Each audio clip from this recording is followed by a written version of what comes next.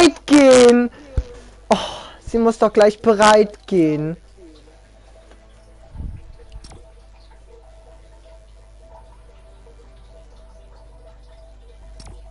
Ja. Ich muss einfach mal kurz in den Stream irgendwas sagen, weil ich wollte einfach kurz irgendwas im Stream sagen. Tschüss. Ja, dann geh doch mal wenigstens bereit jetzt. Ach so, Entschuldigung. Tschüss. I can be your Stream hat noch gar nicht angefangen, nein, Spaß. Ich bin immer noch in Spielchat. Okay, cringe. Moin, was geht? Willkommen im Der Stream. Stream hat eben wohl angefangen. Ja, eben, natürlich. Das war auch nur ein Gag. I can be your Superman. Can be your Superman. Tschüss. Und das ist jetzt... Digga, willst du jetzt aber duschen gehen, hä? Alter. Hey, willst du mich loswerden? Sie nehmen das Headset mit unter die Dusche. Ja, gelle, ich kann auch mein Headset mit unter die Dusche nehmen. Nur dann ist es zu nichts mehr zu gebrauchen. Das ist wasserfest. Ja, warum duscht ihr denn nicht mit uns? Also, ach, nevermind. Hört sich, also... Gerne mit unter die Dusche. Ah, das ist also ganz schwierig, die Aussage. Eher schwierig. Stream verfolgen, aber ich kann immer noch nicht reinschreiben. Ah, stimmt, da wollte ich ja jetzt was machen. Gut, dass du mich daran erinnerst.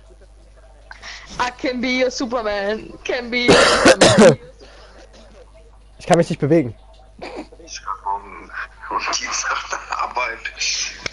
So, Leute, wir starten rein. FNCS Invitational Game Nummer 1. Ich bin absolut hyped, wir sind direkt hier Number 1, Nummer 1 hier drinne. Okay, tschüss.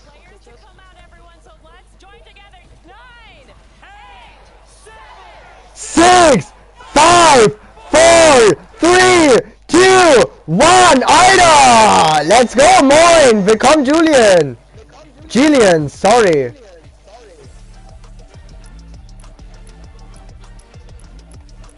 So, wir ballern uns hier wieder... nicht Emoticons. Wir... Ja, es hat gestartet, wir sind drinne.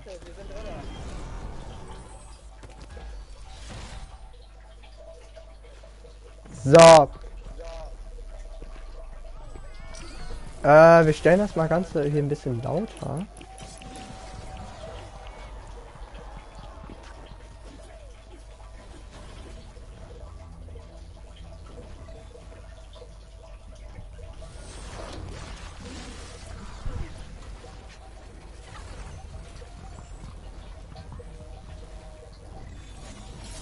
Geht's jetzt los oder?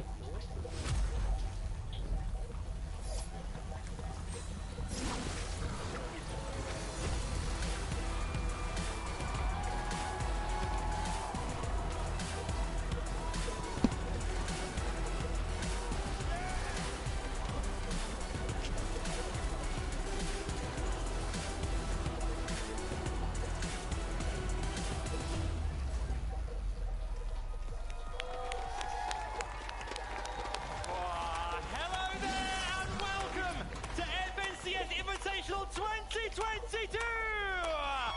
Live from Raleigh, North Carolina! How are we doing well? Irgendwie hat es noch nicht gestartet. Ich wurde gescammt. Da stand Show Stars.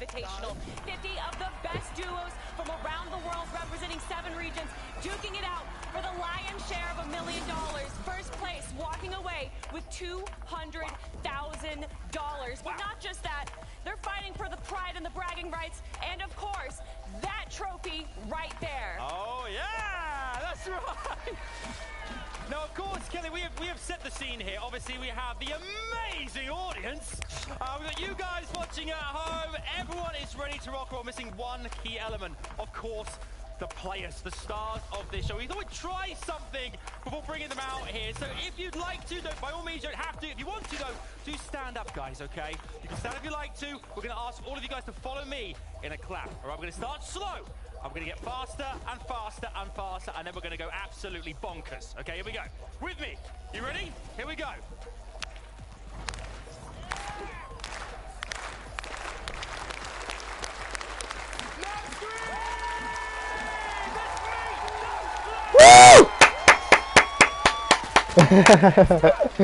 Mal ein bisschen Dings hier reinbringen. Mann, was ist denn das? Wieso hat die Scheiße denn noch nicht gestartet?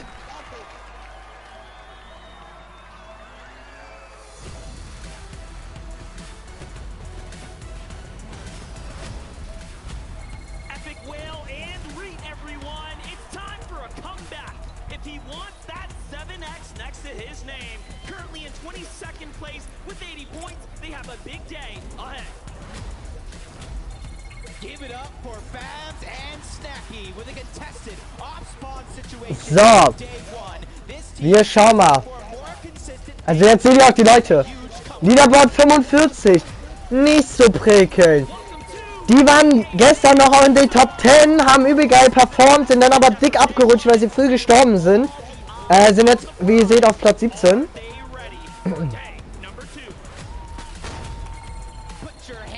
Oh, 34. Ziemlich schlecht. Aber absolute Legenden. Janis hat schon öfter mal, ich glaube zweimal oder so schon Dings hier gewonnen. Queasy und Vayno, die beiden komplett lame. Also was der Typ gerade gemacht hat, komplett lame. Aber die beiden sind gerade top. Ja, mein Headset. Mein Headset? Sein Headset? Mein Headset? Mein Headset, ne? Ja, mein Headset ist scheiße, ich weiß, danke. Andilex.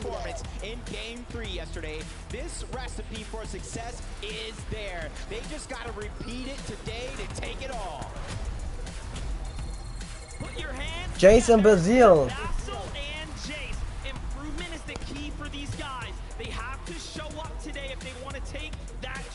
Digga, wilde Haare. Ananas. Oder Anas. Und Pink.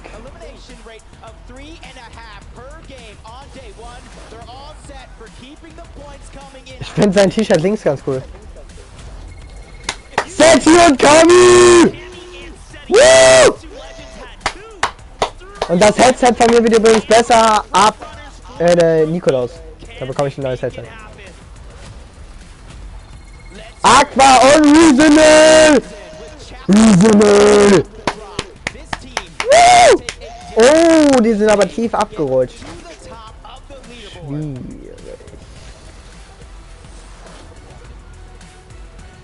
Ich finde es aber so geil, dass das so Billo-Stühle sind. Geil. Absolutely incredible. Once again, just our first 10 duos coming back onto the stage after 6 games yesterday. I feel like we can't not talk about them, right, Brazil? Aber ich glaube, das dauert immer noch 24 Minuten bis zum ersten Game und das kostet mich gerade ein bisschen an. And I want to know how you guys expect them to do. They're still there. They haven't lost their voice. I don't know how. I don't know how. It's been amazing, right? PH Zin, he does 25 FNCS finals appearances. PH Zin, 4 championships alone, 1 for Kitos, total of 5 FNCS championship titles for the duo. I mean, they're incredible. Yeah, they really are. They're playing so good. They're getting to the front side of the zone. I'm excited to see them today. Ja. That's right. Let's go ahead and meet the next 10 players. Let's run it. Next time Player, das heißt die nächsten 5 Teams. Mr. Savage und iDrop! Coming in hot on his birthday run yesterday. These guys faced a huge obstacle off spawn. Will this change today? A team that needs no introduction. Clicks and Duke with a clash of the Titans currently happening in Fort Jonesy. Will Clicks and Duke come out on top today? This is cold and scented. Fries, ich gehe jetzt duschen. Der. Jetzt erst? Ich bin ja in der Party und ich muss ja erst noch fühlen, dass ich singen kann. Und dann, ja. Aber ich brauche nicht lang zu duschen. 20 Minuten vielleicht. Wie lange müssen wir hier drinnen bleiben? 1 Stunde wieder. Oh, ich gestern keine Stunde hier drinnen. Hab meine Belohnung einfach nicht bekommen. Was ein Scheiß. Bei mir ist einfach nur schwarzer Bildschirm. Ich muss über Tommys Livestream zuschauen. Da musst du noch mal rein, rausgehen und wieder reingehen. Ach nee, kein Ich geh jetzt duschen. Dankeschön. Ey, das supportet mich sehr krank, weil ich brauche über 4000 Stunden Wiedergabezeit. Also supportet mich das auch nochmal. Dankeschön. Was, Dankeschön? Dass du einfach über meinen Stream schaust. Oh, ja. Ich kann ja auch was reinschreiben. and Chicho with some great performances on day one. These guys have already proven that they belong Hey. in this lobby and they belong at the top. Was geht? Battling it out at the Coney Crossroads off spawn. These guys can still make it today, but it will take a hero's effort. Nein! Pablo Ringo? Der Typ ist dabei? Okay. Okay. Wiedergabezeit in Stunden. 83 Stunden und 40 Minuten. Ne, 83,4 Stunden. Das ist crank. Dankeschön. You know, we just played our game. We got some good loot. We're getting half of our loot taken, so we were able to find some refreshes and put ourselves in a good spot throughout the game. You know what I mean? Yeah, definitely. And obviously, you know, you guys are in a good spot right now. 8th place is a great place to be in. But what's the strategy for today? You're changing things up or still sticking with what you did? Just sticking to the same thing. Just playing our game out. Hopefully, just hoping for the best. I love it. Thank you guys so much. And one last thing. Is there anything that you want to say to the audience right now? Enjoy, I guess. Like, I don't know. Guys, make some noise for Sinted and Cold right now. Let's head on over to the next part.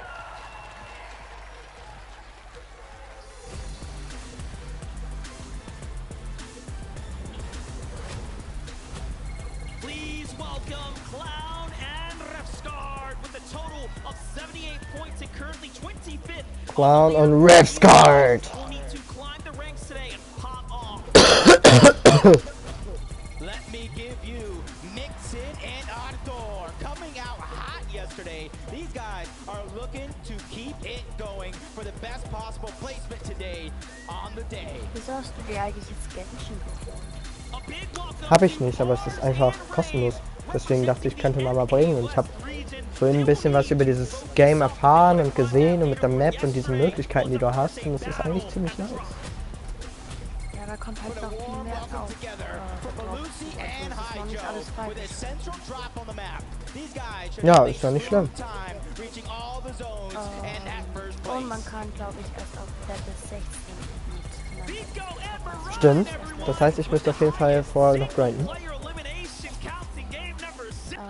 Aber dann kann ich dir helfen, weil ich ziemlich hoch bin und ich mache die Gegner platt. 237 mehr als gewöhnlich. Cranky viele Aufrufe.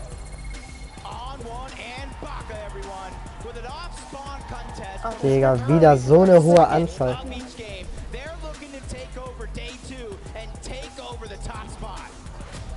Boah.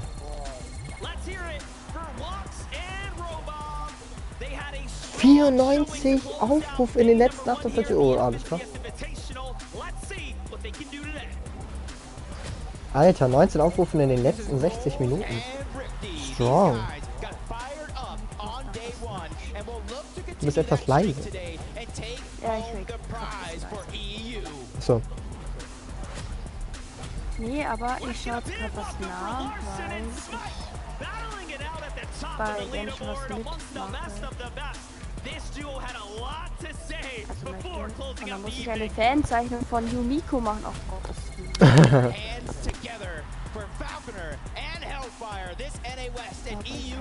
versuchen, während des Streams kann ich ein bisschen zeichnen. Und mit dir reden.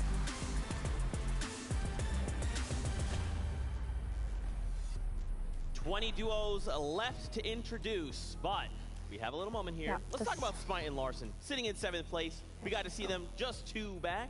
How are you feeling about this duo coming to the competition today? Because I have really high hopes. Look, I'm on your boat, Zeke. They're looking strong. They're looking powerful. Winning 4-2 off spawn against Muzz and Looter. Currently in the 7th place spot. I mean, they're doing great. Yeah, they're doing great. Another duo that's doing great as well is, of course, Vico and Marine. We thought they were going to land Tilted Towers yesterday, but they switched it up. They went to the reality tree, and it's working out for them. Of course, Vico with the highest solo eliminations of the day. A 10 elimination game in the final game, so they close things off strongly. Can they pick it up? We'll find out, but first, let's meet the next 10 duos from the FNCS Invitational.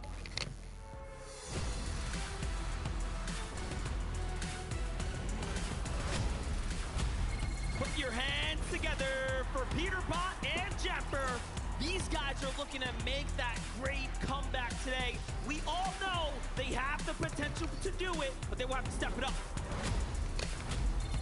Make some noise for Pam, Stu, and Fetch. Currently finding themselves in the top 10. These guys are running for the trophy. Now is the time for them to shine. KBR in seat, folks, giving it their all yesterday. They find themselves as the 6th best team in the tournament so far. They are here to make the Brazilian region proud. Let's give a warm welcome to Bevy and Vortexers, coming out with an average elimination of 2.6. These guys are amongst the top fraggers in this lobby. Let's see more of this today. And a big welcome for Retake and Novice, finding themselves at the bottom half of the leaderboard here. They have to now make this day the comeback. A single game can change it all.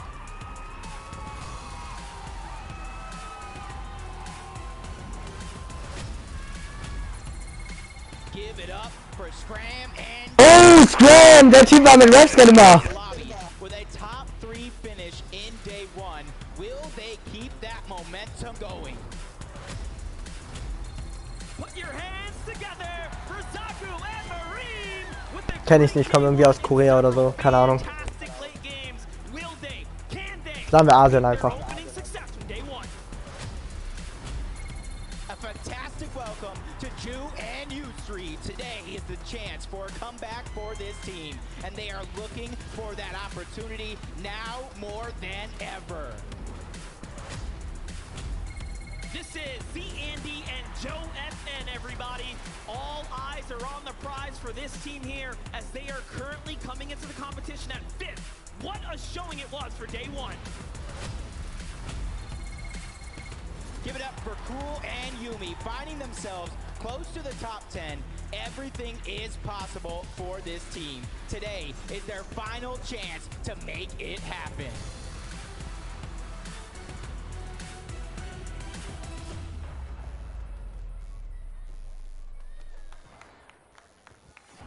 I am joined right now here in North Carolina by FaZe Replays! Replays, my guy, what an amazing experience this is. You were at World Cup, here we are at FNCS Invitational. How has the vibe been for you? Oh man, it feels great to finally be back at an in-person event. The vibes, the atmosphere is feeling absolutely amazing. So, shout out to all of you guys coming. Honestly, let's make today a great day. Yes, Replays! I mean, speaking of the community as well, what does an event like do this to the community? You're a huge ambassador of the game here. Yeah. How great is it for these guys? Honestly, this is like I said, it's being back again after like 4 years. Like I think this is great for everyone to experience. Like just seeing all the players here from around the world. One of the best, some of the best players around the world, being able to watch in person is such a great experience. So let's have fun. Let's see how these players do today, and let's see who takes it all. Let's do it. Enjoy the show. Yeah. Replays, everyone. Let's meet the next 10 duos.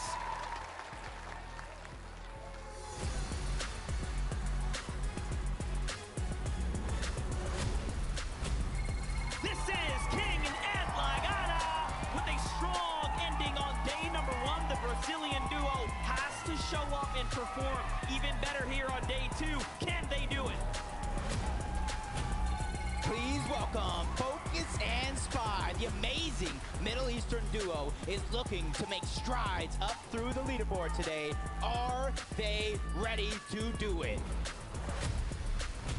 It's Thomas HD and Tripper, folks, with the best average placement of day 1 and a 2nd place finish here. They are locked in and ready to grab that 1st place today. A huge welcome to Macwood and Kanata with an average of over 13 points per game on day 1. They showed they are consistent, but now it's time to pop off. And let's hear it for Acorn and Edgy. Consistency is the key word here. With 3 top 6 performances yesterday, they secured themselves a solid 4th place coming into day 2.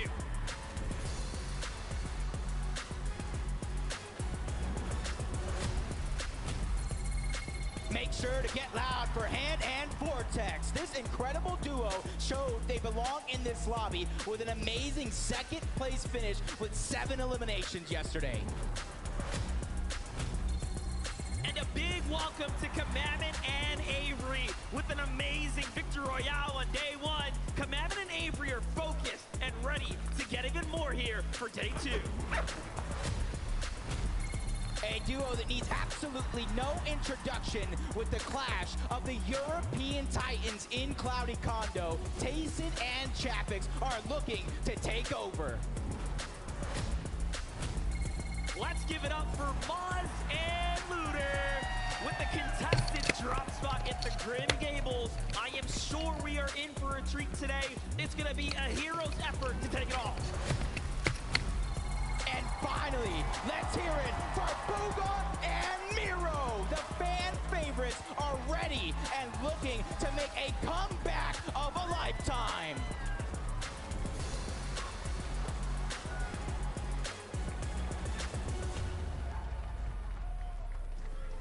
My goodness, it'll never get old. I'm telling you, watching these duos make an entrance like that is always going to be incredible.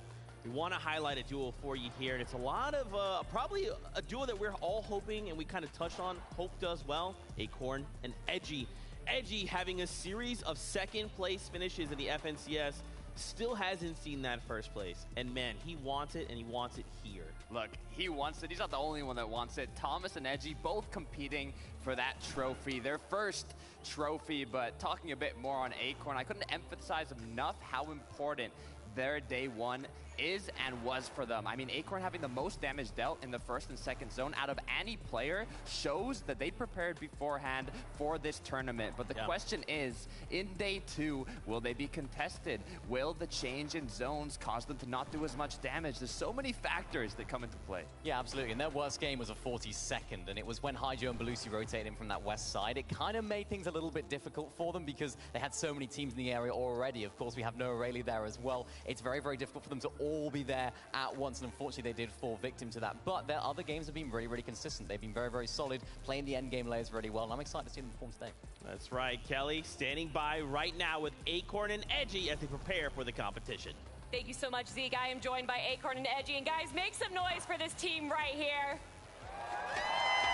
You guys are currently in 4th place. What is that like to be in the top 5? It feels pretty nice, especially one of the only NA teams up here, but it's not over till it's over, and it's just going to come down to the last game. Well, with how you guys have been playing, 1 second place, 1 third place, what's standing in your way from grabbing that VR? Honestly, we just need to keep getting kills and refreshes and stuff, and if we just get mats and play with mats, we'll do good. It's really just we run out of mats, that's why. I mean, good luck to you guys. You have 6 more games to go, but everyone, it's time to head on back to the desk. Thank you so much, Kelly. As incredible as always, but it is almost that time to kick off the competition. So why don't we go hang out with Monster, D-Face, and Jacob PR.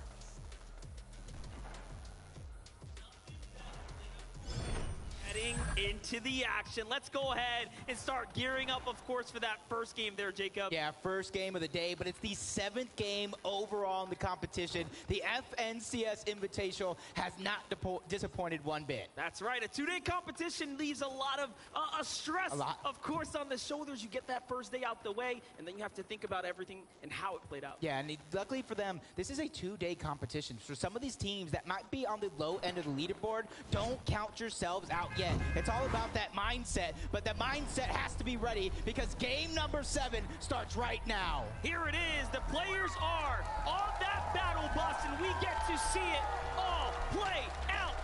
This is it, folks. It's day 2 of the FNCS Invitational, and we are just moments away from jumping off that bus. Let's get it. Yeah, this time around, we got a little bit of a different... Oh mein Gott, Leute, wir sind drinne.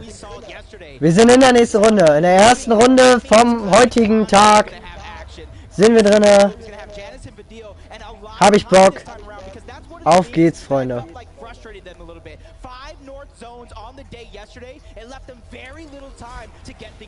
Okay, wir sind drinne. Auf geht's. Viel Spaß, Freunde. Southern areas from performing well. It is all a matter of how you strategize. Yep, and already you see Cammy and Seti, the only team with 2 VRs on the day. They got their own drop spot and they held it for seasons, and already you can see where they're getting a lot of their surge. That early buzz path already proven to be successful. That's right. A great job there. Early tags, playing smart, and luckily for us, we get to really pick up where we left off. This fight here for Larson and Smite didn't always go their way. Although they did manage to end inside that top 10 window, it was still very much a competition for them. And I mean, this is the most room we've actually seen them have. Yeah, yesterday you seen like a 4-2 in Smite and Larson's favor. Over here towards Vico and Moran. Vico has been going off as a solo all day long yesterday, and you can already tell it looks like they're on the hunt, trying to catch somebody. Moin! Was geht? Alles fresh. The first thing Vico told me was, "Did you see me?" Willkommen, willkommen.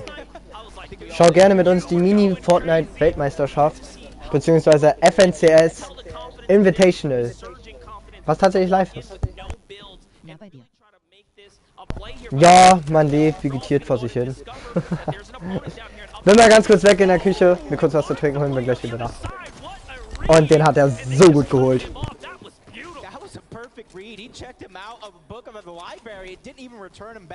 That is huge, and you can see Vico and Moran, the only team currently in the top 10, playing in their first finals together. That is natural chemistry. That goes to show these are 2 fantastic individual players. So you combine those powers, you get one dangerous duo, just like Cold and Scented. They had one of the victory royales yesterday, a couple of top placements, and that put themselves in contention to take the title. And lucky for Cold and Scented, they've managed to go ahead and find themselves the drop there, and that's why we're noticing them in the end game. And just think about the dynamic that's playing out right here for Larson and Smite. They have a huge decision to make.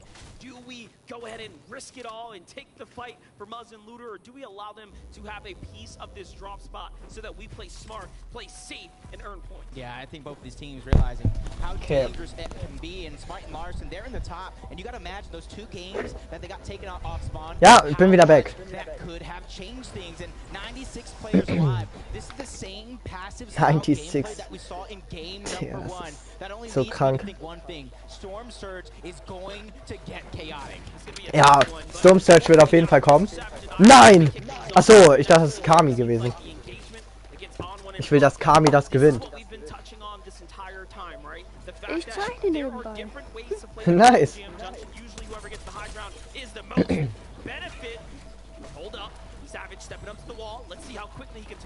Digga, okay, er ist ja übel ready. Hä, warum geht er so rein? Oh! Oh! Oh mein Gott! Sorry für das Mic. Anfang nächsten Monat wird, also in 3 Wochen wird es auf jeden Fall ein besseres Mic wieder geben.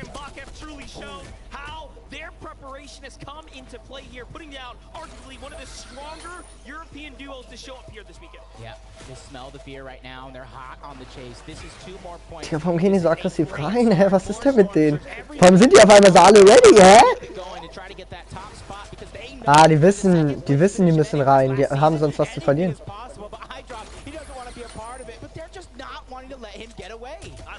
Ah, jetzt weiß ich, was ich machen wollte.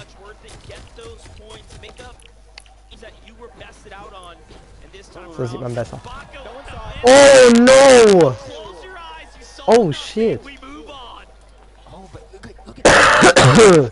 Gets credit for the knock on the Baka. I don't know where they're at, but you gotta know, an aggressive team coming from Brazil, if they see that green light, they're gonna go.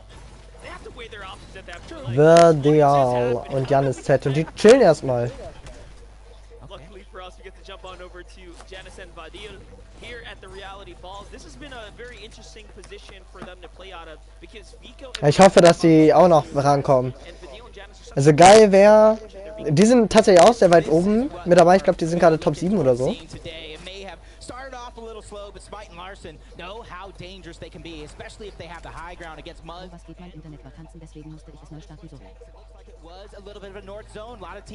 Was geht, mein Internet war tanzen, deswegen musste ich neu starten, natürlich. Ja, wir sind irgendwie gerade noch in einer neuen Runde. 2 wurden absolut geklatscht und die gehen absolut aggressiver rein als gestern. Zumindest die, die etwas lower sind. Das heißt, ein paar Fights hast du tatsächlich schon verpasst. Aber jetzt nichts Großes. like, what's up? You guys want to do this? I play better. Box to box. Come see me. That could have been a key. That could have been a huge key for success for Smite and Larson, because winning those off-spawn exchanges. Der geht übel rein. Have to worry about later in the game, but the duo from OCE wants to challenge the NA East.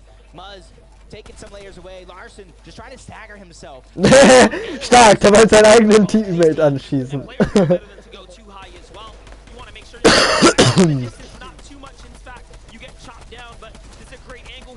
Finds a huge tag. He's gonna win the exchange there, and luckily the shots in the distance, probably from King and Ed, do not connect here. Yeah, it's like an Eiffel Tower getting built. You even see those shots already now coming in from all different directions. Everybody wants that surge. They want to have as much flexibility through the mid game as possible. And once again, it looks like Larson and Smite are trying to disengage. They don't want to get stuck in this mess. They felt and dealt with this lobby at the top spot, and they know that you cannot fall behind. You cannot put everything you all have in all one moment. Die wollen wir durchziehen. Aber die haben auch gar nicht so viel zu verdienen. Die sind irgendwie in die Top 10, die bekommen immer noch irgendwie so 20.000, 30.000. Importantly, it's going to be about some of these Southside teams that are again going to be finding themselves making a huge journey towards those North polling zones. Joe and Andy specifically, they're sitting right now in that 4th place position on the leaderboard, so it is absolutely crucial for these guys to gather as much materials, as much loot and resources as possible, and that's exactly what Andy and Joe are making sure to take their time to do, because they know they've got quite the journey ahead of them, and they're going to make the most of it. But let's get back to the action. Thank you so much for that breakdown there, Taco. It really does give us the full picture about Joe and Zandy's journey in the game here, right? They're one of the few teams, like we said, they, against all odds, performed very well with the zone not landing. Yeah, and you can kind of see a little bit of how they're getting that job done, but Smite in the feed looks like he's already going to take down Muzz, leaving the situation. I'm getting that feeling. Nee, Kami ist immer noch Dritter. Die haben Kami tatsächlich auch noch nicht so gezeigt. Kami ist tatsächlich eher Low dabei, aber die sind bei der Tankstelle gelandet. Oh! Und er ist irgendwie gerade in einer sehr tricky Situation. Und Larson hat den Dude geholt. Oh. There goes that first elimination. This is how Muzz went down. He's building in wood. The lack of resources right now. He got did up like a sit-up, sent back to the lobby. Now it's up to Pars. They were in an exchange. He got the knock on to Bailey. The Siphon finally going to come through. And this is a chance for him to slow it down. Stabilize here for a moment while he figures out what is next. Alex and Bailey have been contested this weekend. Pars and Rays. Ich wünschte, ich könnte so editieren. Way to kick things off. Raze is down, in fact, as well. So this is a one-on-one type situation. The question is, can he find his way to a reboot, man? The longer this goes on, the tougher it's going to be for him to go ahead and turn this bad situation around. Yeah, but if they're going to go ahead, and right now Alex has the opportunity with the med miss and the flopper, they can try to get a reboot that is in Storm, but you got to do it sooner rather than later. Da sind auch welche im Storm am Fighten. Beziehungsweise wir sind noch welche im Storm. Und ich glaube, Kami ist auch noch im Sturm.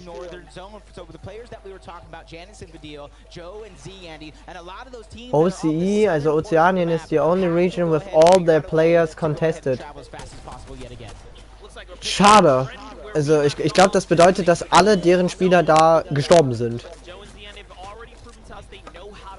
Wenn ich jetzt übersetzen müsste, aber ich kann kein gutes Englisch, deswegen. Wir sind in der Zone. Die sind im Sturm.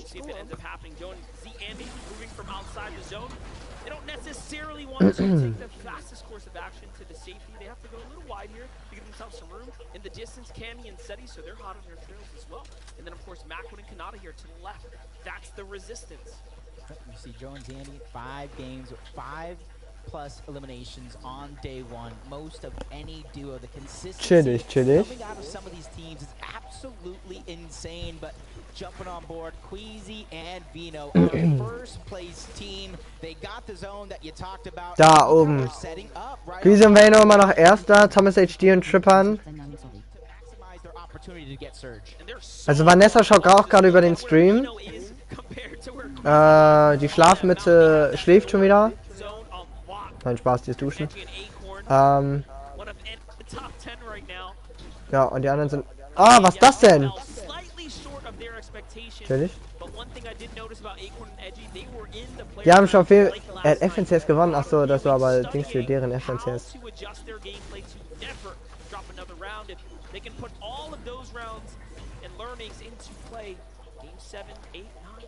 In NA East oder so haben die das gewonnen. Und das ist so smart. Das ist halt smart. Trunex hat auch schon mal gewonnen. Wenn das der ist. Das sind Below. Auf einmal sind die Bow. Auch schwierig.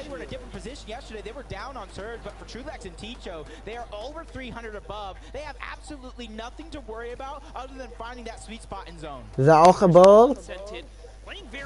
Above.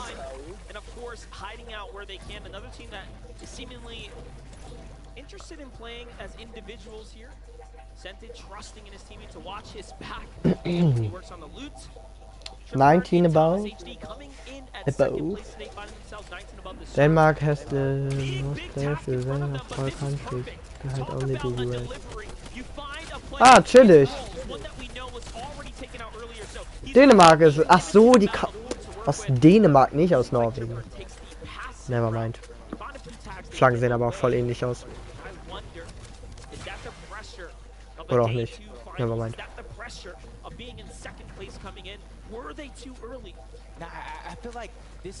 Thomas HD, gerade auf der 2 mit Trippern. Und da sind Seti und Kami immer noch in der Zone. Und ich glaube, die gehen jetzt, rotieren jetzt zur Zone. Ja. Seti und Kami können sich auf jeden Fall mit einem Win oder bevor Thomas HD, also nachdem Thomas HD und so gestorben ist, auf jeden Fall Minimum Top 2 sichern. Und Queasy und Weiteren müssen contested werden, damit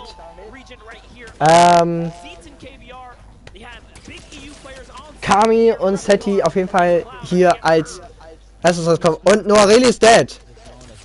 Ja, Kami ist so eine freaking Legend. Not gonna lie.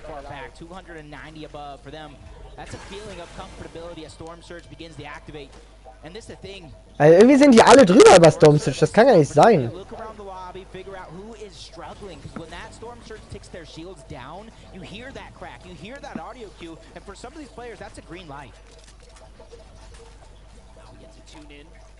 What looks like a little hold up, right? Looking at the blue, weighing the options, nice little pickup there.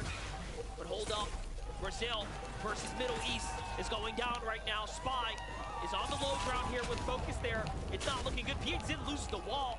Quick take there from Spy as he defends off PH but PH has all the pressure off of his shoulders, and he catches Spy in a fly trap there.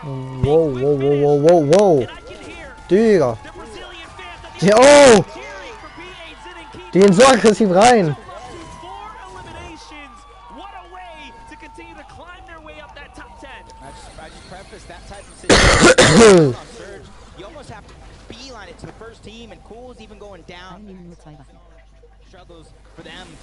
Ja, das ist sehr, sehr, sehr berühmt bei diesen Turnieren. Oder sehr, sehr normal bei diesen Turnieren. Aus einem Grund, damit sie halt mehr von dem anderen Stuff für Rotation und oder halt für den Heal-Stuff, weil sie oft sehr oft Lobby sprayed werden. Oder halt dicke Hits kassieren sie wieder.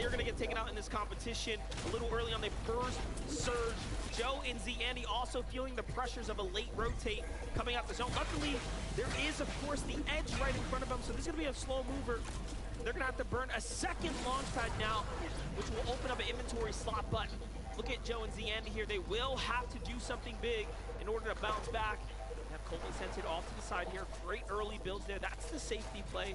Don't want to risk it. Sehr gut. Vor allem können sie von der rechten Seite auf jeden Fall safe nicht angeschossen werden. Das ist sehr wichtig an der Stelle, würde ich behaupten. Also auf jeden Fall sehr gut. Aber eigentlich will ich den jetzt nicht die ganze Zeit zuschauen. Und ich habe bei Mongrel nebenbei, um die Twitch-Drops abzuholen. Warte mal. Little did they know that would have been an excellent fight for them to take. They were just coming off of a reboot pickup.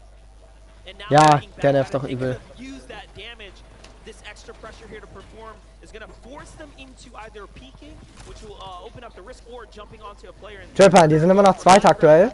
Und die sind below! They find a box, no one's inside of it, and a quick check just in case. Tripper and all of a sudden finds Er kann er nicht bauen, das weiß er aber nicht. just a couple of seconds before this surge turns on. Er dachte kurz, er hätte keine Mats.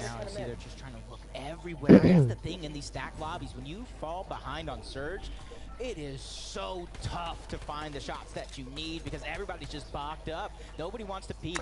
Ja, ich bin mal gespannt, wann alle aus dem Stream und so verschwinden.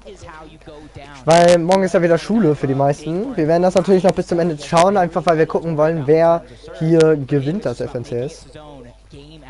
He's so lucky the zone actually pulls south. We saw what Acorn was able to do yesterday as a solo. He picked up so many points, and that post-game interview was perfect. You got to hear the credit from Edgy, but Thomas HD, the surge is active. No way they go in through the Chrome build. They are not playing around, but this is some of NA West's best. North America East hat 2 Wins und Europa hat 4 Wins gestern gehabt. Insgesamt. Naja, 2 allein schon durch die Polen, ne? Seti und Kami, die Polen, die haben ja schon 2 Wins gehabt.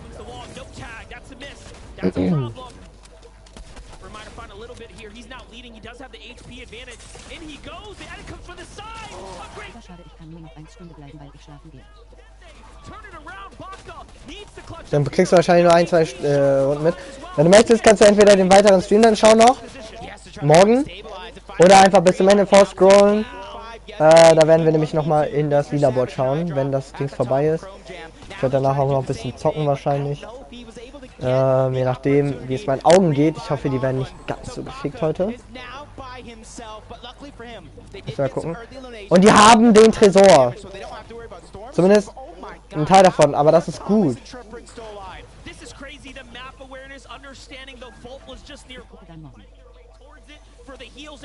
Das wird mich auf jeden Fall krank supporten, weil ich brauche über 4000 Stunden, also 4000 Stunden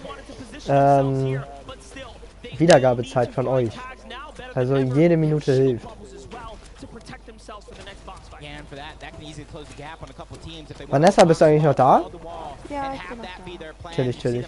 Was sagst du so bis jetzt? Ich catch das nicht so, oder? Nee, ich bin lieber beim Zeichnen. Chillig. Was zeichnest du? Wenigstens ein Fortnite-Skin, komm. Nein, Yumiko. Yumiko? Okay. Die ich Chillig, mir gestern chillig. geschickt habe.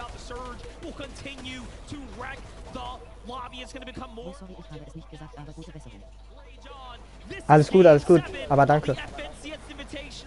An sich geht's mir nicht so schlecht, es ist halt nur scheiße, dass ich nichts machen kann.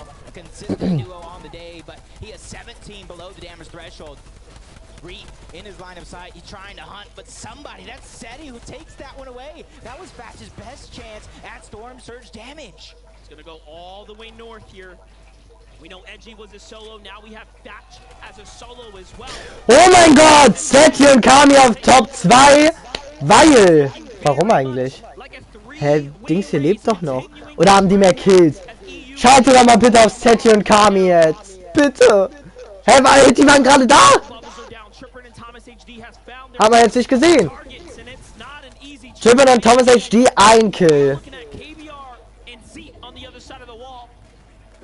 Even though for Thomas and Tripper and Storm Surge is not activated right now, they knew where they last stood when it came to that damage exactly. Storm Surge wieder activated. Still a worry for them, and they have to travel through all these players who are actually beating them to the punch. This could get dangerous, but for Janice and Vidil, Das could get dangerous. perfect opportunity if they're low on Surge to just clean up the lobby. Ja, Junge, ach du Kacke, guck dir mal Quisi an. Und wie nah am Bildschirm ist. Geil. Ey, wenn die keine Kills machen, ne? Holt Kami und so die auch noch ein. Leute, die sind, glaube ich, nur 4 Punkte oder so zurück.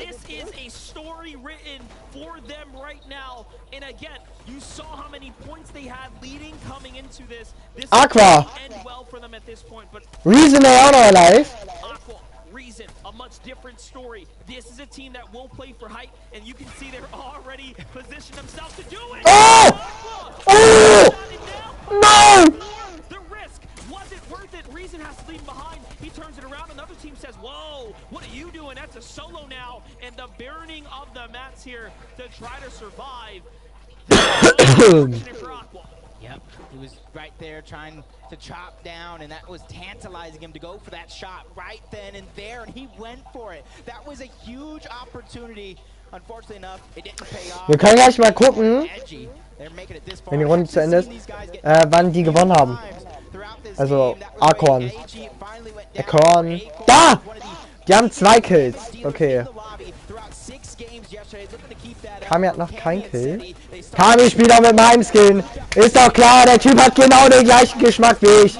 Ah, ich liebe diesen Typen, Alter.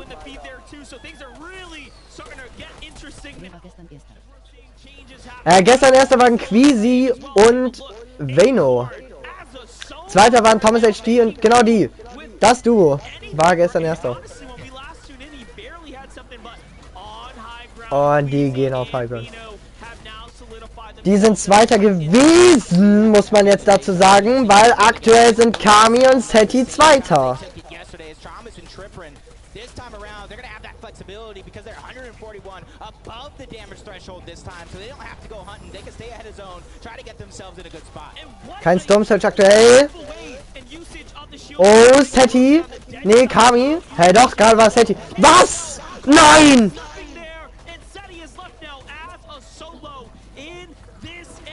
Das macht er. Das macht er noch. Yeah, and this endgame is just getting so rough. Up and down these mountains. These players are going to have to figure out what they're going to do, especially Ja, ich werde so getriggert an deren Stelle. Nicht mehr normal.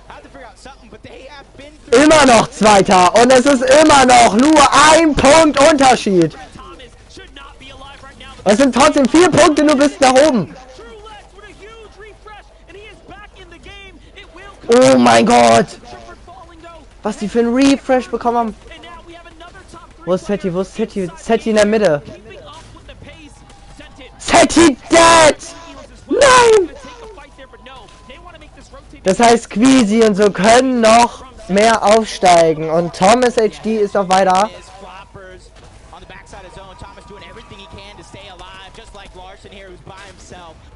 Das bedeutet, die könnten noch wieder auf Top 3 abrutschen.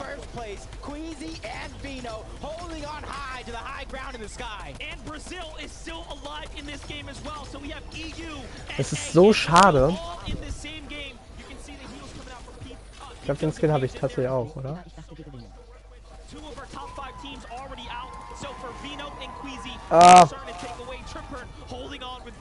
Ja, hatte ich auch gehofft. Das sind jetzt 5 Punkte bzw. 8 Punkte. Und Seti und Kami sind wieder auf Top 3, aber da werden sie bleiben auf jeden Fall. Ist jetzt die Frage, wie viele Punkte die anderen mehr machen werden, die sie aufholen müssen. Aber ich meine, ey Leute, es ist erst Game 7. Das heißt, die haben auf jeden Fall noch 5 Games danach vor sich. Das ist auf jeden Fall noch einiges, um das wieder aufzuholen. Oh! Oh mein Gott!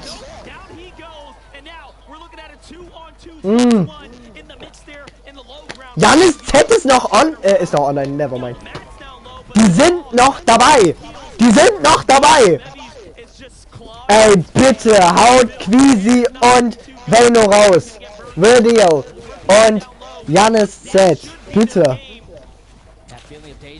Das sind die deutschen Jungs! Das sind die deutschen Jungs! Von Greasy Grove, ja, ich glaube, die müssen da landen. Ah, perfekt. Komplett irgendwie nach Afghanistan gehauen.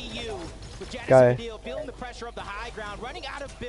This is basically Queasy and Vino's game. Both sides are starting to run out now. Queasy's down to 1 build as well. This is looking very dire. They're gonna have to Janice and Vidil know better. They need to continue the pressure. Vino goes down. He takes a shot. Vidil blocks it. Beautifully done. Janice stuck up from behind. Queasy with a great follow-up. And oh my god, it was so close. But Queasy touches out. Schade. Aber GG's.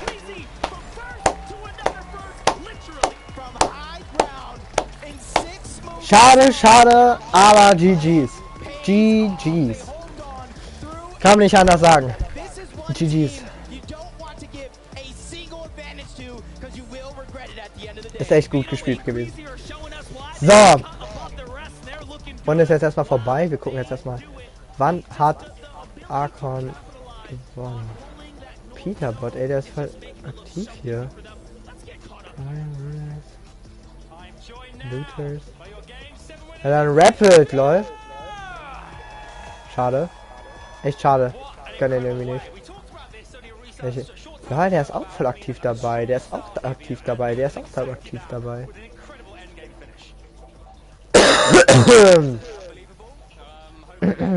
Marabuga.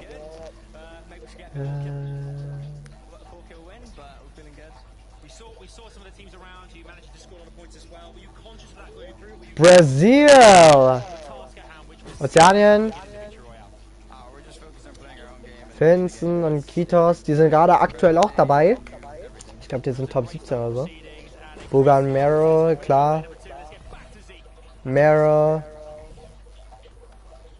Da ist mal jemand anderes. Arkon! Da. Mero.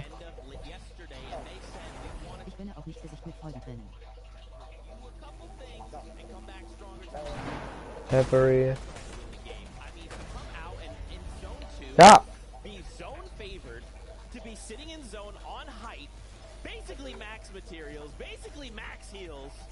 Also echt. Schade. Schade. Ich hätte es den, also ich hätte es auf jeden Fall Bedel und Janis an der Stelle mehr gegönnt, aus dem Grund. Weil die anderen dann halt nicht mehr Punkte haben. Ich versuche mal hier unser Glück. Kommt hier jemand ran hier? Nee. Checken irgendwie nicht, dass es auf der anderen Seite auch sowas gibt. I guess.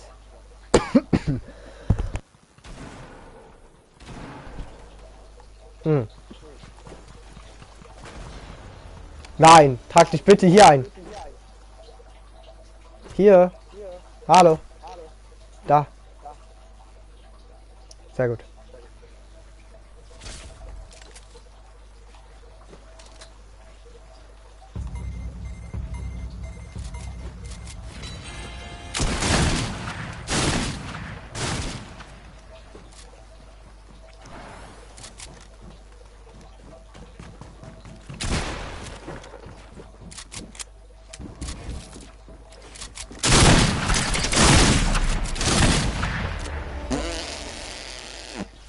Ich hatte aber mein Fadenkreuz nicht an.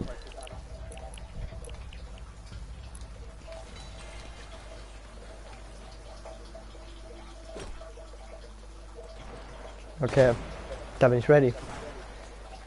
Perfekt. Komplett reingeschissen. Ich habe übel reingeschissen. Aber never mind. Du wirst jetzt geklatscht, du Cake. So ein Bot. Schade, der Arme. Ich weiß noch gar nicht, was auf ihn zukommt.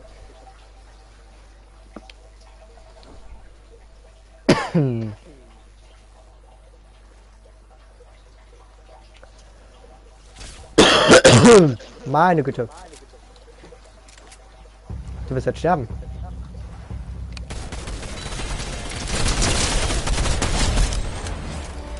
Denn wir hatten das noch nicht verstanden. Ich gebe einen Tipp. Editiere mit L3.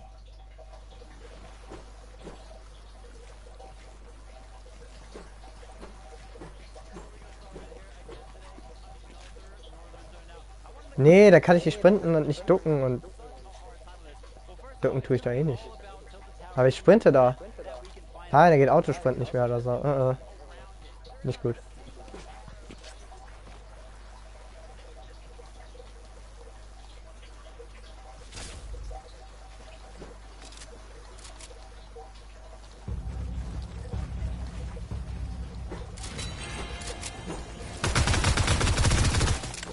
Digga, okay, er meint auf einmal richtig ernst, Digga.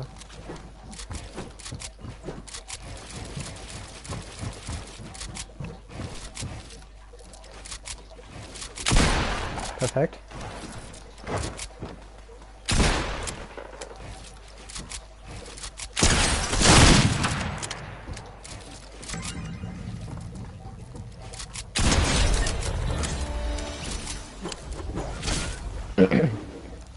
Aber es wird, ich werde schneller editieren können, wenn ich meinen Pro-Controller bekomme für die PS5.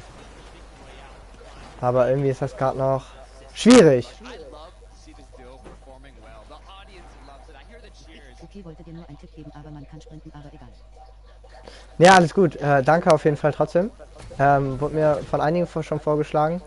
Jedoch kann ich damit nicht editieren. Ich weiß nicht, irgendwie funktioniert das nicht. Und dann müsste man den Rest umstellen und dann müsste man auf Kreis wieder irgendwie was. Und dann, keine Ahnung. Also ich bin mit den Einstellungen so soweit zufrieden. Das Einzige, was halt ein bisschen blöd ist, ist dieser nervige ab und zu, also gerade geht's aktuell. Aber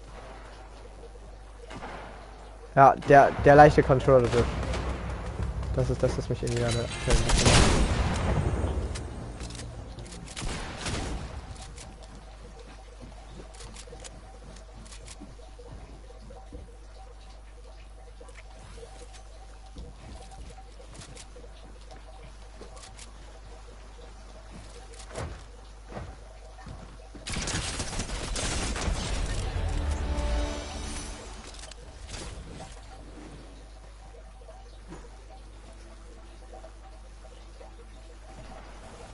Trag dich jetzt nicht da ein, du Keck. Hier. Sehr gut. So, die reden immer noch. Und es wird auch auf jeden Fall immer so weitergehen. Und ich sehe schon kaum, dass wir wieder bis 1:30 oder so gammeln. Geil.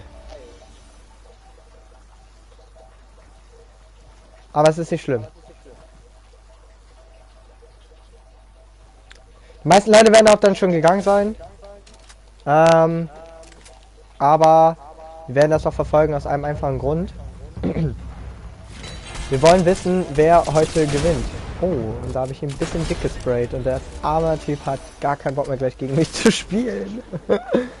Oh Gott. Vanessa, wie lange bleibst du denn? Wie gesagt, keine Ahnung. Also wenn du bis zum Ende bleibst, können wir danach noch zocken, wenn du magst. Ich bleib bis zum Ende, so lange kann ich Unique fertig zeichnen. Das ist aber noch irgendwie bis 1:30 oder so. Oh ja. Ja, egal. Kommt drauf an, wie lange sie die Pausen jetzt machen. Was? Sie sind schon in der neuen Runde? Ja, hier töte mich bitte. Oder stirb halt selber, mir egal. Ja, jetzt ist er nämlich gerade gestorben.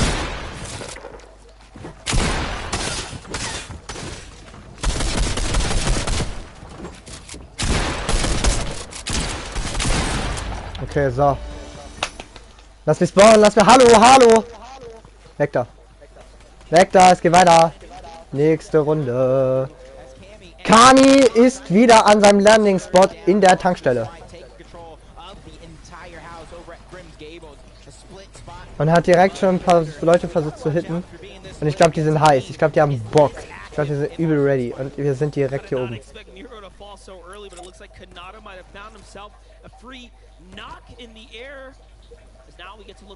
Also das Zeichnen dauert eher eine Weile als so. Was dauert eine Weile? Das Zeichnen? Das Zeichnen, ja. Also es war keine 10 Minuten und das ist gut, weil normalerweise war zwischen Game 1 und ZTJ Aqua und Meter. Wer hat die erste Runde gewonnen? Queasy und Veno. Ja. Leider Gottes. Ich hätte Kami und Seti tatsächlich mehr gegönnt. Aber das sind die als letztes als vorletztes gestorben. Wer? Nee, Vedil und Janis Z, die deutschen Jungs sind als erstes gestorben. Nee, ich meine, wer waren die letzten Teams, die gewonnen haben und? Ja, und Vedil und Janis Z.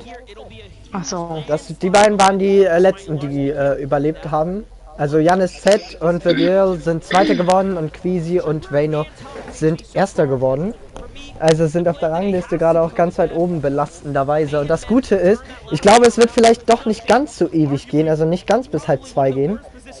Denn zwischen Game 1 und 2 waren gerade nur 10 Minuten knapp. Und nicht eine halbe Stunde, so wie gestern. Ist ja schon mal etwas Gutes.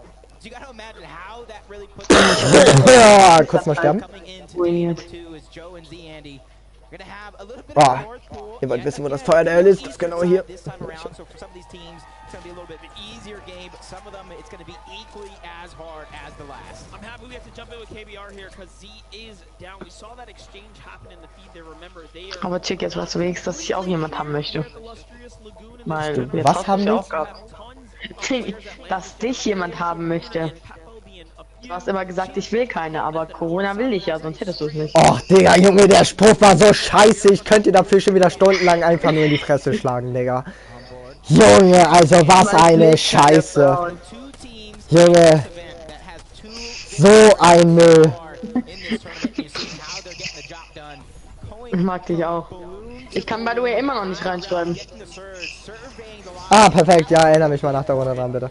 Da, Tundra, Veno und Queasy. Die beiden haben gewonnen letzte Runde. Leider Gottes, hätte ich den gar nicht gegönnt. Bitte, Digga, anschaut. What? No. I want to bet against it. I want to bet against it because some of these teams have been just going through the ringer with those North Zone. Robab Kebab. Ey, Junge, dieser Name ist auch, also, weiß nicht. A little bit of a chance to kind of climb up that leaderboard, but a team that doesn't need a chance because they take it by force is Wax and Robab Kebab. They're one of my favorite teams. Robab Kebab. Ja, das wird 100. Geil. Warum machst du so? Sag doch gute Besserung. In a box fight right now versus U3 and Jude. This is a long-awaited fight. It's been happening all weekend long. Digga, warum machst du so? Sag doch gute Besserung. Zu wem? Zu mir? Oder zu ihr? Also, sie hat nichts mehr. Falls du sie meinst.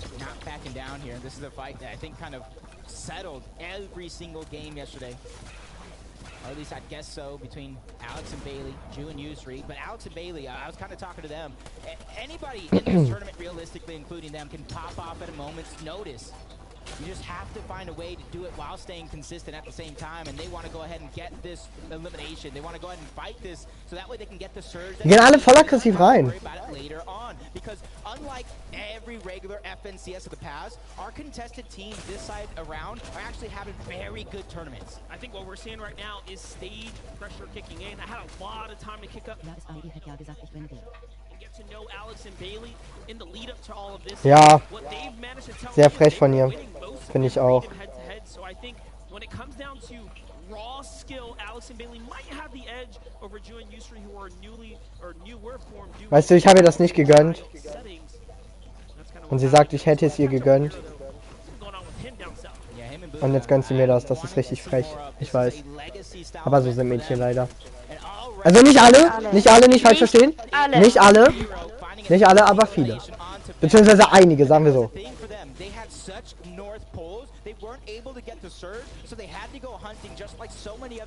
Imagine, dann werden einfach Leute vom Nordpol einfach von Antarktis oder so. Right, but luckily for him, he does find a little bit of success there. An Elim is huge, especially considering he can go ahead and rotate sooner rather than later. Thomas HD, Tripper, taking their... Thomas HD und Tripper, die müssen auch sehr early sterben. Aber leider sind das sehr, sehr gute Spieler. Boah, kurz sterben. Points as a solo than any other player in EU, but to me that's not too surprising because we talk about his accolades, we talk about how legendary of a player he is. He just needs to seal that deal. Und Thomas HD ist echt ein freaking legend. Not gonna lie. Led all players in total damage in one day.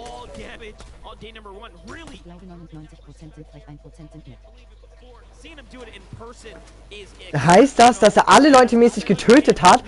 An einem Tag? Historical performance better on day 2. Better on day 2. Avenging 5 on day 2 and 9 on day 1. Ich glaube, das ist first game. I guess.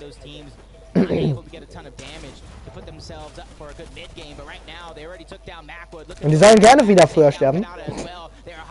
Also nicht, dass ich denen das gönnen würde, aber ich würde denen das schon gönnen.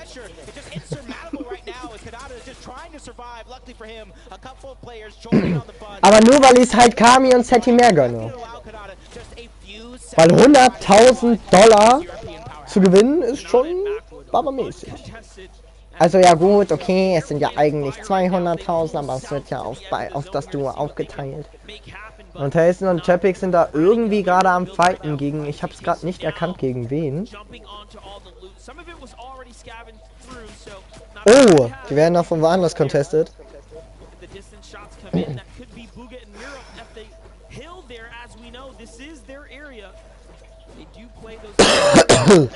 Vanessa, bist du überhaupt im Game? Ja. Also bei uns hier drin, oder? Ernsthaft? Sehe ich nämlich nicht.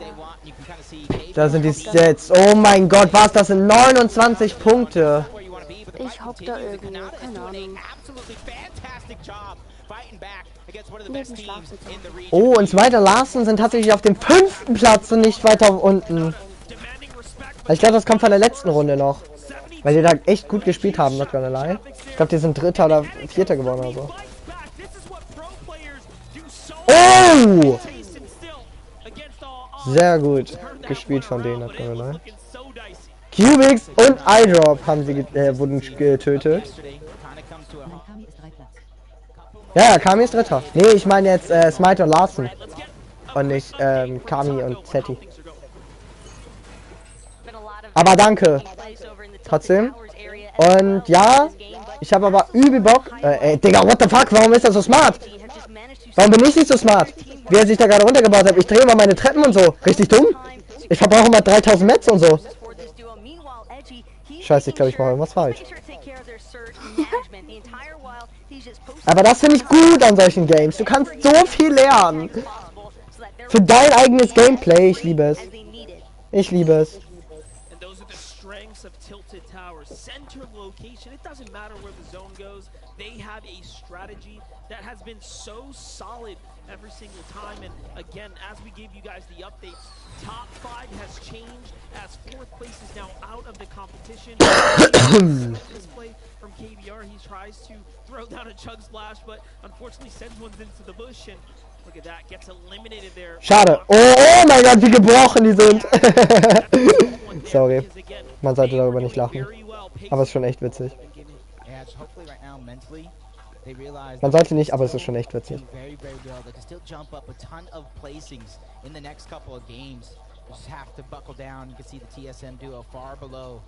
But now I want to go over to Larson and Smite. Is this the longest either one of these teams have not only been alive, but been in Grim Gables as well? But at the end of the day, they want to fight. And that fight they will get. And between Larson and Smite, they have a little bit of that high ground. They're only team contested in the top 5. At this point, I don't even know if they know it's Looter and Muzz. How do they? You really... like, how do they? It's been happening for so long. Maybe they walked away, came back, said, hey, is this another duo? But no, it's just Larson. It's just Smite, it's just Muzz, it's just Looter. And now out of material, Larson trapped up.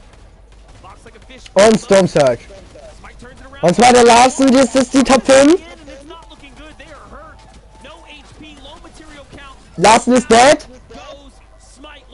Und die gehen weiter. Damit die jetzt nicht contested werden.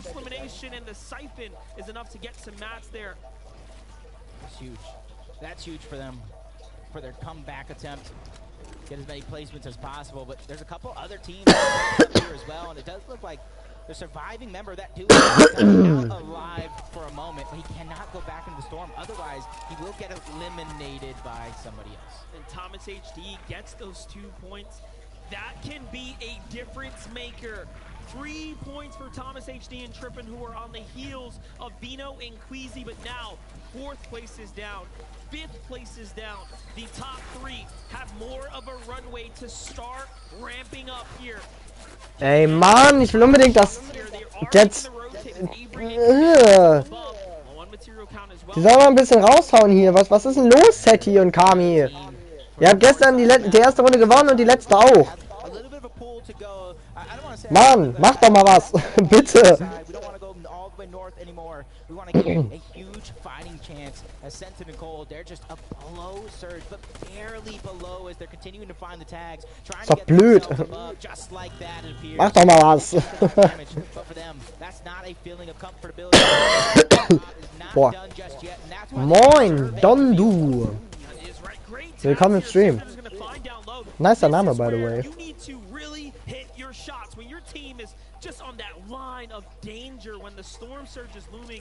Nur Redi live und Bad Sniper auch noch live. Ich find's krass, dass Bad Sniper sich für sowas qualifiziert hat. Aber ich habe auf Noah Redis YouTube-Channel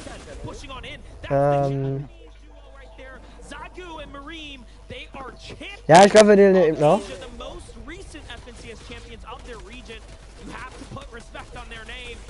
Ich habe nämlich auf Noah Redis Channel gesehen, dass er auf jeden Fall irgendwie sein Duo dafür dann irgendwie wegwirft.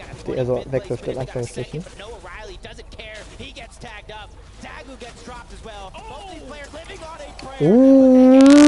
Shit! Die wurden so hops genommen.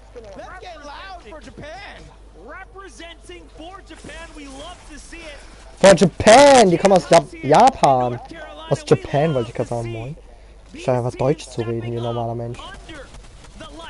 Soll jetzt nicht heißen, dass die ganzen Leute, die Englisch reden, nicht mehr. Die sind gerade auf dem zweiten Platz.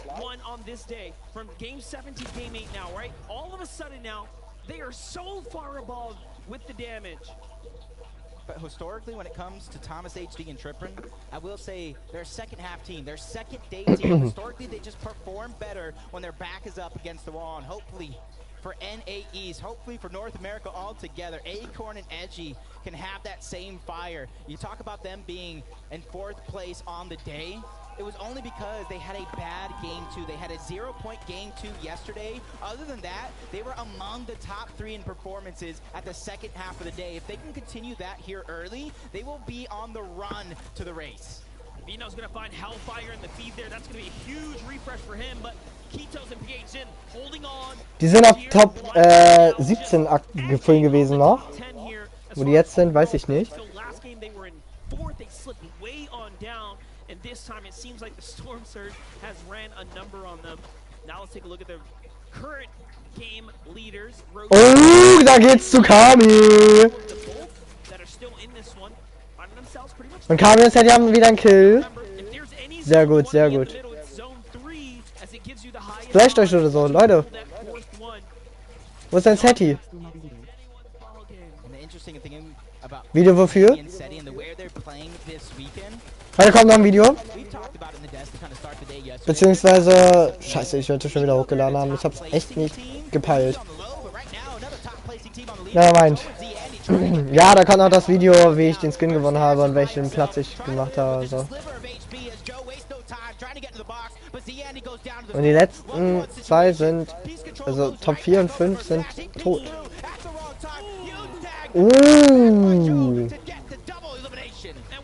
Und Friesen und Kitos sind jetzt Top 10. Shit. Also ja, so müssen sich jetzt auf jeden Fall beeilen. Und da sind Vayne und Queasy, die werden gar nicht contested, die können so dick chillen. Das ist ja echt unglaublich. Das ist unglaublich. With the game 7 win, Queasy won his 17 victory royale in finals, adding to his EU leading total. Nicht schlecht. Das 17. Game.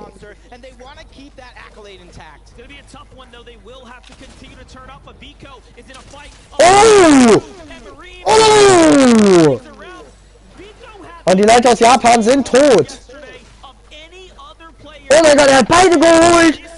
Er hat diese Hops genommen. Ananas und Pink. Top of the mountain, they got some traveling to do. A few teams around them as well, but they're just trying to figure out where the rest of the teams actually went. So right now, they're trying to figure out what that slow side is. See it, Joe by himself. Leute, wir schauen das auf jeden Fall zu Ende. No heals for Joe. What a tough spot to be in, but hey, at least he has Chrome splashes for the rotate. It's gonna be tough. Holding our breaths, I'm sure he is as well.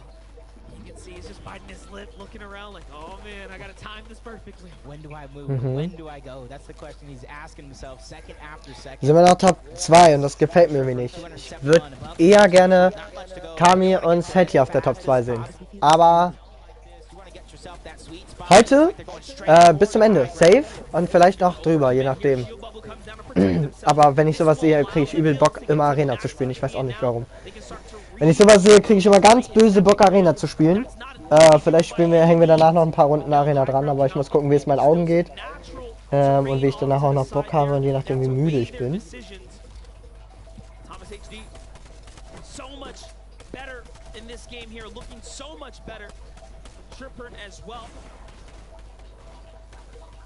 Und Queasy und Vayno waren da unten, das heißt, da ist irgendwie gerade ein Fight über die. Entweder stauben die ab oder die chillen gerade.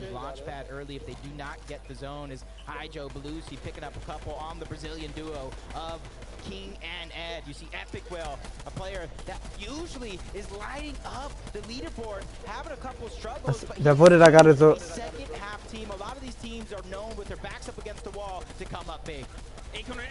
Oh. Points there, that is huge, but no, it's just going to be taxed. Oh, actually, yes, Edgy will get the Elam credit there. Mixen. Sagt mir nichts. Ananas ist dead. Hen ist noch alive. Hen hat auch schon ein paar FNCS gewonnen. Ey, der Typ muss so viel Geld haben, das ist ja nicht mehr normal. Das ist nicht mehr normal. Und Buga mit seinem Doom-Mate ist auch noch alive. Wo sind die eigentlich gerade? Fällt mir gerade mal auf.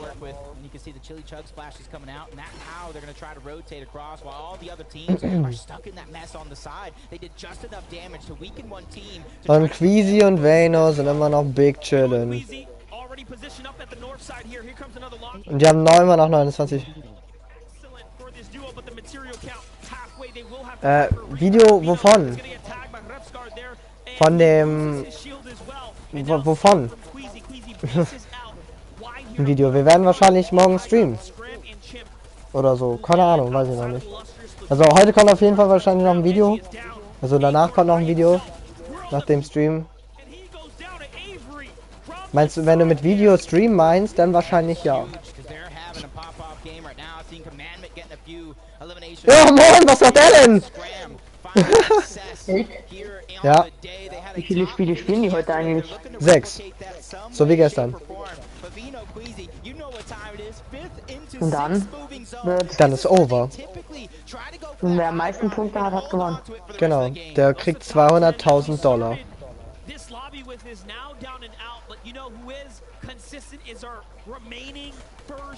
Scram, Reason 42, Swagpark, Lovindo 43. Die haben jetzt aufgeholt, die waren vorher dann 49. Wer ist Platz 1? Aktuell Queasy und Vayno. Top 2 ist Thomas HD und sein Duo-Mate. Und wie viele Punkte haben die Ja, Unterschied? die sind Nummer 1. Tundra, Vayno und Queasy, die sind Nummer 1. Thomas HD und Trippern sind Nummer 2 und mein Lieblingsduo, genau, die sind Nummer 2. Und Kami und Seti, die Polen, sind auf Platz 3. Ja. Nee, ich kann gerade nicht. Und die sind above! Dann soll ich mal gucken. Die haben kein Problem mit Stormsurge, aber die sind gerade big am... Ja, jetzt sind sie doch wieder dick am Tisch. Tschüss. Nein, Digga, wie schaffen die es denn jedes Mal Highground zu bekommen? Ich krieg's nicht in den Griff, Alter. Warum hat's verlassen? Keine Ahnung. Ist ja kein Bock, dass ich so schreie. 700 Damage above! Ja moin, Digga. Also wenn die nicht dick chillen sind, dann weiß ich ja auch nicht. Wie viele Punkte Unterschied haben diese Vayno und Thomas? Vayno und Queasy gegen Dings hier, gegen Trippern und Thomas HD. Die haben, ich glaube, 17 Punkte oder so Unterschied. Da, ja, 17 Punkte. Und dann nochmal 14 zu Seti und Kami. Das ist aber insgesamt Punkte. Kami lebt noch, ja. Ich glaube, das Deutsche. Kami ist noch live. Ich glaube, die Deutschen, die schaffen das. Oh, was? Hey, wie kommt jeder jetzt auf Fight? Hä? Wie sind denn jetzt Chapix und Tasten auf Fight? Und welches in der Zone stirbt? Oh mein Gott! Alles gut, Vanessa. Ja! Die sind tot! Nee! Das ist eben nicht die Time für Trippern und Thomas. Das ist die Time für Kami und Seti. Ja, ja, ja, stirb! Ja! Los, Teddy! Kami, bitte! Bitte holt euch Platz 1! Oder zumindest erst Platz 2! Ja, und sie holen sich die Placements! Und sie holen sich die Kills! Und die sind... Oh mein Gott, das kann so gut werden! Es sind nur noch 9 Punkte zu Platz 2! Oh! Bitte, bitte, bitte, bitte! Holt euch das! Ey, ich beliebe so sehr in euch! Ich beliebe so sehr in euch! Oh! Es sind ja noch 9 Punkte für Seti und Kami. Und Buga ist gleich tot. Oh, schade! Schade! Und er hat den Weltmeister getötet! Chimp-Player-T kenne ich tatsächlich gar nicht. Keine Ahnung, sag mir nicht. Cold Scented. Tyson killed Refscard. Kami dead! Und Seti lebt noch!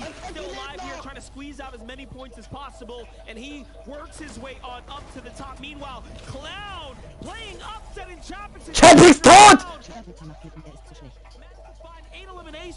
Ja, komm! Buga spielt normalerweise auch nicht gegen Dings hier Spieler. Dings hier. Wie gesagt, Buga spielt normalerweise nicht gegen Spieler in der wollt den Pickaxe, was macht er denn? Spielt normalerweise nicht gegen Leute aus der EU. Deswegen kennt er diesen Spielstil von denen nicht. Kann natürlich nichts dagegen machen. Die Leute in NAEs, kann man nicht sagen, sind immer schlechter. Kommt vom Setup oder was weiß ich was. Und Clown ist auf Hide. Und er hat nur noch ein Bild. Und das war's mit dem Bild. Nein! Und Seti ist tot. Vortex und Helm gewinnen! Ist immer noch besser als Quisi und so. Sehr gut, sehr gut. GG's.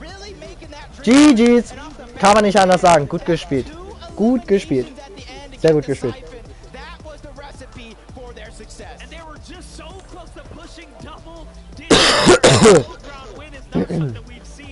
Sehr gut gespielt.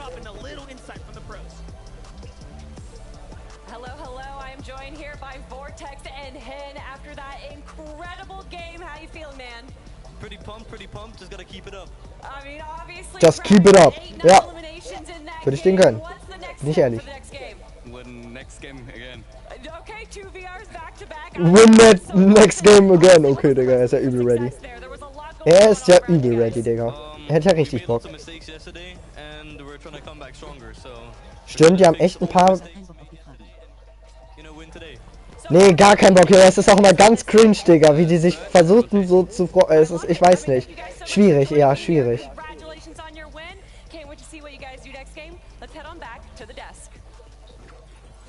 Thank you guys so much. Hen and Vortex picking up game number 8. And all with 9 eliminations. This is kind of Digga, 9 Eliminierung gegen die Besten der Welt. Never mind, Digga. Da muss ja so los. We really want to bring it. For them to come out in game number 8, basically the second one of the day, this is a really good jump start. This is where they have to shine, right, Zeke? And they did exactly that in this match. I mean, one of the few victory royales that actually come from down in the dirt, from below, and they made it happen. Yeah, they already did. And what you noticed from that interview right there, they were saying, of course, they had surge issues yesterday. They had some positional rotation. Boah, tschüss. Das kam jetzt unerwartet. Ey, aber die haben echt gut gespielt, not gonna lie. Wann ist Seti gestorben? Kann man da, warte mal. Because although they might not have that dominant leader in the game, they've been able to look back at their games and think, okay, we're fixing this, we're fixing that, and clearly it's working out. And just kind of like the holding right in reserves there. Wann ist almost a game Seti entirely gestorben? of solos, except this duo. They just kind of held out, right? They're saying, we don't know why, but everyone's fighting all the way around us. Let's just wait it out. Top 3 here are, oh, it's a 2v1. Yeah, let's close it out. 9 eliminations, no big deal. Weil da haben die noch gespielt. Und da hat er auch noch gelebt.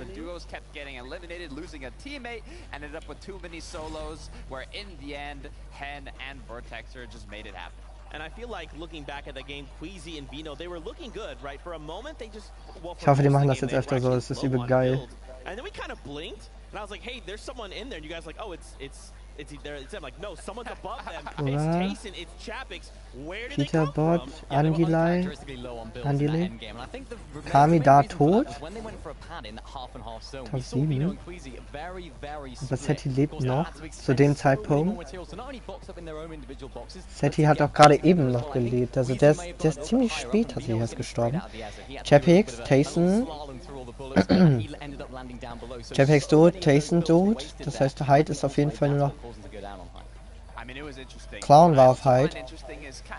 Top 5 hat Dings hier noch gemacht. Seti. Top 4 auch. We'll talk more about them in just a moment. First, let's go to Adam, who is standing by. Adam, what you got? Yes, indeed. Thank you very much, Zeke. Can I get a huge round of applause representing Brazil? It's KBR and Zeke! Amazing stuff. I'm joined as well by their translator, Gabriel. Top 4 ist er geworden, dann ist er gestorben. Schade. Schade, schade. Habe ich nicht mitbekommen. Habe ich nicht gesehen. Aber gut gespielt, gut gespielt. Gut gespielt. Kann man es mal sehen. Next Game in 2,5 Minuten schon. Digga. Heute geht das ja Schlag auf Schlag. What the fuck? Let's go Brazil. And lastly, to KBR as well, can we ask what's it been like representing Brazil in front of these amazing fans here at FNCS Invitational? Então, KBR, para você, como foi representar o Brasil aqui? Jo, ich habe ja gar keinen Bock, die ganze Zeit Spanisch zu hören. Was ist das denn? Muito feliz de estar representando o Brasil por toda a história minha e do cheat dentro do jogo. E dá pra ver aqui como a torcida é muito grande. Tipo, a gente tá com uma quantidade pouca de pessoas, só que tá dando grito maior que a da torcida toda. He said, I'm incredibly excited to be here, and I mean, with all these people, we only have a couple of Brazilians, and we're louder than everyone else. You had it right there.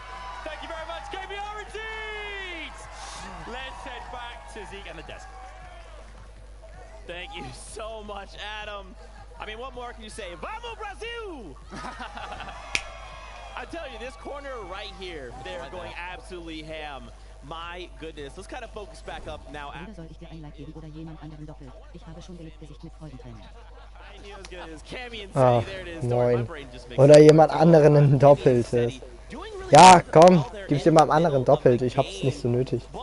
Also soll jetzt nicht abgehoben klingen, aber ich brauch das nicht. Oh, sieht man da jetzt wie die... Wie ist das? Seti? Oh, strong! Er hat Mero getötet, den Mate vom Buga!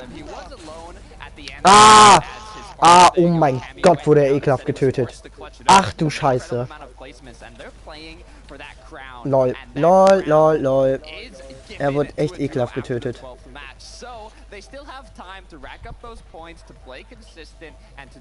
30 Sekunden startet das nächste Game schon. Wollen wir ja nicht mal was machen. Aber ich mache jetzt trotzdem was. Und zwar werde ich jetzt mal ganz kurz gucken.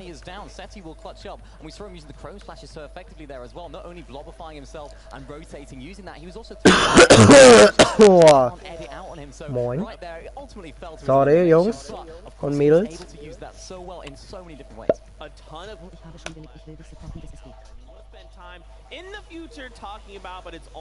Bis es geht, dann schau einfach durch meine Videos, Streams und alles mögliche.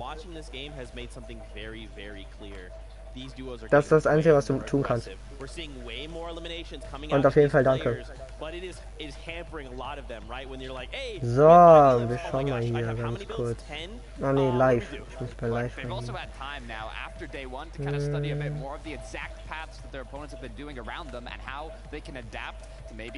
Schlafmütze.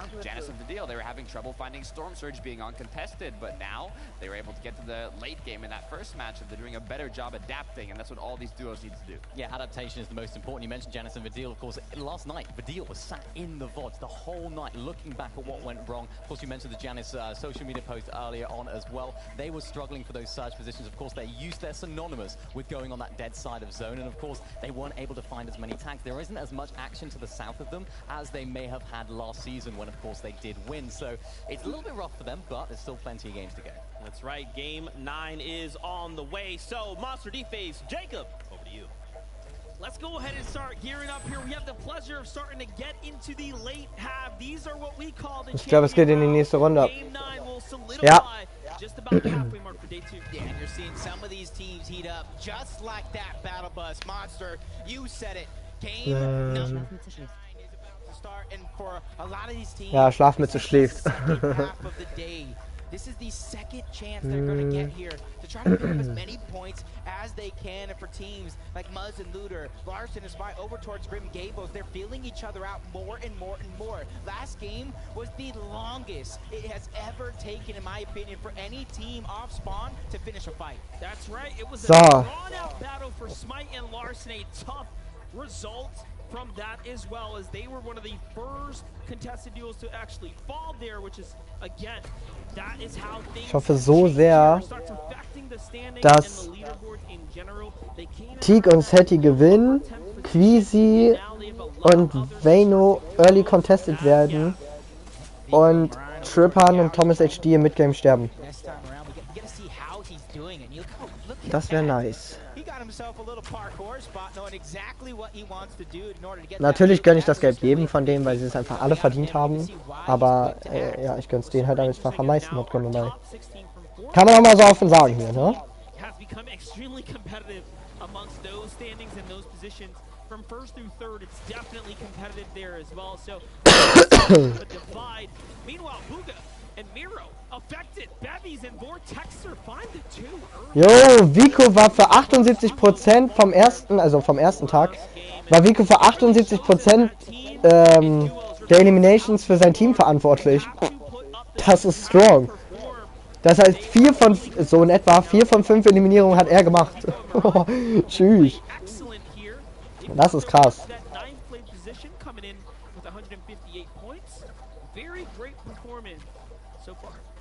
What's amazing to see is their loot path right now.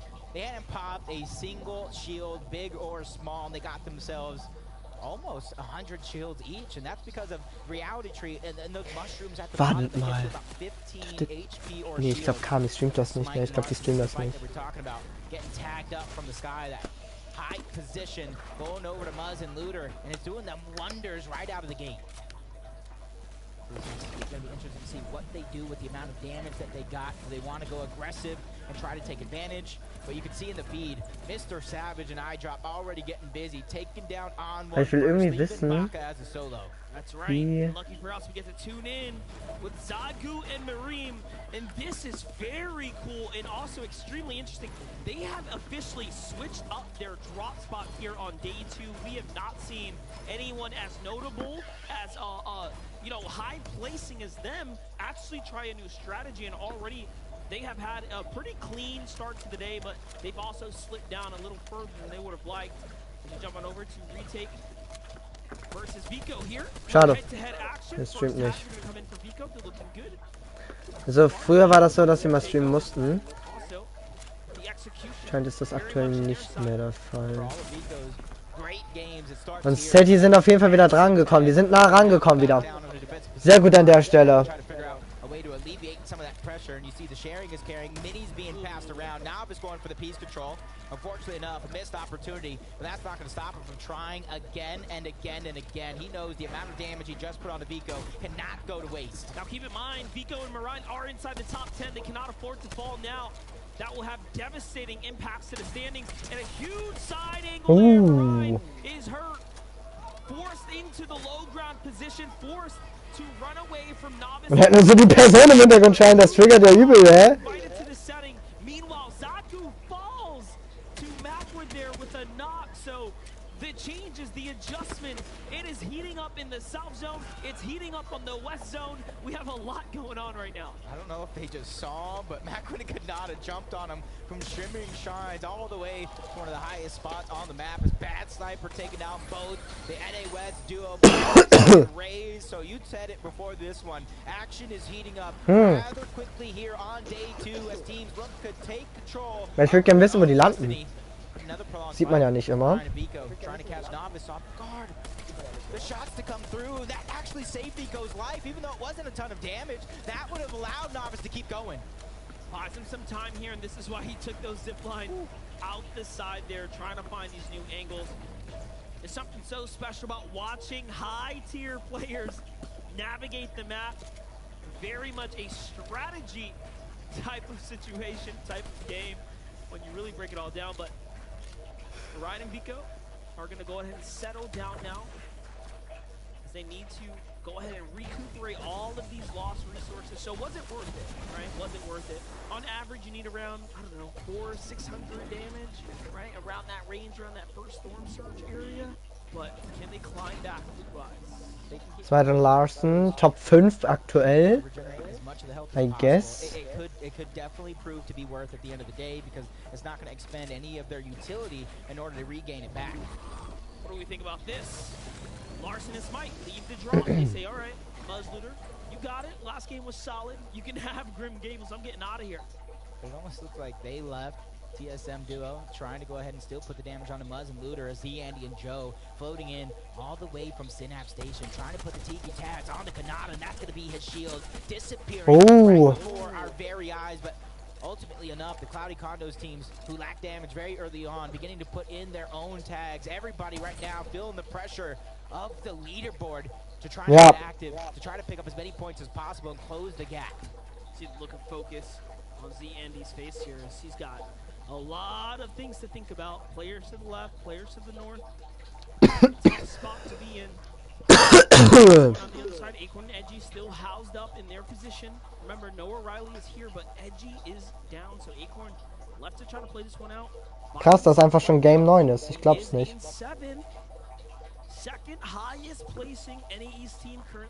Also die haben danach nur noch 3 Games. Gestern waren wir erst im 2. oder so. Also nicht schlecht.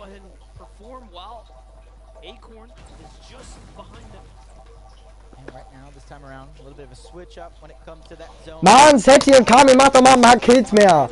Ich will, dass jetzt mindestens Zweiter jetzt seid. Ich gönne euch die 140.000 und nicht nur die 120.000. Obwohl das auch schon, wenn man so ein bisschen darüber nachdenkt, eine fucking große Summe an Geld ist. Das sind für jeden $60.000.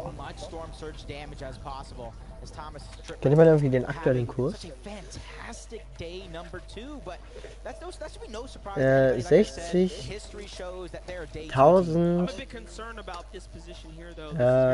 US-Dollar in Euro.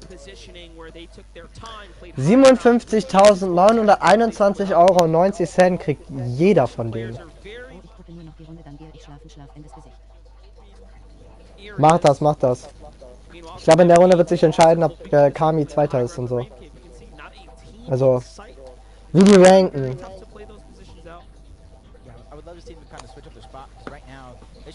Ach, Mann! Ich gönne das Kami einfach viel zu sehr. Und das Seti auch. Scheiß mal auf die Deutschen, die Polen, die sind es. Vertrau mir. Und Pilabot ist, glaube ich, aus Ozeanien eigentlich. Oder so. Nee, Quatsch.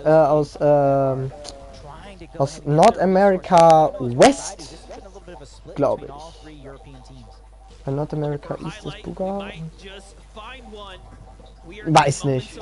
Kaum. Magic und Vico sind, by the way, auch Deutsche.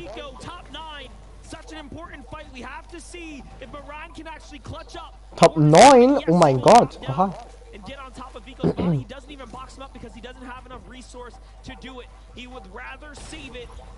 Ah, schwierig. Ich wusste gar nicht, dass Falconer dabei ist. Ich weiß nicht mal, wer das ist, Leute. Nevermind.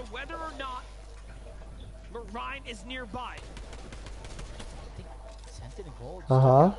the NA West 3-time champions, Favs and Snacky, on their own way to the journey. Peterbot taking down Mustache as well.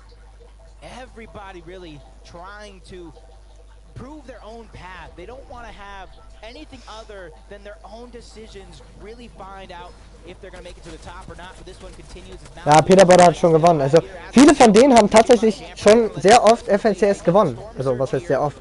Einige nur einmal, einige zweimal. Also viele von denen haben tatsächlich schon gewonnen in FNCS. Aber Kami halt, glaube ich, noch nicht. Deswegen, Kami wird's jetzt mal langsam Zeit.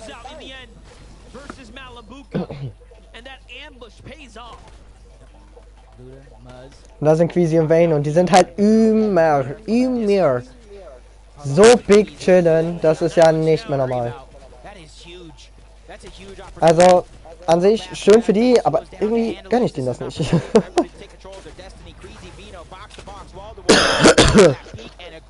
Okay, wir sind im Fight.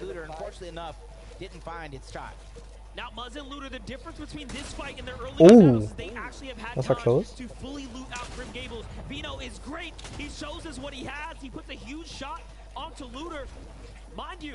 This is our first place current team leaning into game 9, taking an extremely risky battle close to the edge, but he is not fearful at all. Vino's gonna swing around, look for the angle to back up his teammate. Muzz opens the box, but nothing just yet. He's gonna be important in a fight like this as Vino finds yet another tag onto Muzz. Off-spawn eliminations. Off-spawn? Off-spawn? Okay. But Muzz is playing off his left side right now, so he does have to be extremely cautious. Looter fully commits in. He tries to take on Queasy, but Queasy is quick. He defends, doesn't even get touched. Yeah, this is a good trade of damage for both these teams, but nicht mal Damage bekommen, das ist so unglaublich. Closing in on the distance, want to join in on this fun, especially if they don't have enough points. They're trying to close the gap as well. 200 no! The damage threshold, but not for long. Things are going to update now. Vino and Queasy looking solid here. They understand they are good and they do not need this fight currently. And now they look for the disengage as they manage to not push over Muzz and Looter. Muzz and Looter have such an interesting history of how extremely respected they are, especially as it pertains to Muzz's mechanical skill and Looter. Kami. A wise decision there. Und die sind im Bauch, das ist sehr gut. Haben die Kill? Nein! Macht mal Kills jetzt! Bitte! Wir müssen aber ein bisschen hochkommen jetzt. Ist das Restguard da unten? Honestly, if you watch the beginning of their games, you almost get that feeling, am I watching the same thing? Am I watching the same game over and over? Because if it ain't broke, you don't have to fix it. And Cammy and Seti's early game is one of the best. And that's why... It's one of the best, Leute, ihr habt's gehört. Points out of first. 21 points out of first. Es war mal bei 29 Punkte. Es war mal 29 Punkte. Also, was heißt das? Die haben aufgeholt. Sehr gut. Sehr gut. Big decisions to be made here. Do they use it now or do they save it for later? Take it for the road? No, instead, go ahead and look for tags. And this is going to be interesting to see what they're finding. As we see Acorn as a solo here. Oh! Oh! Oh! Oh shit! Triple another HD. He just blinked. Turned stiff. He was not having it at all. He was even impressed by that shot. He was shocked. He was shook even right there. You know, they say life comes at you fast, and that's one of those moments there. It is, though. It is. Can you believe we're already in Game 9? I feel like we're going in fast forward right now, and a lot of these teams are following that same pace.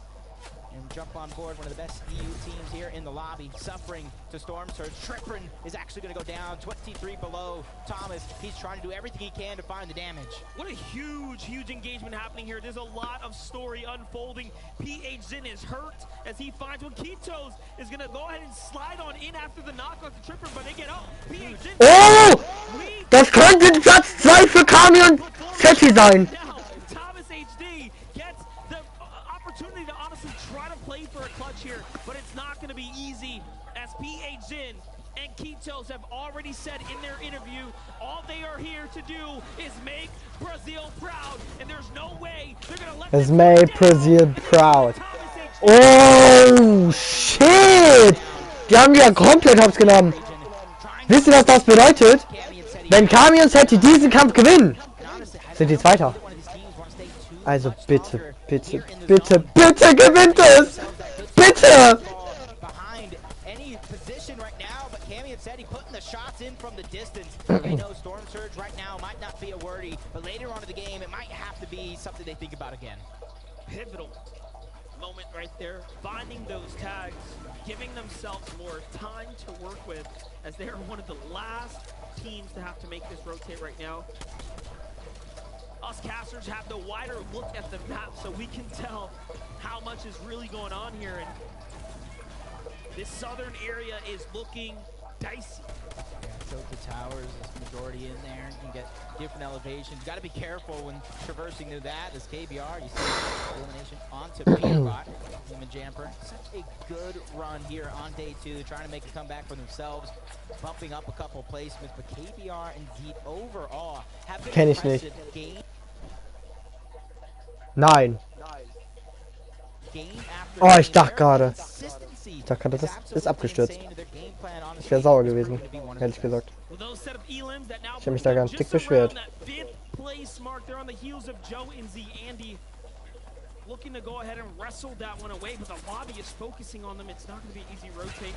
The next time we tune in, they might be extremely worse for wears. Larson and Smite also having a problem. Surge is active.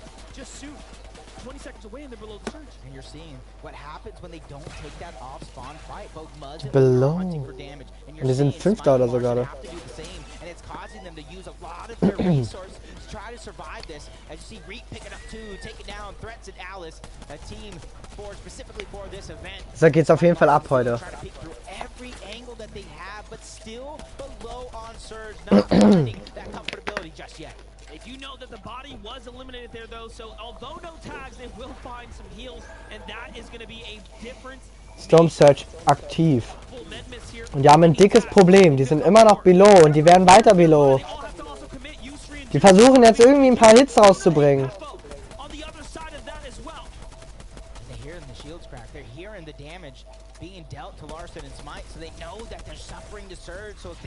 Oh, die kriegen so Damage. And it was crazy smart of them not to break the chrome builds in front of them. They know this team cannot edit, so they start to turn the focus to the other duo in the distance. But now a decision has to be Ja, Hits, Hits! Ja, 4 both. Aber die müssen irgendwie versuchen, dann noch weiter. Warte mal, das war Chapix. Und die sind schon wieder low. Surge is going to shut off, and right as they were falling, right below it, a lot of those heals, a lot of their resources being used just to stay alive here in this position. So for them in the back of their mind, schwierig für Larsen. Trying to look, when can I get a refresh? Where can I get a refresh? Because sooner or later, that is going to be a must if they want to continue their consistency. Might make sense for them to go ahead and look for another fight, but on the other side, King and Ed are still alive in another situation. They're really starting to heat up today. Jetzt ist die Frage, ich bin der Meinung, ich habe Kami und Seti noch gesehen. Und Smite ist down. They can still do big things, they can still show up. Larson and Smite still dealing, trying to survive, running out of absolutely everything. Ich gehe schlafen, Schlaf in das Gesicht, ciao. Find out the damage they want. This could be huge. Jo, gute Nacht. Absolutely necessary for Smite and Larson to take him down. You got to imagine Scram as a solo jumping into a duo's box. He was probably hurting on Surge as well. But even with that elimination, Thomas HD ist eliminiert. Sehr gut. Das heißt, Seti und so können weiter ausbauen. Einer am Blick. Give us the full picture here. Seti and Cammy are now the only team that can start pushing for Vino and Queasy right now outside of Cold Incentive. But Smite, Larson have a bigger problems here as they are looking for Surge. They are looking for a fight. The focus comes in, loses his teammate here and dips into the zone. Not much to work with. They are going to have to step in. It's all or nothing. Great tags there, but not enough. Viel Spaß noch. Damage. Larson is down and out now for the count. That is it. 7th place out of the competition. That is exactly why, if you're in a stack lobby like this, falling behind Surge is going to be one of the worst things you could do to yourself. It almost makes you feel like you have no options, you have no control over your game. As Kanata trying to take control of his own, Cammy and Seti as well, 154 above, even though they're just living in the zone at the beginning of the game. You can see exactly why, and you can see their game planning unfolding right before our very eyes. As KBR, 22 HP. Luckily for him, he is above the damage threshold, with only a few players needing to go down. Luckily, this is not Brazil's last hope here. King and Ed are still somewhere alive in this game, but KBR at 22 HP, you have to wonder, he won't be making it too much further. How far can he push the envelope? Vino, Queasy, absolutely executing, putting in an exceptional performance, not just one day, but 2 days in a row here. And if there's a team, if there was a team that everyone was talking about, it was Queasy and Vino leaning into the competition. We had that awesome videos segment where we interviewed the players and asked them, who do you have as the best player here, the player to look out for? Vino was amongst that conversation everywhere. That was the common denominator. Nice one. Einfach gerade noch Schmalzkuchen bekommen. Das ist geil. Das gefällt mir.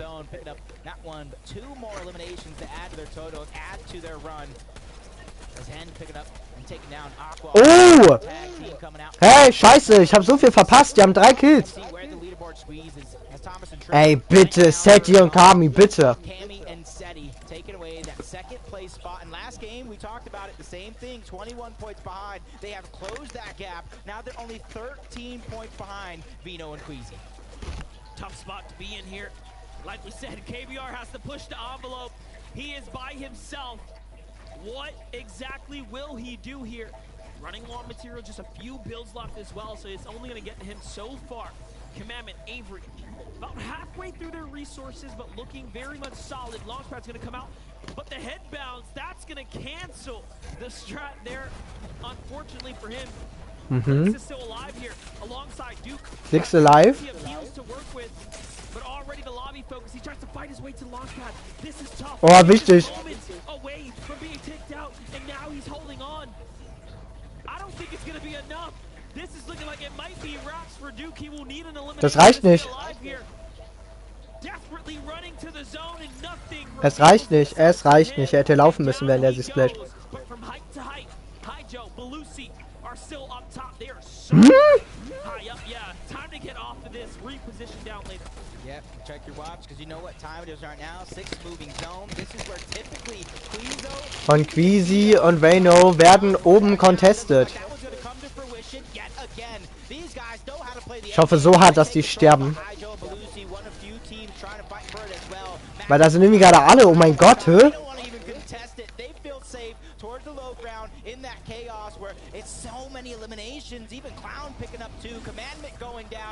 Ja, eine Z-Eliminierung. Clown hat irgendwie 2, 3 Eliminierungen gerade gemacht.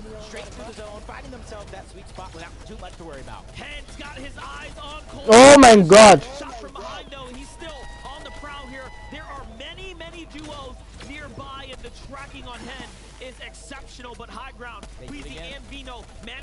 Ey, die sind schon wieder oben. Ich glaub's nicht. Das ist so frech. Und Vayne droppt.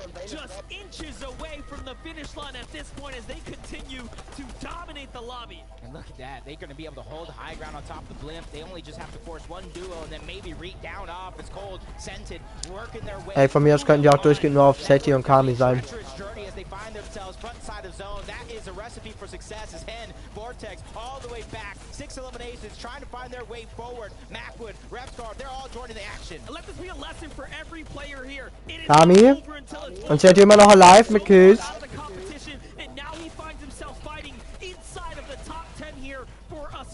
Ey, ich liebe seine Spielart, ich liebe es.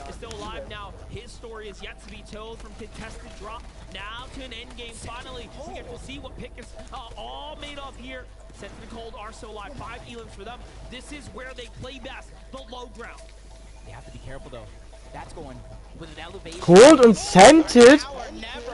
Noirili auch noch alive. Everybody having those struggles. Pink goes down to the storm. Cammy gets credit for that elimination. Ey, what the fuck, was ändert sich da noch alles? Milo und Larsen waren... Nur Areli und so sind 9. jetzt. Die waren irgendwie 24. oder so. Und die haben nur ein Kill und das wird nicht reichen. Oh mein Gott!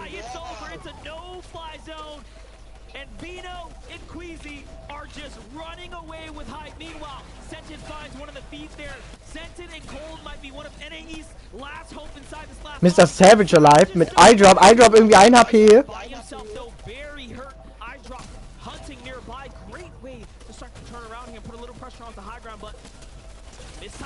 Oh!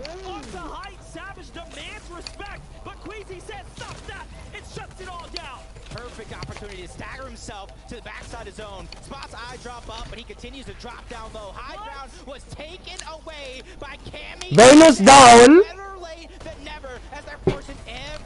Und Kami und Zeddy sind oben.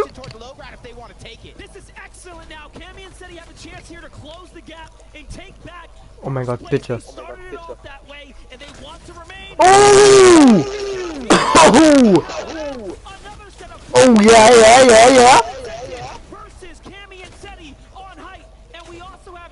Nein, Zeddy, mach jetzt nichts Dummes, bitte. Chill deine Eierstöcke.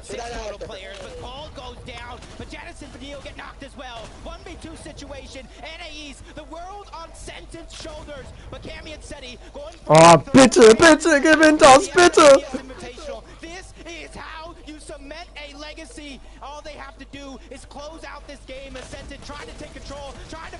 Yeah! Let's go! Die haben wir schon wieder gewonnen. Ja, das 3. Mal in 9 Games. Also jedes 3. Game gewinnen wir. Das heißt, ich sage mit Ansage jetzt schon, das letzte Game gewinnen wir auch.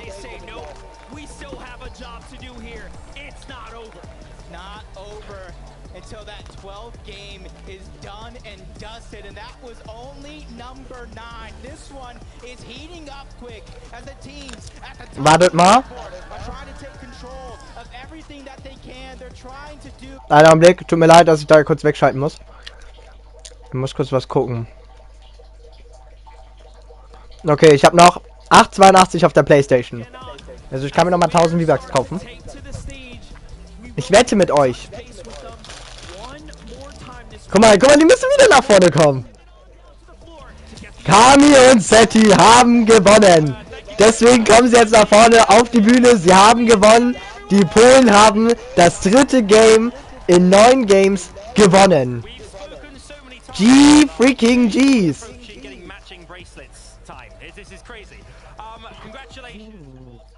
So. Let's freaking go. Das sind einfach die letzten, die hier drin sind. You need to get more, Junge, solche Legenden!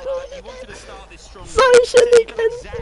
You need to get more! We need to get more! Ja!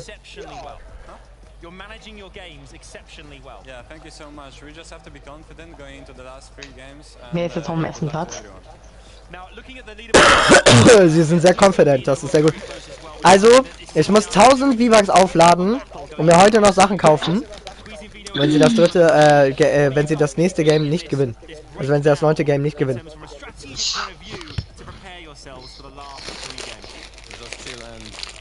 Weil ich wette mit euch, wir gewinnen auch noch das letzte Game. Alles gut, kein Ding, kein Ding. Gute Nacht. 3 Matches haben wir noch. Hat sich Vincent noch gemeldet? Nö, er ist übel sauer.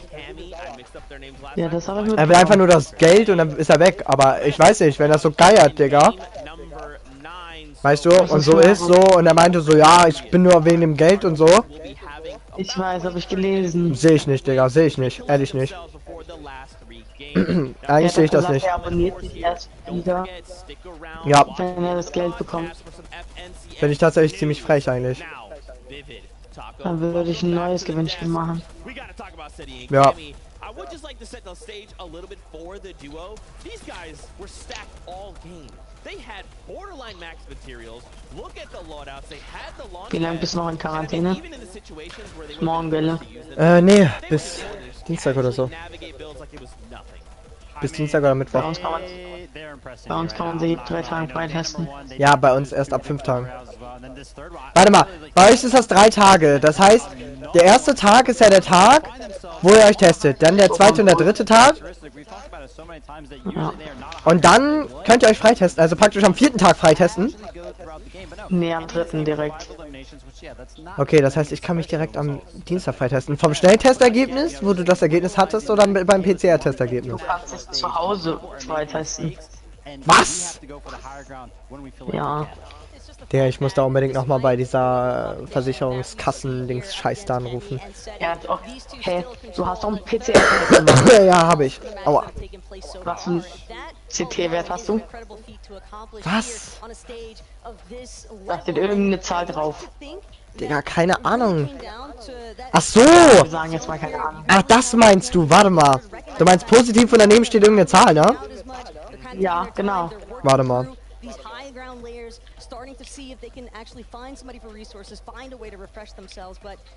Warte mal, ich muss kurz auf meinen E-Mail-Account, warte.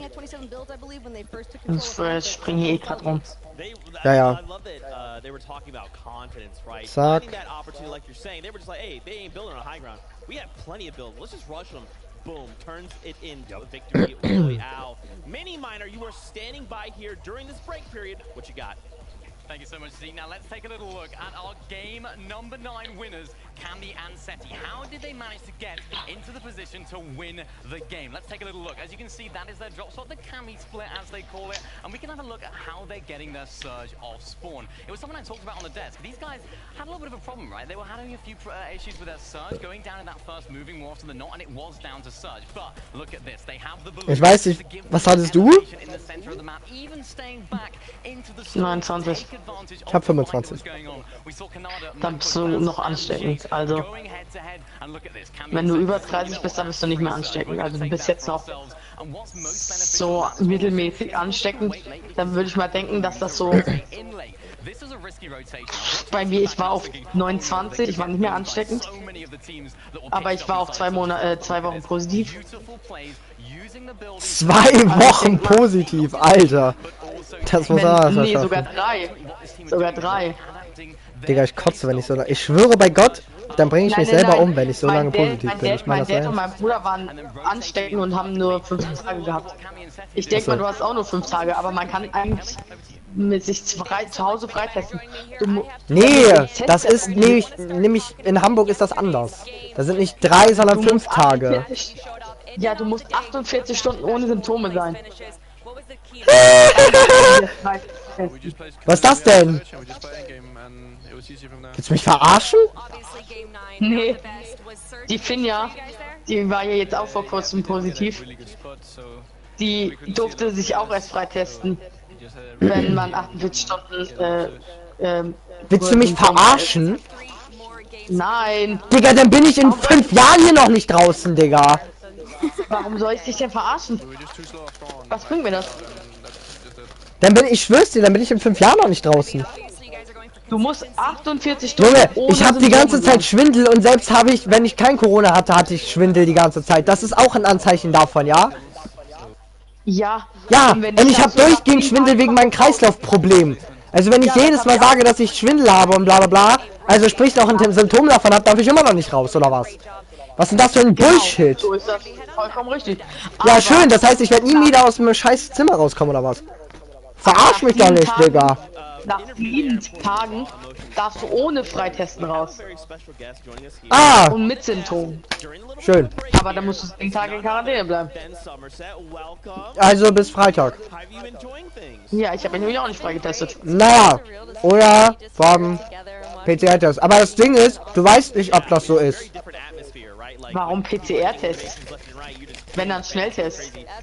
Na, ich meine nicht beim Freitesten.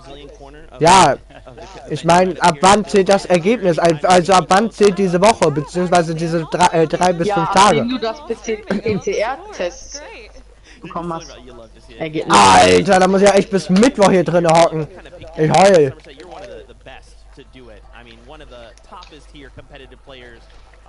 Mit Corona kenne ich mich mittlerweile aus, da finde ich ihre Schwester. Ist Profi, also sie auch in dem Dings. Oh, was? Noch 14. Santi ist auf 3 gerutscht. Hä, what the heck? Was ist da passiert, hä? What the fuck?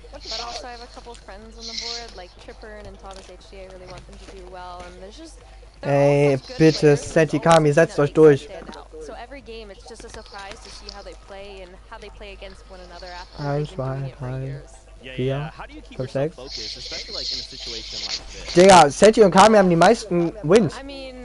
By the way. Junge, ich liebe deren Gameplay. Ich hab's euch gesagt. Es ist einfach fucking geil, gegen die zu spielen. Ja, gegen die glaube ich eher wohl weniger. Also ich glaube, wenn ich gegen die spielen würde, würde ich absolut irgendwie noch mehr Depression bekommen oder so. Weil ich dann mein ganzes Spiel in Frage stellen würde. Aber der ist ein freaking länger als eine Stunde hier dran, oder? Ich mache einen aktiven Livestream schon seit 2 Stunden, also ja. Weil ich muss bald schlafen. Wie lange sind wir jetzt hier drin?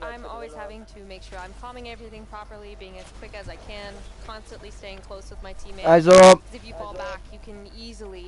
wir haben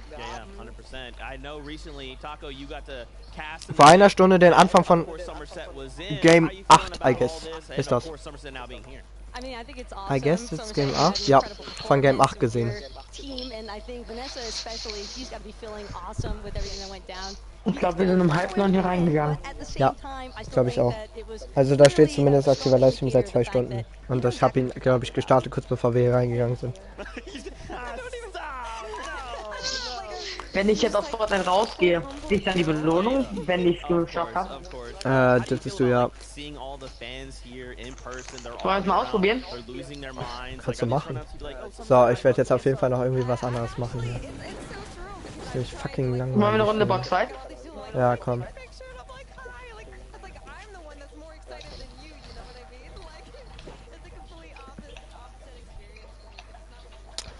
So, ich muss mal hier ganz kurz rüber switchen.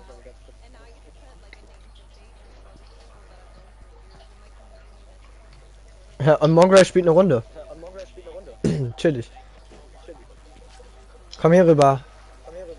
Ja, ich muss mir Waffen aussuchen.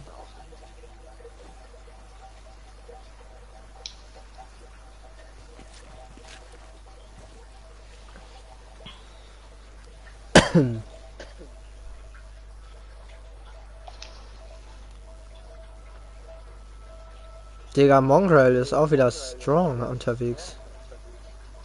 Ich guck bei jemand anderes. Ich guck bei Kato. Kato? Oh nee. Ja. Der Typ ist so abgehoben. Weiß nicht. Ich bin einfach auf irgendeinen gegangen.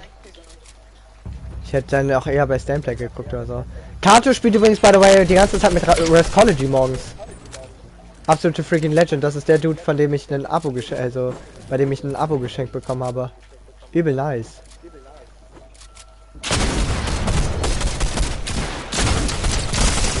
Ja, ich habe so veraimt. Oh mein Gott.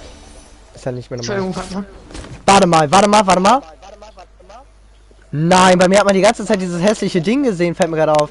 Weil ich das Fadenkreuz nicht weggemacht habe, wie dumm.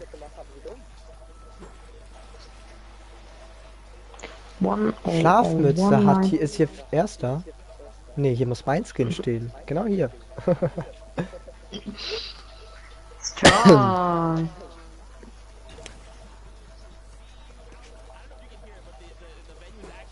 Ja schon. Vanessa? Ja. Steht da schon, wann das nächste Game startet? Ich kann immer noch nicht zählen. Ah. Aber ich kann auf dem Bildschirm links hier gucken. Nee, die machen gerade noch mehr Moderation. Ich glaube, die Moderation dauert jetzt ein bisschen länger. Glaube ich auch. Schade.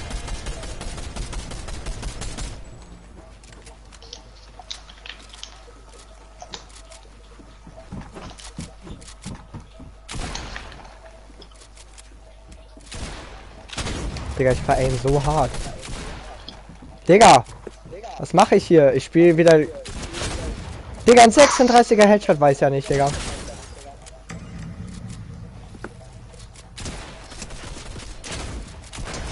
Junge, ich spiele wie das biggest piece of dog shit, Alter.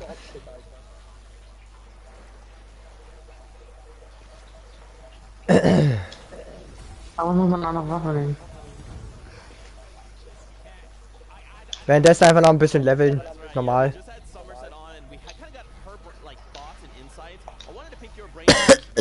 Gehst du noch raus? Ja, später wahrscheinlich, ja. Er spielt gegen Nicky 30. Warte mal, er redet mit Nicky 30? Ich finde es immer krass. Nicky 30 ist eigentlich gar nicht so ein schlechter Spieler. Ich frage aber mich, warum er da nicht mitspielt. Oh. Okay, Mama.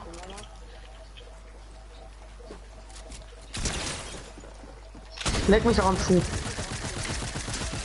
Perfekt, meine Pump schießt nicht.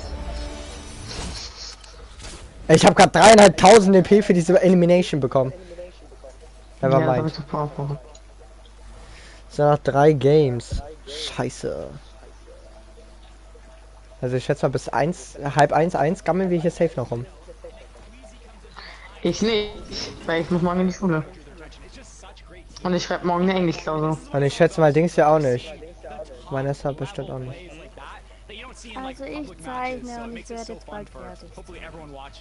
Und danach wird sie bestimmt keinen Bock mehr haben und wird sich denken so, oh nee, Digga, sehe ich jetzt eher weniger. Es kommt drauf an, wie lange das noch dauert. Also es sind noch 3 Matches. Miku. Oder so. Yumiku. Yumiku. Ach, wer ist das denn? Irgendeiner von irgendwas.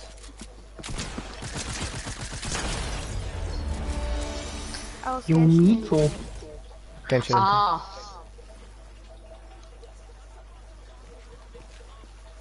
Ich kann dir gerne auch ein Foto schicken, Tommy, dass ich, wenn ich fertig bin. Kannst du machen. Genshin Impact.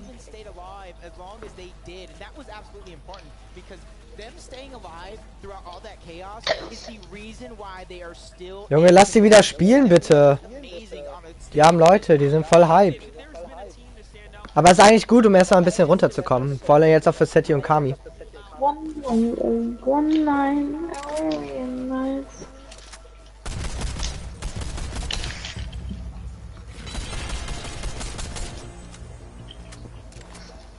Rudi.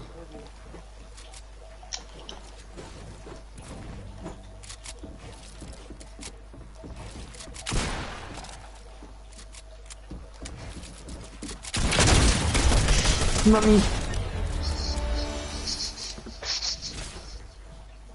I can be a Superman. Can be a Superman. Ich hab gleich 90% und ich wird mein Handy abhängen. Mann! They keep doing little things. I'm like, yeah, let me keep that in mind for later. Was zur Fick ist die denn jetzt? Da steht immer noch nicht Next Game. Aber ich weiß gar nicht, was ich dort nachgucken soll. Hä? Ich weiß nicht, was ich auf YouTube gucken soll. Mein Stream? Geht er die ganze Nacht? Ja, nicht die ganze Nacht. Aber ich weiß ja nicht, wie lange willst du streamen? Wie lange willst du wach sein und gucken? Gar nicht. Ich lasse es einfach an. Und dann schlafe ich. Mach das doch. Gibt's bei dir Punkte im Stream? Heißt, Punkte? Fragezeichen? Das sagt doch nicht Fragezeichen, Mann. Das diggert mich immer, wenn das irgendjemand sagt. Das diggert mich immer? Weiß ich nicht. Hey, bei manchen YouTubern bekommt man Dings. Punkte. Ah nee, das war bei Twitch. Ja, und das kann ich noch nicht. That was Vanessa! Ah, Vanessa! Schön, dass du auch dabei warst. Was, wo, hä? That was Vanessa, haben die gerade gesagt. Ah ja. Cool. Ach man, leck mich doch. Oh mein Gott. 155er Headshot. Hast du Kopfschmerzen oder so? Spielst du mit dieser Dreckspump? Ich spiele jetzt auch mit der. Ich spiele halt mit der normalen, hä? Hä, wo gibt's sie denn? Schaut auch gerne auf Twitch vorbei jetzt, wo ich es gerade so erwähne.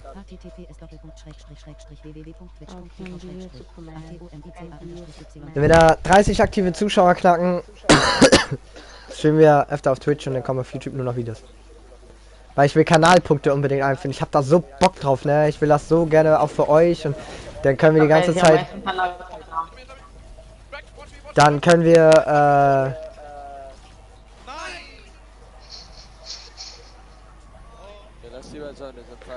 Digga, die zeigen gerade. Listen. Yeah, drop your bubbles. I'm chugging. Come on. Look as well. I died 200. Nice. I got chugging. Okay. Yeah, you need to go. 200, Digga. Es gibt keine 200er Headshots mehr. Er sagt dead 200. Geil. Geiler Typ. Ne, da will ich, ey, das wäre so geil, ne? Einfach mit den Kanalpunkten und so. Habe ich übel Bock drauf.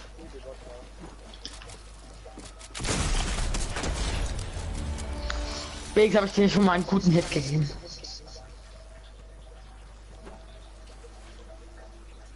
Hatte ich doch recht, hier steht mein Name.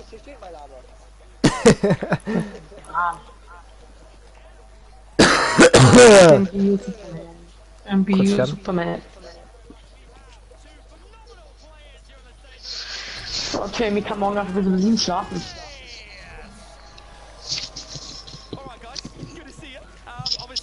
Weißt du, wer morgen zu mir kommt? Tell me. Ja.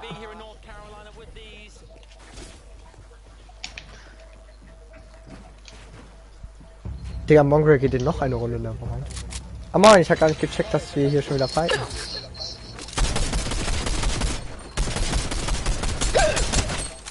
Oh, da geht ein 45er Headshot rein. Mami! Weg mich. Boxfight Champion, ja, das sehe ich doch.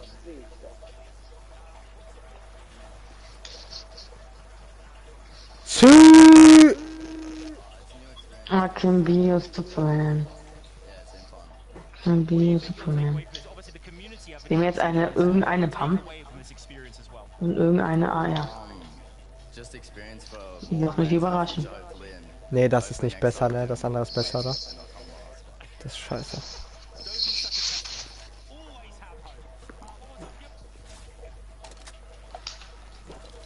Ich mache auch gleich mal beides auf random. Ist ja sonst unfair, wenn ich nur gewinne. Ich habe den Ghost weggegeben. Ja! Ja, diese MP ist so OP. Das hätte ich mir nochmal. Warte mal, doch, lass reingehen und dann mache ich das währenddessen. Du hast auch 30 Sekunden Zeit. Ja, eben Wenn nicht. Die AR auf random. Und die Pump auch auf random. Ich find's geil, AR auf random und hier sind 2 MPs drin.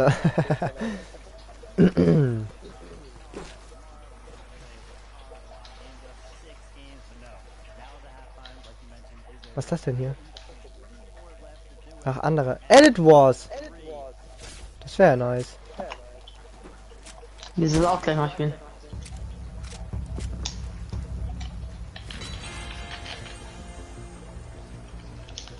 Junge, er hat 4000. 4000? Sorry. Ich hab gerade im Stream geschaut hier. 4000 Punkte?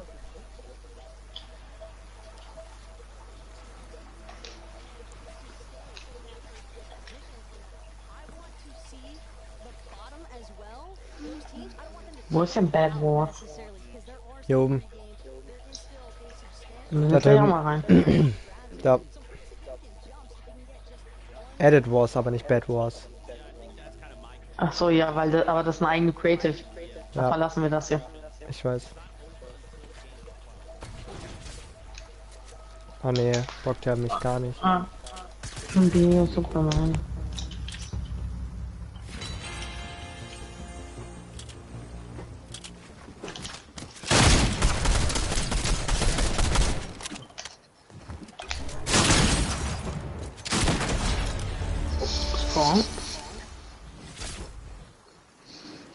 Mal gucken, was es hier noch gibt.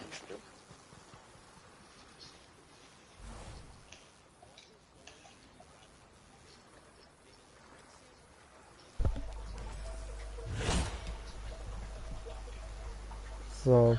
Boah, wenn man hier tanzt, kriegt man einfach 17.000 EP. Wo was? Ja. Wenn man wo tanzt?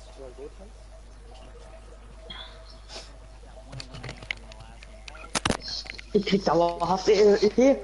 Das ist ja ganz toll. Hä, wo? Jetzt komme ich doch. Tschüss! Digga!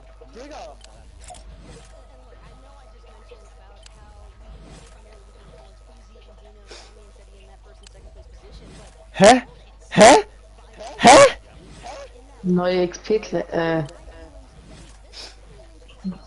nee, spielen kann ich Digga, scheiß mal auf normale Runden spielen, Digga.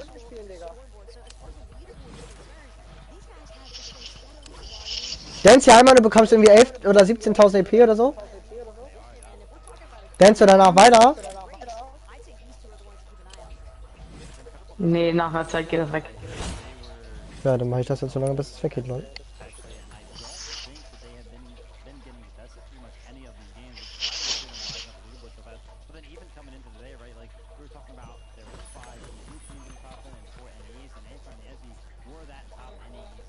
Ja, moin. So kann ich auch EP verdienen.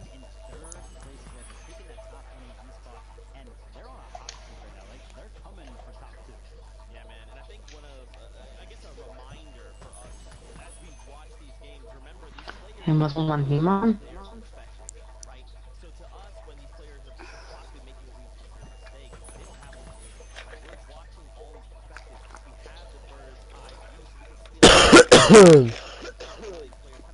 Ja, jetzt ist bei mir weg. Bei mir auch. Hey, kann man auch gucken. Naja, man kann ja voll viel gucken.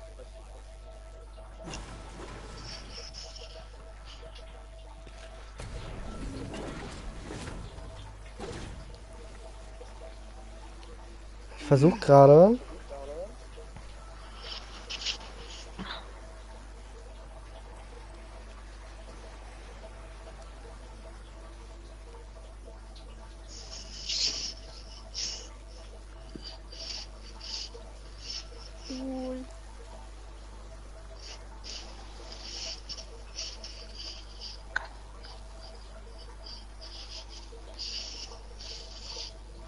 Wir sind schon über eine Stunde im Verzug. Kannst du glauben, dass ich by the way das noch gewonnen habe?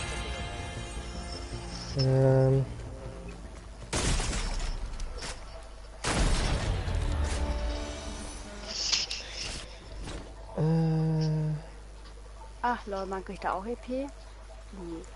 Wo denn? Wenn man kämpft halt. Ach so, ja. Wollen wir mal eine Runde kämpfen? Ja, klar.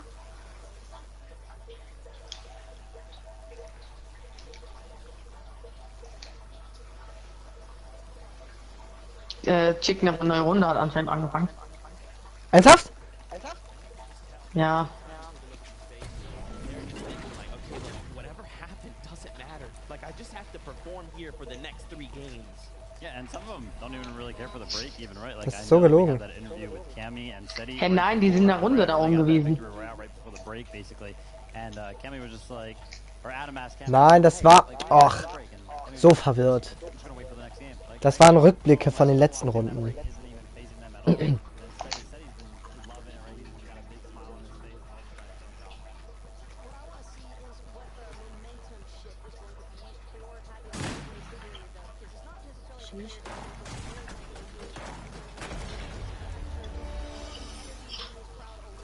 Ich hab Levelaufstieg. Da. Strong. Kannst du Kommentare schreiben? In deinem Stream? Ja, nee, nicht im Stream. Normal. Mal gucken. Ich kommentiere mal bei gestern.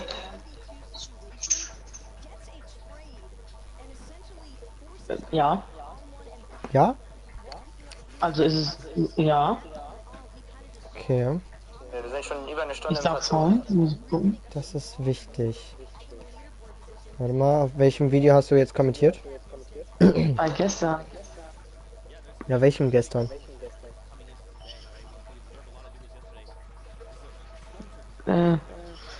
Von FNCN. FNCS wohl ja? Also ist live. Von den 5 Stunden? Ja. Nee, vor einem Tag. Nein. FNCS. Ich meine, das vor einem Tag. Ja. Okay, ich habe das noch nicht bekommen. Doch, ich schon. Also ich kann Ja, lesen. Mann! Das dauert auch ein bisschen, bis das bei mir hier angezeigt wird. Was hast du geschrieben? Strong. Oh, warte mal. Ah. Okay. Ich kann nur nicht in dein Coin Stream schreiben.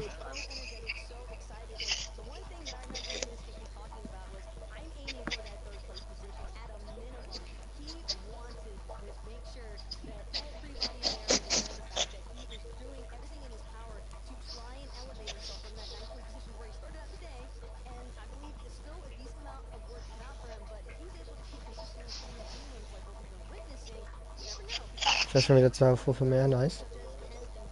Crank. Ich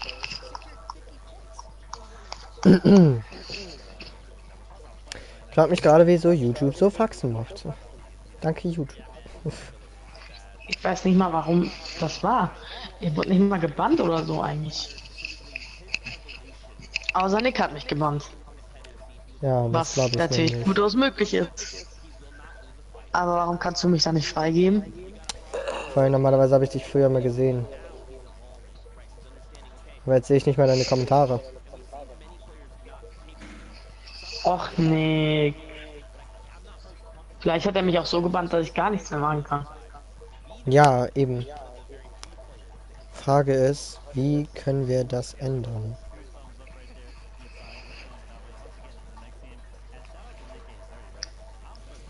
Wie können wir das ändern, dass wir das wieder zurückbringen? Kannst du meinen Namen Moderator machen und dann schreibe ich rein und guck, ob es geht, und wenn nicht, machst du wieder weg? Was? Wenn du mir Moderator geben würdest. Kann ich ja nicht. Kann. Ach so. Ich kann dir nichts geben, wenn du nicht da bist, sage ich mal. Auf den, du würdest auf meinem Kanal nicht existieren.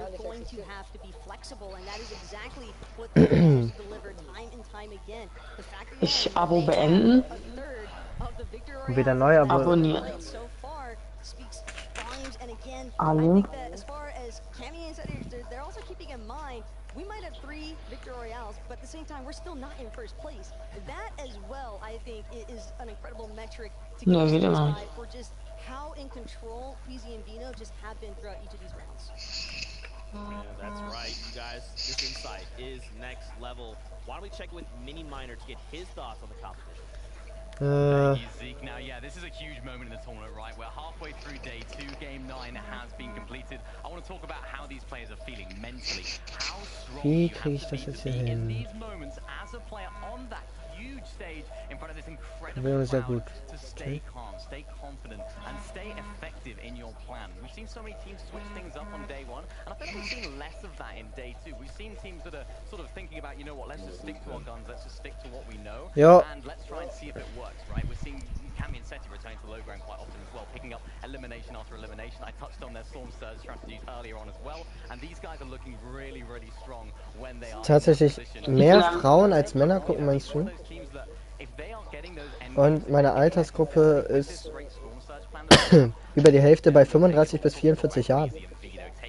Ich bin dein Discord-Server gejoint. Ist mein Discord-Server gejoint? Ja. Natürlich. Ja, schaue ich gleich. Warte mal. Ich muss hier mal ganz kurz. once again, we've just had a little bit of a break. So if you're just tuning in, you're wondering what's going on.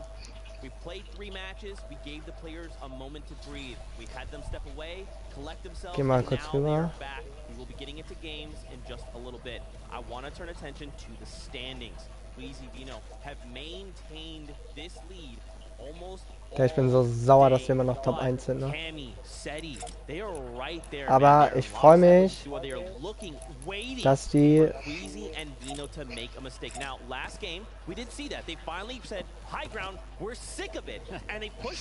Aber Seti und Kami machen das mit Queasy und Vayne unter sich aus.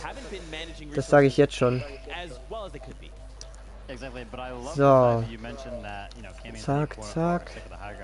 Because another team that was nice the high ground, even actually so much so that they love playing the low ground. Das ist ja nicht in jedem Stream was geschrieben. Aber ich weiß, dass du Fortnite Albträume da was geschrieben hattest. And Cold and Centered, I think, have just been working very seamlessly with each other. You can really see this duo's chemistry come to light whenever they're playing through these first and second moving zones. Ich habe eigentlich bei jedem irgendwas geschrieben. Centered as well has really been surprising a lot of these other duos, just taking such aggressive instances that I don't think you would naturally expect those challenges right away, but it just doesn't seem as though Cold or Centered are willing Hallo! to Digga, irgendwie macht mein Laptop gerade ein bisschen Auge. Digga! You can see in almost every single highlight, pay attention, they are always doing the exact same thing. They know what the other person is doing. They know where that other person is at, whether they're going to get that shot in. And it seems like they always get that prime shotgun shot off at the same exact time collectively. So it's like Du bist einfach weg. Just firing that shot at the same exact time every single time, whether it's an edit, whether it's piece control, anything. It's about that synergy factor, right? This is kind of something we've Warte mal. 14.470 Damage insgesamt haben die Deal. Never mind. Remember, right? Cammy, Seti. Some people have come together for the first time in this competition. For this duo in particular, they, to your point, are basically the same person. They act as a single entity, right? When we watch duels like Queasy and Vino, it's like, oh, I don't know, I gotta go take high ground, Vino, go down there and deal with it. For this duo, they're like, hey, we need to accomplish a goal. Yeah. Let's just go put our heads together and take that together. And it works so well, especially when they get to that high, or that low, I almost said high ground, that low ground position, because Senton has been playing it for so long. Throwback to when he got multiple second places, so he himself, you know, not to mention, is still chasing that championship title. And, you know, right now I think he's like 54 points behind. Definitely within striking distance. That's like one game. If Queasy and Vino and Cammy and Seti both go down early, then Cold and Senton are being set up very, very well.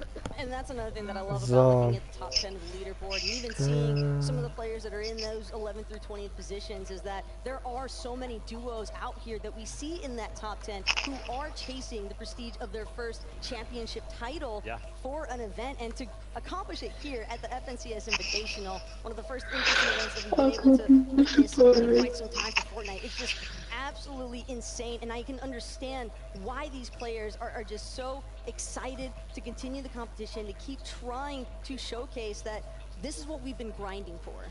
I mean, just look at these emotions, right? These are just a handful of highlights from every victory royale we've seen. You can just see on their face. Well, unless you're Cammy and Seti, then yeah, Cammy's just like single clap. yeah, you know what? One clap, whoop. Another day in the office. I mean, we're starting to see a lot of familiar faces here, getting back-to-back victory royales or cumulative victory royales. Man, oh man, it just kind of begs the question: what the heck are we going to see in these last 3 games, man? You know, game number, let me think, what was that, game number 9? Yeah, game number 9. So, Belusi and Hyjo, right, they were kind of tired of seeing Queasy and Vino up on the high ground, and they themselves were actually Wann starten das nächste Game, Alter? Ich bin schon wieder seit Ewigkeiten hier. Who would have thought? But then they went for it again later on, so the battle was kind of continuing. That's something that Queasy and Vino actually know, so maybe they're stealing a little bit of a strategy out of their book. I have seen Queasy and Vino actually lose that high ground on a multiple occasions throughout the Invitational alone, but it's like, you know, a minute later, they're just back on that high ground. So I feel like that strategy where you kind of just let somebody take high ground and you're like, all right, whatever, let me reset, let me go get a more advantageous position, and then just take it right back. That's something that Queasy and Vino love to do. However, like I mentioned, Hyjo and Belusi were the ones that pulled it out that game. And they're not the only duo that's been aiming to try and keep that high ground level suppressed away from Queasy and Vino. It's just another kind of instance where we see Queasy and Vino, they're doing everything in their power to try and maintain, but again, Anastasia. encounter some material issues. Their builds haven't necessarily been able to match their aspirations in terms of maintaining high ground for games 8 and 9. Wie kann ich das? But heading into game number 10, whenever we do get to that instance after the players get their nice little break, have to keep in mind, these are the players that I really wanted to kind of keep an eye out for the 11 through 20, because I think Clicks and Duke a lot of action coming out from that Fort Jones Mein Name hast du ja schon mal gefunden. especially. I mean, these are all names Probier mal, ob du reinschreiben kannst. that I've been watching over the past couple of years, just making themselves known. Yeah, and I Warte, ich starte YouTube neu. Thomas HD and Tripperin. We watched the top three be unmoving to kind of start the day, right? Queasy, Vino, right? Thomas HD, Tripperin, and now for the first time, Cold and Scented have actually dethroned Thomas HD and Tripperin. And now we still have 3 games. Anything can still happen, right? But to see them finally kind of have that moment where they're like, Das mobbt mich einfach. Start mal Dings hier neu. to Cold and Scented. Was? What are we hoping to see YouTube. from this duo, right? Because they got the passion, they got the fire. That's why they're in your top 5. But this is a duo capable of winning it all. So Cold and Scented aren't too far ahead right now, right? I think it was like 3 points, yeah, 4 exactly, points. Exactly. So we consider maybe a little bit of a tie. No, right now, immer noch right? nicht. Just have to have a good game out of Thomas and Tripperin. I mean, it was just one Kein game. Right? Teil, One step up. I want to see them return to the form that they had in Game 7 and Game 8. If they do that, then I think that they're fine. Nachrichten im in Live-Chat terms of, senden, wenn securing that top Live-Kommentare three. aktiviert sind. Unfortunately, you know, for the NA East hopers, it would be an all EU top 3 at that point. But you know, what can we hope for? We still have to keep an eye out though for Hen and Vortex. It really seems Dein YouTube Shorts hat einfach 807 aufgecheckt. a kind of goated player for a reason, and his fragging potential has really been highlighted throughout these last couple of rounds. And I think especially getting 50 points in a single match on top of the Victory Royale, but it is unreal to think that he went back to back with strong Elam performances, because I don't think that a lot of people really had too many expectations for him. He's been relatively quiet, especially given everything that happened throughout the entirety of the last season, funneling into the FNCS Invitational. But here today, he just seems like he's alive again. Yeah, for a lot of these duos, they're kind of thinking that, right? Last opportunity, regain. Weil hier stand nämlich Let's see what can be done. It is almost that time. ausgeblendete Nutzer. Don't forget, watch all the way to the end of the show for some FNCS news for Vanessa, Somerset, Nick. Bin ich jetzt vielleicht noch getimeoutet oder so? Hanging out with us and giving us your insight. We're gonna check in with Kann MDF sein. and Warte Jacob. mal, kommt vielleicht noch weiter unten was? Yeah, big shout out to the community coming together. I saw Bucky sending me some messages like, hey, get me on broadcast. I'm like, can I trust you, Bucky? But yeah, everybody's seeing the biggest stage and they want to go ahead and take part of that biggest stage, but that's exactly what the atmosphere is like. Even everybody in the crowd knows this is one of the biggest moments in some of these players' careers, and it says a lot. The way I see it is you should have gotten a flight and came out here and hung out and enjoyed this atmosphere, because it is nothing like we have ever experienced before. One thing I also want to give huge credits and shout outs to, let's just think about how well Europe is playing as a whole. One of the questions I think the community... Weil hier steht ausgeblendete Nutzer und ausgeblendete Nutzer, die werden nicht angezeigt. Das heißt du auch nicht. You have to shout out the Noble Scrims, of course, for putting on these games for them, because it is showing off that they are doing very well now. Yeah, practice makes perfect, and one of the always things that I've said throughout my career in general is you got to do twice the work to stay on top than you did to even get Vielleicht geht das erst im nächsten Stream oder so. Wir halten das mal fest. Aber that is actually the complete opposite, especially when you get invited to a global competition like this. Kannst du dann das nächste Mal nichts sagen, dass er mit mir ran soll? ich habe ihn als Moderator tatsächlich gerade entfernt. Ah, nee, Entschuldigung, warte mal. Speichern. So. Probier jetzt mal reinzuschreiben. Starte mal YouTube neu und probier jetzt mal reinzuschreiben.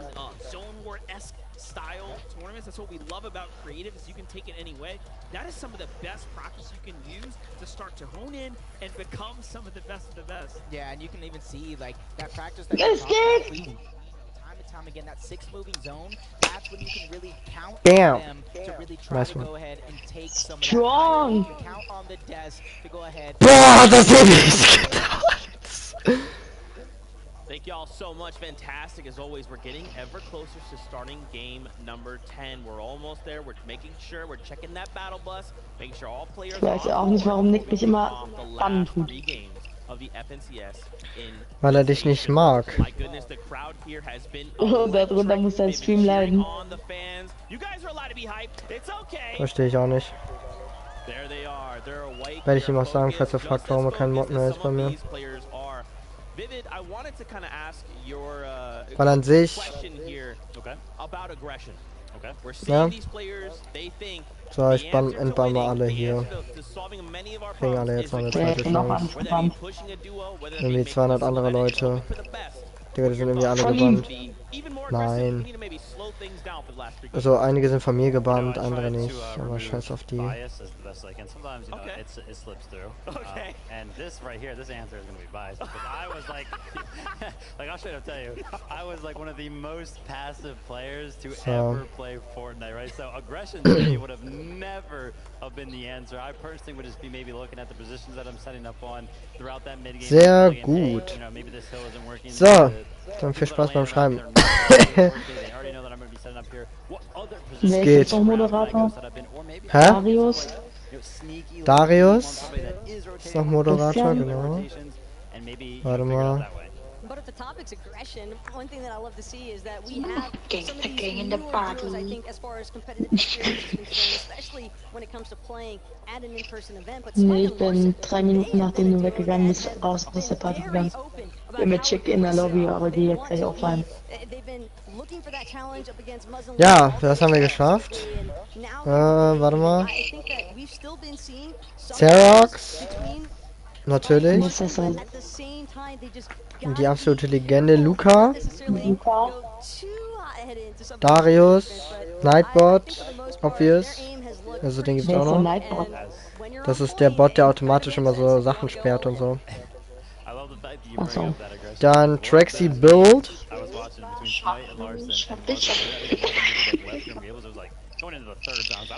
Ich bin Schnappi, das kleine Krokodil. In Ägypten, das liegt direkt am Nil. Dann schnappte ich mich frei. Ach nein, das ist so cringe. Oh, wieso musst du damit anfangen? Genau.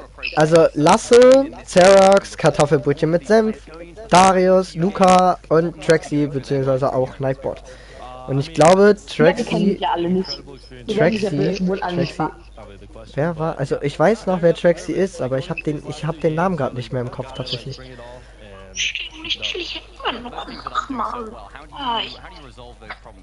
Ich muss eine Stunde später aufstehen, aber bin immer noch wach. So. Digga, wie lange warten wir jetzt schon wieder? Ich weiß nicht, aber wenn die Runde startet, gehe ich auf klein.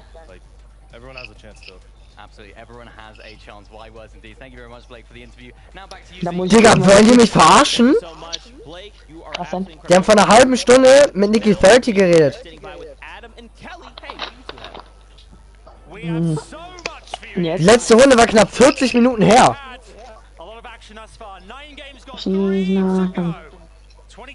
Ich bin Adolf und komme aus dem Deutschland. Ah nee, warte mal.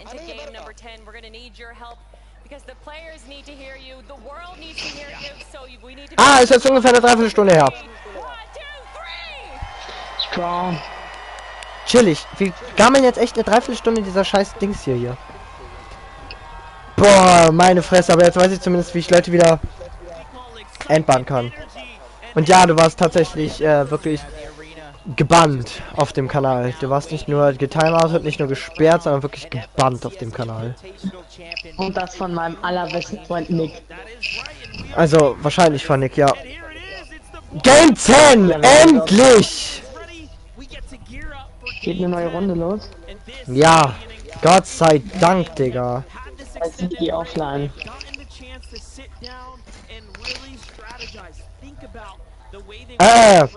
Eigentlich musst du den noch gucken.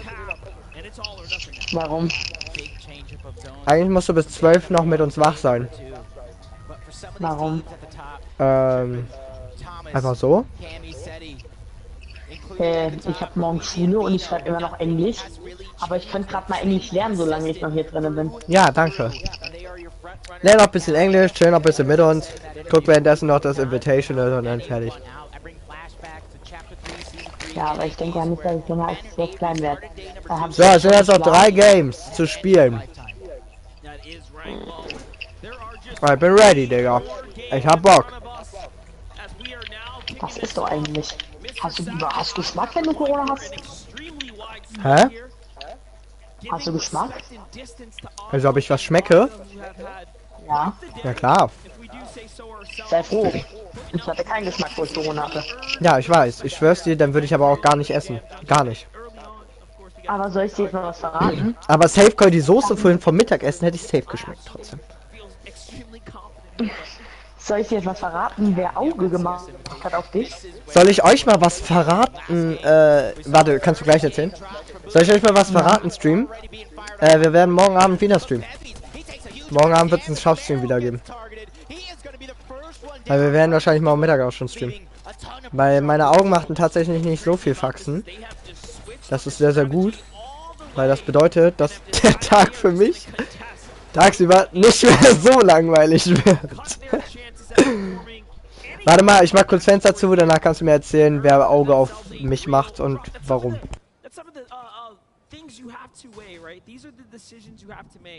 There's nothing wrong with getting a side drop, a split drop, but realistically, if you want to win, you need to have winning loot. Trunkers has got it. Yep, going over to Grim Gables, a fight that we know oh so much off spawn. Larson and Smite, they have the mal schauen, vielleicht schaffen wir in dem Stream ja trotzdem noch die 230 Abonnenten. Ja, erzähl mal.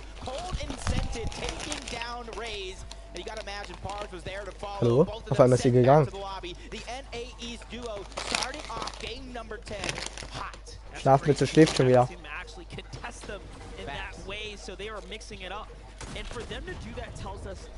Hey, let's play for first. We want to play for points. Let's play for first. We gotta close that gap. We need elims.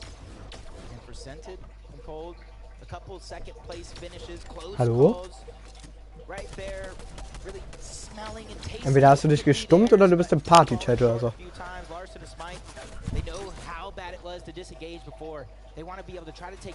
Hä? Ich höre ich nicht. Ich höre ich beide aber nicht. The players currently in the top 10 are playing in their first international. Nein, to me. Ja, ich höre ich beide nicht. Yeah, he's trying to backtrack, box to box, that individual fight. They want to bring it back to the duo. They don't want to let one person. Ach so. Hä, aber ich dachte, du wolltest mit mir reden, wäre auf mich auch egal. Ja, meint. To really back him up and stabilize right now for Smite and Larson are doing everything they can to fight back from the low ground. Looking too hot. Ja. Ich höre beide aber nicht. And again, Alice, the full finish there in the feed, so Vino does find himself a set of points. Smite and Larson, one of the few duos from NA that have managed to put up an exceptional performance this week, and if there is any Ja, war ich auch gerade dabei. standout performers on this international stage, I am sure there have been such surprises, great surprises this weekend that have been revealed for us. Hallo? Another prolonged fight. More teams slowly but surely rotating in Digga. direction. Trying to go ahead and get their own storm surge. Hä, was ist denn das? Later on in the game is Larson and Smite trying to fight around, keep control of the pieces. Luda doing what he can. You see the flashes coming out a lot. Never mind, Digga. Hab ich irgendwie offenes Mikro. Yeah, definitely. You can see they're going to double down, start to some material here. This will make a difference. Ich höre ich nicht. Never mind, wir gucken jetzt erstmal Top Game 10 und danach klären wir das. Vergesst aber nicht, was du sagen wolltest. to step on in. Remember, Ju and U3 are contested by Alex and Bailey, but they have moved out of their drop spot a little early. Smite recognizes what's going on here, and all of a sudden, Larson also doubles down on the defensive maneuvers. Everyone will possibly have to get Alter, ARs haben knapp 50% der Eliminierungen ausgemacht in den Invitationals. Yep, that's our team from the Copenhagen Flames. That's Pablo, Wingu, and Swag. Wow. They didn't have the best day number one, but looking to have a great day number two. Shots being fired on the Larson. Pablo picking up that elimination. Ich glaube, das ist Pablo Wingo. Buga ist down. So early? Ist Mero auch down?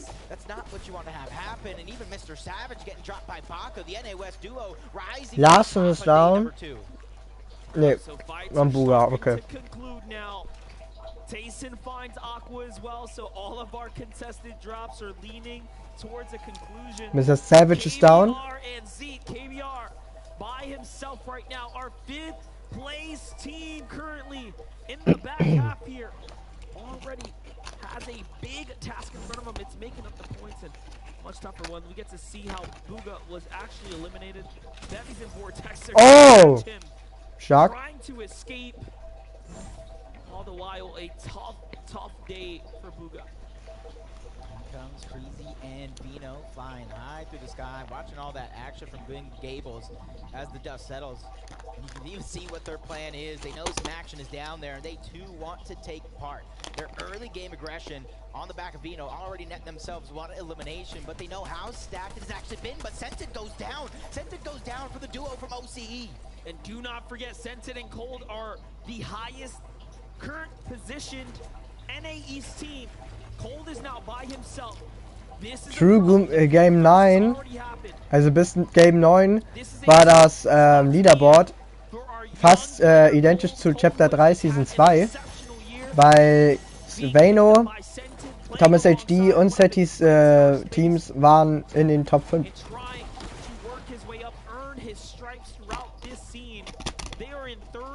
Coming into Game 10, and what a position to be in to represent your entire region.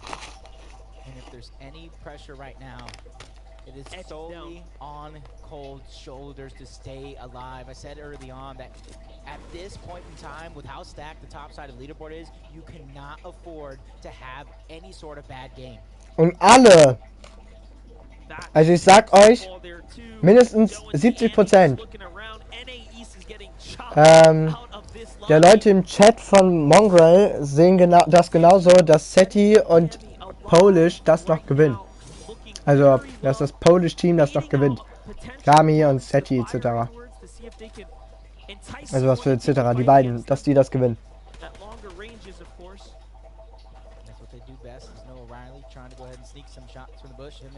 Daniel schreibt Ninja. Moin, Digga, der spielt gar nicht mit. Hat er nicht schon vor Ewigkeit mit Fortnite aufgehört? Ich glaube, der hat noch seinen eigenen Skin bekommen und dann hat er aufgehört, Digga. Welch eigentlich? Ich sollte meinen eigenen Skin bekommen. Nein, Spaß.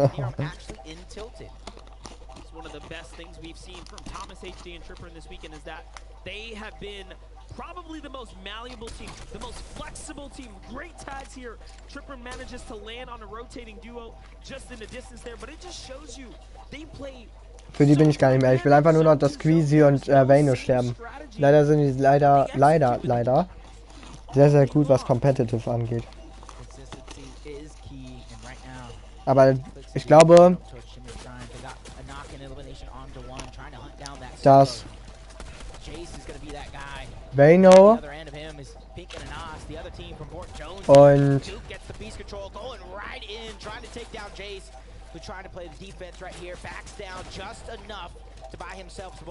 also ich schätze mal, dass das Team von Vano und das Team von Kami das unter sich ausmachen, weil der Rest ist irgendwie ziemlich weit hinten irgendwie mit ein paar Punkten. Obwohl Scented und so sind noch ziemlich nah dran, aber Scented ist vorhin gestorben und ich weiß nicht, ob sein Teammate noch lebt.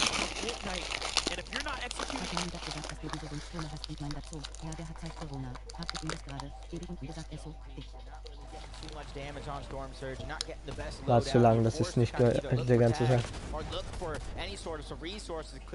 Spotting out the tags coming from the bush, tries to fire back, not being able to connect with anything, but Duke, once again, trying to push up. This team is in complete focus mode, trying to take control of their destiny, shoot to the top of the leaderboards. Chillig. And that is exactly what you have to do as the games are coming to a close. Kannst du auch sagen, dass ich dadurch einfach wieder Depression bekommen habe? Looks like they might have found an Elim along the way as well. What was the opponents, and now the play to go ahead and get out and play for the reboot, play for the pickup. Timed information of this entire Dankeschön. Look at that. Danke auch.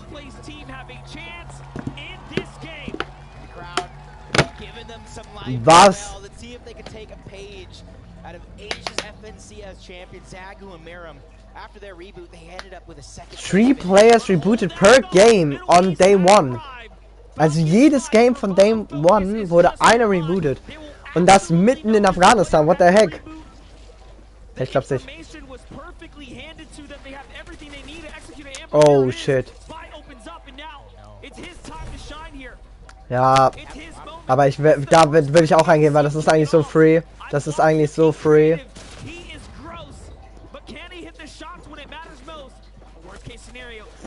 Worst case scenario.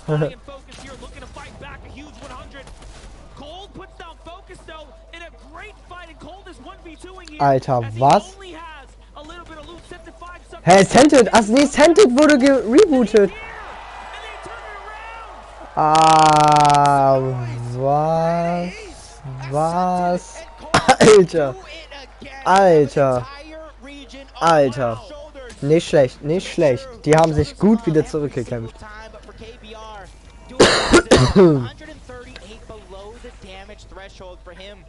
Getting that reboot if he tries is not going to be enough because so many teams are around. He needs to get damage all at the same time. His options are slowly closing. I must say that was so impressive. I haven't let it down just yet. But let's look at KBR here. He needs 160 damage to get safe here. He's only down 30. You need big tags. You can't. Oh! There it is. Very nice. Very nice. He sees another team in the distance. And look at this, turning up when it matters most. Doing just enough, tag by tag, not getting too greedy. This is huge. 29 more. Yeah. 28 below. Top of the med miss, just trying to top himself off. The shots continue to get landed. KBR doing everything that he can, but you can see the numbers jumping, lowering in this lobby. Everybody taking part, but finally the dust settles just enough. 2 above the damage threshold. That is the main KBR needed. 2 above. Geil. Und da sind wir die ganze Zeit in der Zone. Oh, nee, die werden nicht können. Oh nee, bitte sterben die nicht.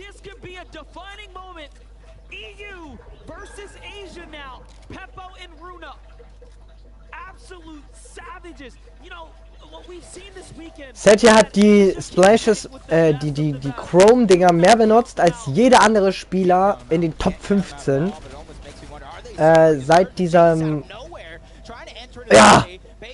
Eigentlich wichtig, dass die jetzt durchzieht. Oh mein Gott, 657 above. What the fuck? Sehr, sehr gut, sehr, sehr gut.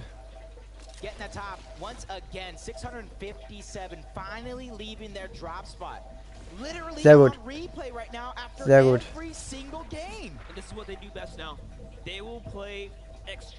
Every single game. Boah, das sieht cool aus.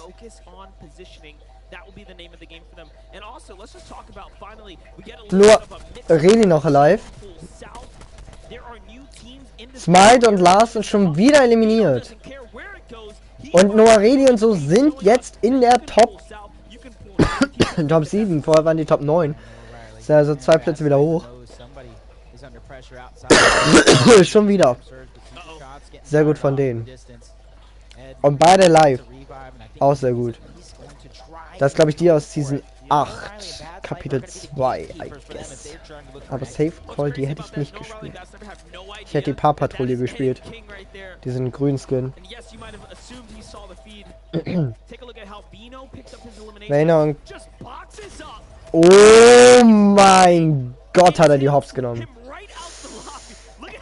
He knows for a fact that was a huge elimination. And he made it look easy.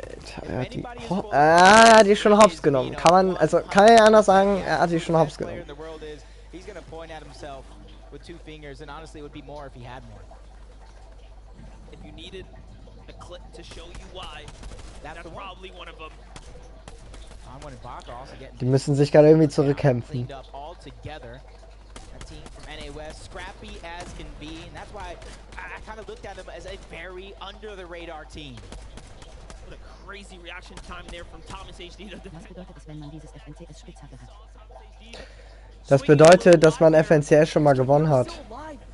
Remember, he survived the storm surge with just excellent tags, and still, it seems like he may not have a reboot card to save his teammate, and now he has to rotate out.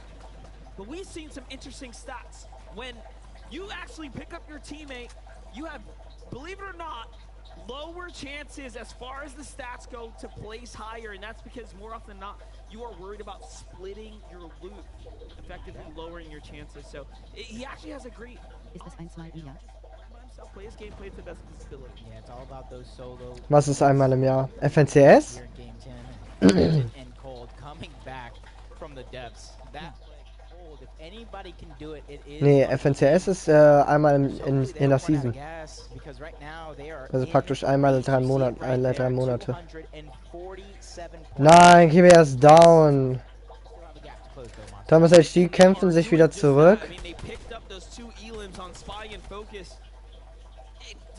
Ja, das ist immer dieses große Turnier, immer wo du dich qualen musst. Das Invitational ist jetzt einmal wieder gewesen. Das ist praktisch, es zählt als kleine Weltmeisterschaft tatsächlich. Ist aber normales FNCS. Und du bekommst sogar weniger Preisgeld. Lustigerweise. Bei normalem FNCS bekommst du 300.000 und nicht 200.000. Also für den ersten Platz. 6.500 Kanalpunkte, wollte ich gerade sagen. 7.500 mittlerweile Arena-Punkte. Das heißt, du musst in der Champions Division sein und musst dann den Qualifier schaffen. Beziehungsweise bei den Invitationals hätte ich sogar so mitspielen können. Ich hätte einfach nur die 7.500 Punkte gebraucht. Da hätte ich mitspielen können.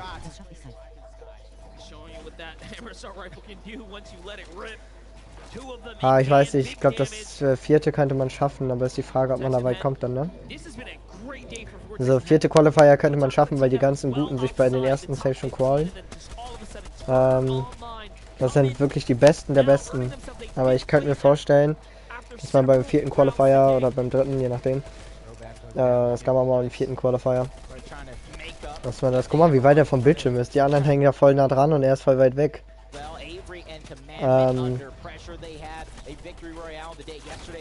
Dann also beim letzten, also ich denke schon, dass man da sich eher qualifizieren könnte als bei was anderem, aber man braucht halt die Arena-Punkte und die kann ich ohne Xerax und Luca nicht machen. Deswegen Luca, Digga, wenn du das siehst, lass mal wieder dick Arena grinden. Den Spaß kriege ich schon hin, aber dauert halt einfach nur fucking ewig.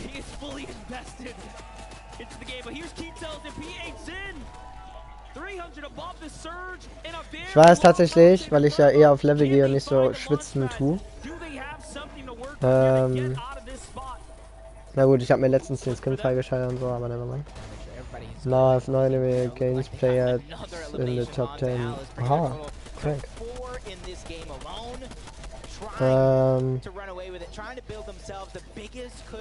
Wo war ich jetzt? Nevermind. Genau. Also ja, ich glaube, ich war tatsächlich erst einmal in der Champions Division, aber auch nur, weil ich tatsächlich kein Arena spiele, sondern weil ich halt eher stark gut Gold verlieren, muss man sagen. Und guckt es euch an, die spielen voll oft so und ich liebe es, weil die unten die ganzen Mets von den Gegnern so hatten und oh mein Gott, die hatten die Zone.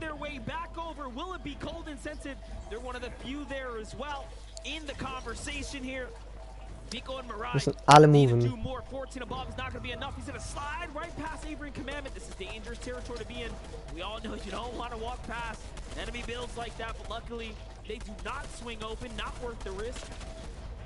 But if anybody's ready for that dangerous territory, it's Vico and Meringue. From the start of the game, every single game towards Reality Tree, they get busy very early and they're looking for the shots, looking for that piece control.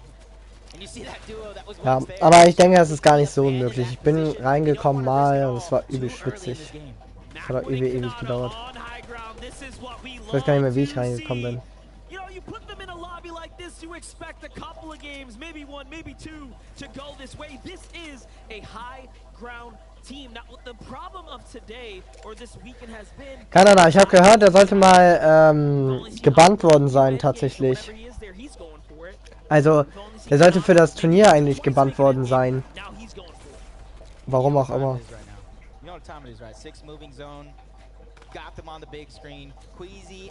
Und es gab gestern noch Probleme bei der 6. Runde. And I feel like they have the most success in the lobby so far when it comes to making those plays. Nicht immer. Viele sind oft dabei. Thomas HD ist zum Beispiel oft dabei. Trippin ist zum Beispiel oft dabei. Noah Redi, Vedil und Janis Z sind sehr oft dabei. Kami ist eigentlich immer dabei. Queasy und Vayne sind tatsächlich auch sehr oft dabei. Hen ist oft dabei. Bad Sniper ist, glaube ich, tatsächlich zum ersten Mal oder zum zweiten Mal dabei. Erst, also noch nicht ganz so oft tatsächlich. Cented und die anderen. Also viele, die man nicht kennt. Oh mein Gott. Avery ist auch oft dabei. Also es gibt viele Leute, die dabei sind. Vortex ist zum Beispiel sehr oft dabei. Vortex ist auch tatsächlich sehr oft dabei. Pink ist oft dabei. Also es kommt halt, und Tayson ist auch sehr oft dabei mit seinem Duo. Ananas ist oft dabei. Also es sind viele oft dabei. Und Zeti hat einen Kill. Let's go.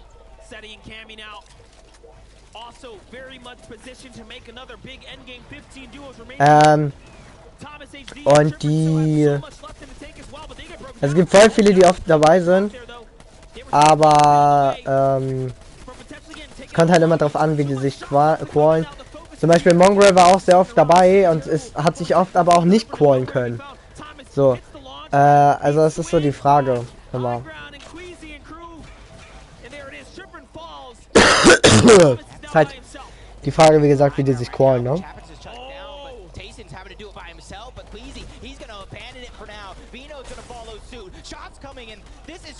Ja. Champions ist genau auch sehr oft dabei.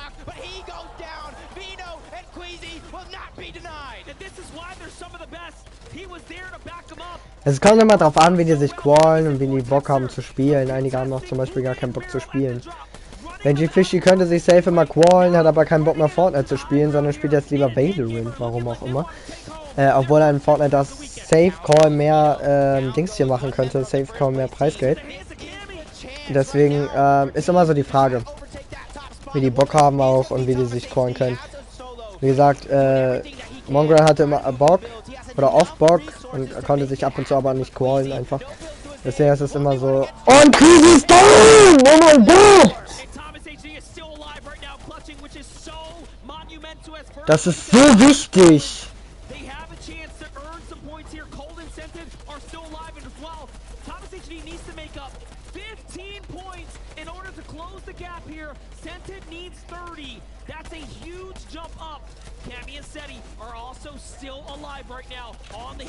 Nein! Hey, guck bitte unlängst, die sollen nicht sterben, die sollen jetzt nicht sterben, bitte. Gönnt euch das, bitte. Thomas HD ist down. Durch Kami! Und Fetti ist tot! Durch Thomas HD? Nein! Er wird so contested. Nein!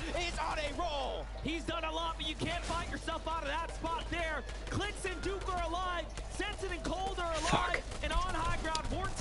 Mann, und die können die einfach nicht schließen, die Lücke. Sie können sie einfach nicht schließen, ich glaub's nicht.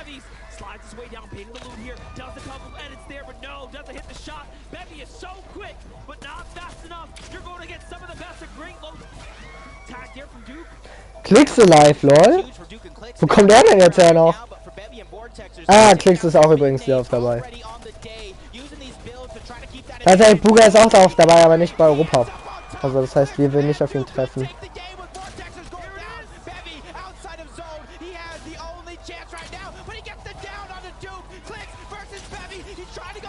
Oh mein Gott! Boom! Das war knapp. Holy shit. Das war knapp.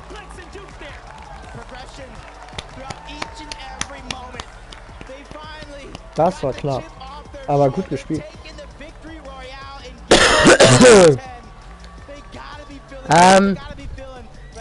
Versucht mal in den Spielkanal zu gehen. Komm mal in den Spielkanal, vielleicht kann ich euch dann hören. Hallo? Ja. Moin. Jetzt höre ich dich. Strong. Vanessa, ich glaube, du hörst mich.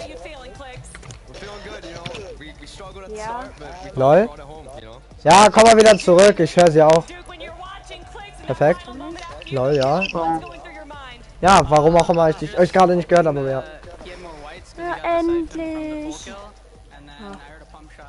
Wer will noch sich ein paar EP verdienen? Kommt mal mit. Wir spielen jetzt wieder ein paar gegen 1 gegen 1.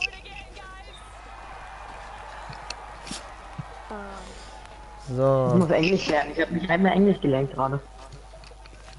Strong. Was für eine Arbeit. Nee, Digga. Nee, sei einfach leise. Ich habe gar keinen Bock, was über Englisch zu hören. Ich wollte dich gerade fragen. Über Australien. Die Aborigines. Über Science or Since or For. Und die dritte, also positive und Wir können ja beide gegen mich spielen. Scheiße, aber dann sollte ich irgendwie meine Waffen ändern. Ich habe auch Dings. Oh, scheiße, ich habe die Ranger. Oh, ich hab voll die Scheißwaffen. Ich auch.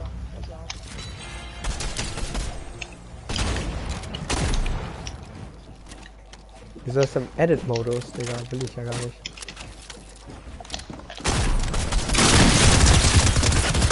Ja, perfekt, Digga. Ich brauche auf jeden Fall eine andere Waffe. So, da geht schon mal rein. Ich hole mir hier noch kurz eine andere Pumpgun. Oh, ja, sehr angenehm. Ihr beide seid eher, das gefällt mir ja weniger. Ich bin jetzt fast mit Yumiko fertig. Und wir sind gleich in Game. Ah! Aber Kami und so konnten noch mal rangehen. Schattierungen und dann. Die konnten noch mal ran.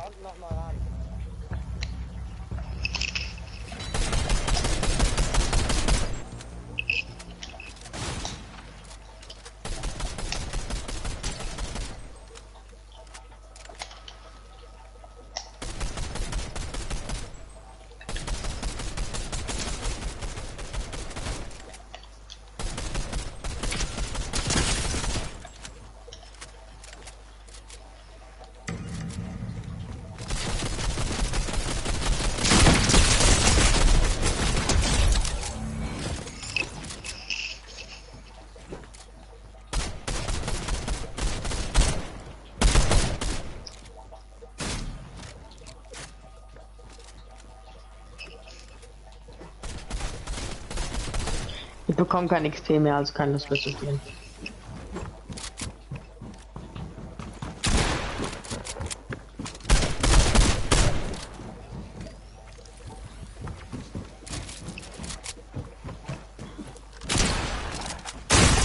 Nein! Meine AR ist leer, scheiße. Hey. Oh, ich hatte 11 HP. Oh mein Gott. Digga, war das knapp.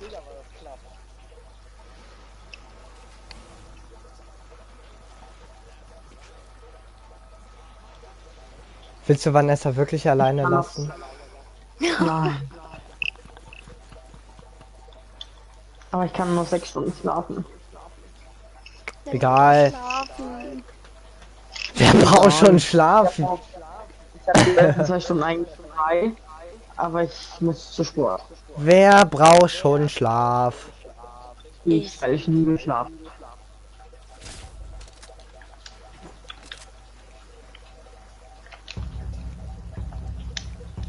Vanessa muss morgens noch nicht aufstehen. Ich bin leicht krank. Ich weiß nicht, wie es mir morgen geht. Oh, warum ist eigentlich wieder momentan krank? Ich war leichtsinnig, bin mit dem Pulli rausgegangen. Mit dem Pulli? Ja, Ich gehe immer ohne Pulli raus. keine Jacke und es war auch... Normal, ohne Pullover, einfach nackt. Nee, ich hab hier runter. Es war... und ja, ich habe da halt mitgeholfen.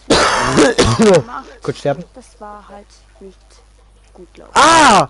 Earnings! Mongrel! 700k!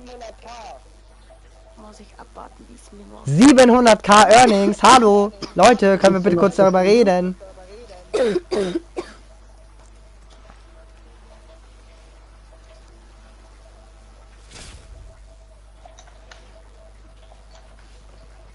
Warte mal, US-Dollar. Warte mal, bevor ihr mich angreift. So, jetzt kann. Auf geht's. Ich weiß ja auch nicht, was du die ganze Zeit mit mir machst.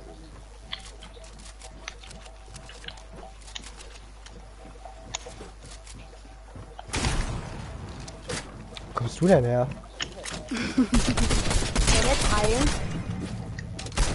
Perfekt, meine Pump hat nicht geschossen. Hey. Ich bekomme Tonfang. Haben wir alle. Das ist praktisch Storm Search.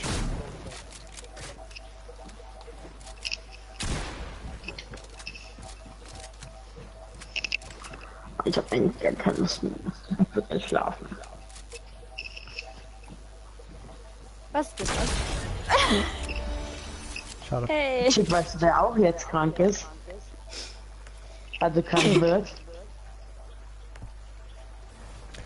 Er hat einen Gesamt-Earning, also er hat insgesamt gewonnen, nur mit Fortnite 678.167 Euro. Er hat über eine halbe Million Euro mit Fortnite gewonnen. Digga, das ist doch krank. Das ist doch krank. What the fuck? Der Fortbewegungs-Emote, der bei den Bonusbelohnungen ist jetzt ein TikTok-Trend.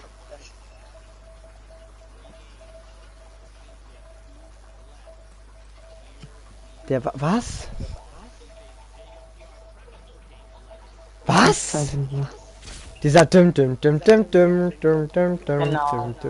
Ernsthaft? Ja. Du hast sie echt alleine gelassen? Ja, das hätte er so nicht tun dürfen. No. Warum sagt ihr mir nichts? Ich laufe die ganze Zeit nur rum. Und denke mir einfach nur dumm meine Sachen. Jetzt musste sie wegen dir sterben. Ich sterb sowieso, ich kriege kein EP mehr. Wieso bekommt ihr alle keine EP mehr? Ich bekomme die ganze Zeit EP. Ja, Nächste Runde! Schön. Runde 11 startet. Round Number 11. Kann ich beide malen jetzt. Juhu.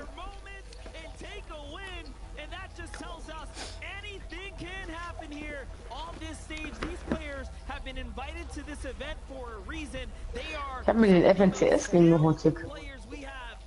Den ich habe? Ja. Kannst du mir mal den Rest holen, nicht Spaß.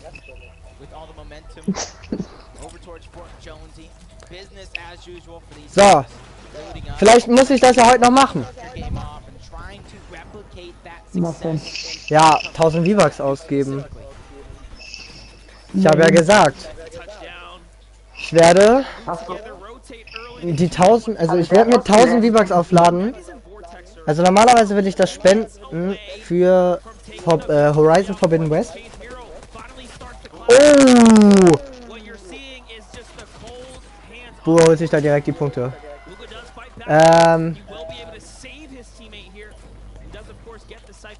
Normalerweise will ich das eigentlich sparen für Horizon Forbidden West, damit ich das endlich mal bringen kann auf meinem Kanal.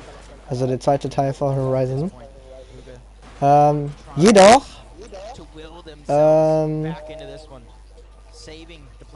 habe ich gesagt, wenn Kami und Seti, also die letzte Runde, genau, wenn sie die gewinnen, dann bleibt das auch auf der PlayStation.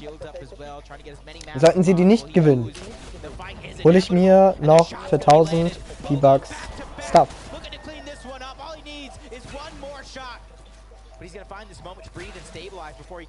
Digga, Puga hat aber auch so viel Heal, das ist so wichtig eigentlich für ihn gerade. Und er weiß, dass er da Och, Junge, das ist wieder 500 EQ und darum merkt man, dass er wieder der Solo World Cup Champion Scheiß-Ding ist. Hat Puga nicht auch einen Skin? Ja, Puga hat auch einen eigenen Skin in Fortnite.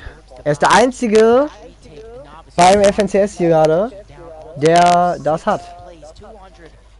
Und, oh, Vortex und so sind down, das bedeutet, Noah Rayleigh kann,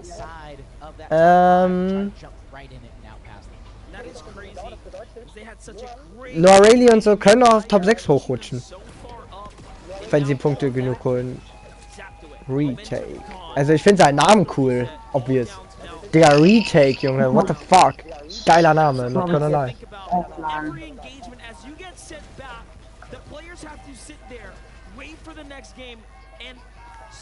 Junge, was ist das für ein Skin?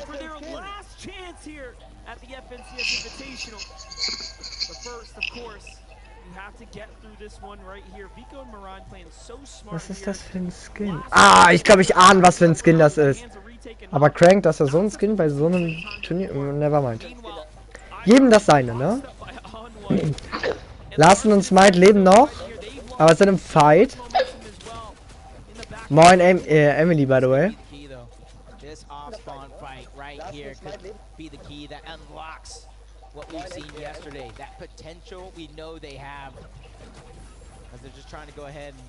Hat jetzt eher weniger Bock mit uns zu reden.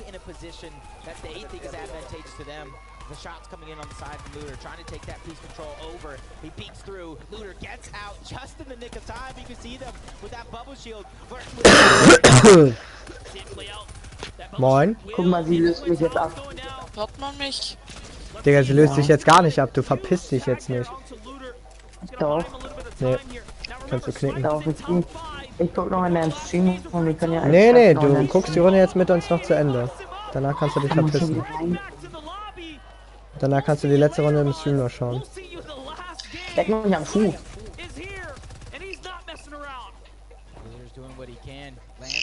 Ich gehe danach schlafen nach der Runde. Oh, wichtig, Larsen. Ja, kannst du das Stream ja trotzdem offen lassen. Das kann ich von mir aus machen. Twitch ist auch die ganze Zeit offen. Und wenn danach nicht wieder eine Dreiviertelstunde lang nichts passiert, Seti und Kami da wieder am Stissel. Das sind 12 Punkte. Oh mein Gott.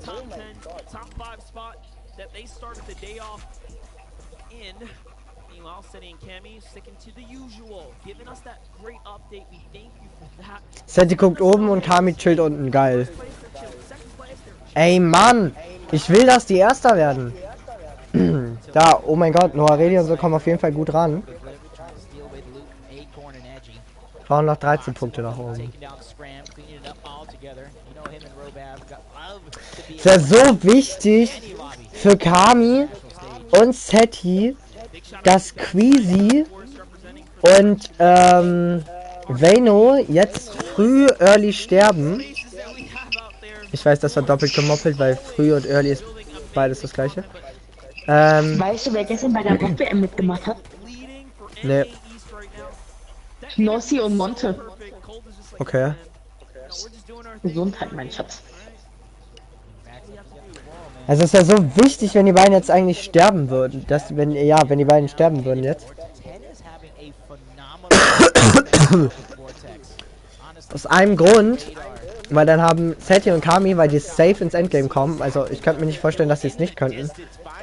Aber einen safen Vorteil tatsächlich. The vault, but they have the rotation right above them. So once they feel that comfortability of the damage threshold, they can instantly try and find a good rotation out. Hen and Vortex are in 5th now as well. 230 points picked up. A great day 2 showing so far for Hen and Vortex here to put them back in the game. Trippin and Thomas not too happy about that last game. They've gone from 2nd to 4th, falling slightly earlier than their counterparts. So everyone else starting to... Nein, contestet doch nicht Pink und Ananas. Contestet Queasy und Reno.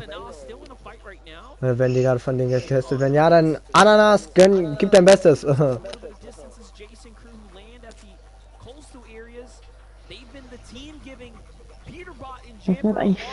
One of just 3 deals with an elimination every game this weekend. Oh, strong. You see them tempting fate, baiting Jace to run away, allowing Basil to get a couple more shots as he possesses that height advantage. Ich kann bis um 10 nach 12 online bleiben, weil dann kann ich noch genau 6 Stunden schlafen. That's where they're trying to get through the cover rate while he begins to rotate out and lead the way. Der Andy ist knocked. Schick. Ja.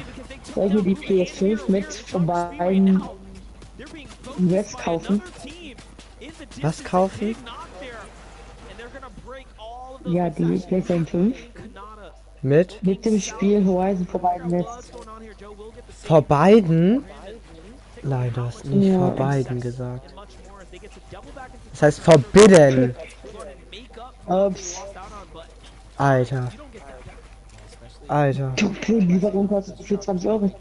Vor beiden. Vor beiden. Joe Biden. Junge, what the heck? Willst du mich jetzt mobben? Junge, wer sagt denn vor, also... Sorry. Da werde ich gerade noch mehr krank. Es gibt ein Among Us-Ding. Ey, ja, bitte stirbt! Hä, stirbt! Ja, warum seid ihr in der Zone? Stirbt! Bitte! Bei mir wird irgendwie das Spiel nicht angezeigt. Guck in meinem Stream. Das ist bei Dings auch. Ist bei Vanessa auch. Ja. Wir machen noch mal ganz kurz was.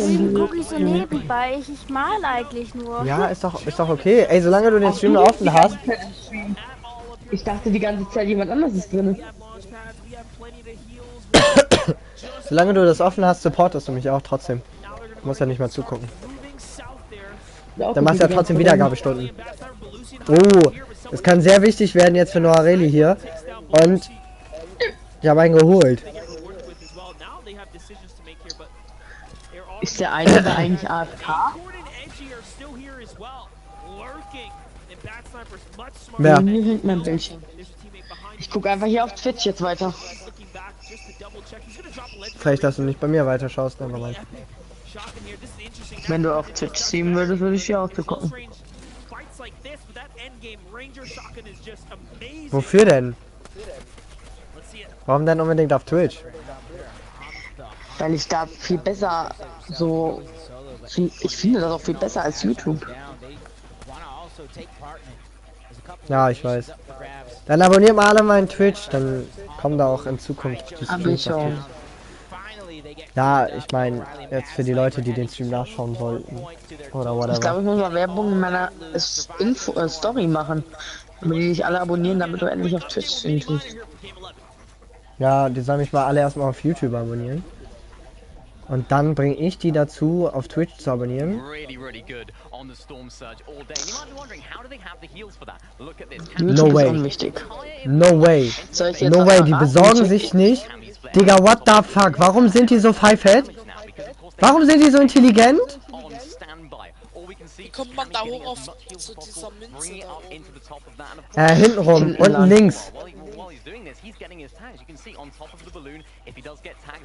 Check. Ich könnte einen Creator-Code machen. Schön. Aber ich weiß nicht, was es mir bringt. Also ich wüsste nicht, was es mir bringt. Ja, und was bringt mir das? Du hast dann halt Geld. Punkt.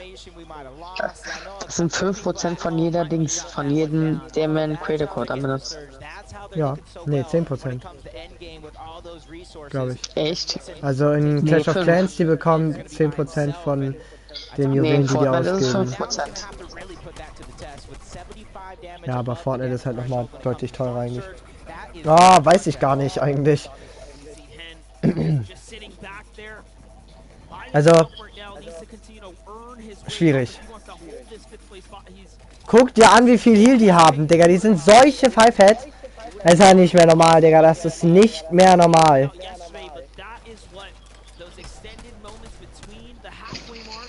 Junge, ich liebe deren Spielstil. Ich liebe ihn einfach. Aber weißt du, was mir auch aufgefallen ist? Irgendwie machen keine, also ich will jetzt nicht sagen, dass alle Jungs davon hübsch sind, aber manche sind schon echt hübsch bei denen, die da spielen. Ernsthaft? Alter, ich bin aus. Die sehen alle aus wie Laus, so ein richtige Keks, Alter. Genauso wie ich, Digga. So ein richtiger Laus, so ein richtiger Also Keck, Alter, der einfach Stück Fortnite davon spielt. finde ich schon echt hübsch. Ja, 2 Stück sind schon wirklich hübsch. Wen? Siehst du? Ich glaube, dieser Setti, wichtig, der Pole. Ja. Der Pole. Zum Glück stehe ich auf Ausländer. Ah, nevermind. Ja. Und ich weiß nicht, wie die andere hieß. Junge, sagst du jetzt irgendeiner von Queasy und Vayne und dann fliegst du raus. Dann fliegst du hier eiskalt. Oh! Oh! Ja, ja, komm. Ja, warum stirbt ihr nicht? Hallo, ihr müsst sterben. Stirb, bitte. Stirb. Stirb. Bitte. Oh.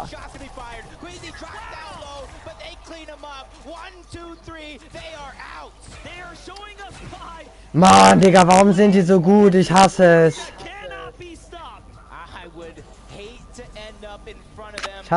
Ich hasse es echt. Ich glaube, Queasy ist ein bisschen jung für mich. Der sieht ein bisschen jung aus. Ja, Queasy. Aber er sieht nicht die sind alle ungefähr in unserem Alter. Ja, nee, noch nicht so schlecht aus. Ich glaube, der Jüngste da ist 14 oder so. 14, 15. Weil bei Fortnite darfst du bei sowas erst ab 14 mitmachen.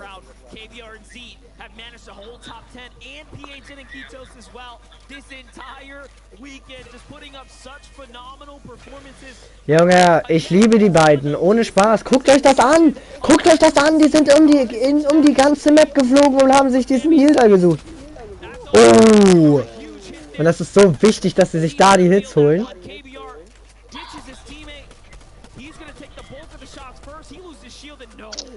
Die sind scheiße, lol. Hä? Der eine hat ja gerade gesagt, die sind scheiße. Wer? Ich weiß gar nicht, warum die alle in der Zone hocken. Stormfights.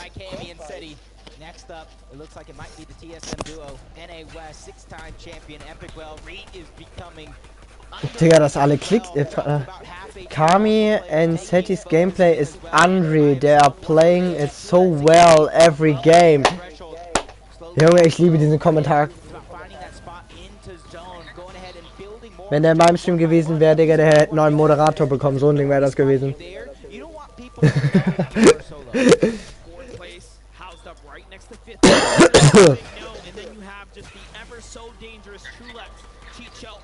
Spielt einfach eigentlich irgendjemand auf Controller bei Dings?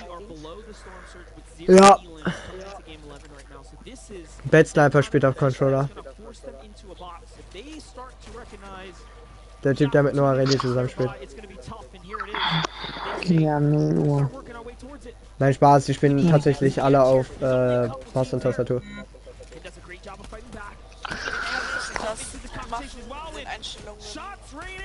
Aber bin ich mir gar nicht sicher tatsächlich.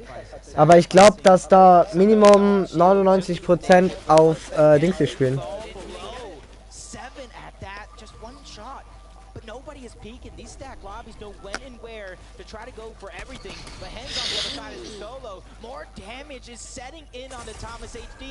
Oh, Storm Surge.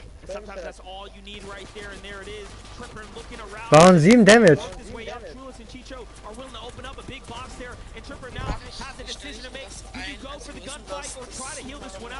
Tripper down.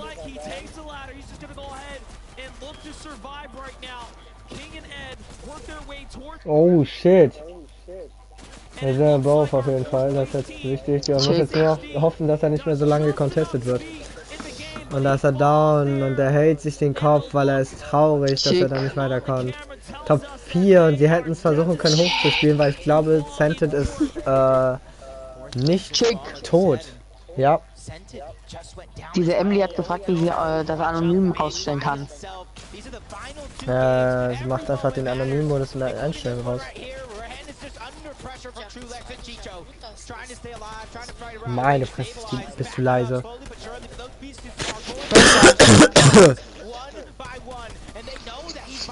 Thomas hat gerade einen fetten Sniper bekommen. Thomas HD ist schon vorher gestorben.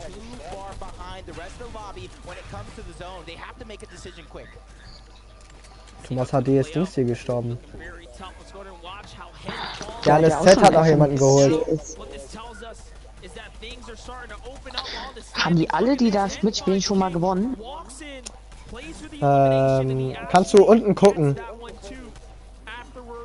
Wo? Ja, direkt unter uns durch den Gang. Was steht da? Ja, da stehen die ganzen Namen von den Leuten, die schon gewonnen haben. Und in welcher Season.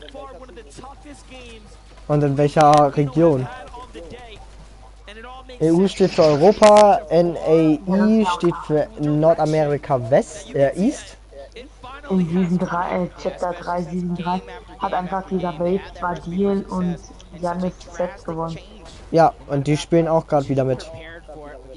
Aber die spielen in verschiedenen Teams. Wie bitte? Die noch in verschiedenen Teams. Ne, Janis Z und VD sind im gleichen Team.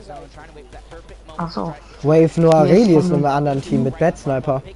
Und Wave Ju ist doch mal in einem anderen Team mit, ich weiß gar nicht wen, aber Wave Ju, jetzt wo wir gerade über ihn geredet haben, er ist tot. Gegen Trudex gestorben. Queasy hat nochmal gewonnen. Die hat zweimal hintereinander gewonnen. Ja, Queasy hat sehr oft gewonnen tatsächlich. Und es sieht so aus, als würde er wieder gewinnen.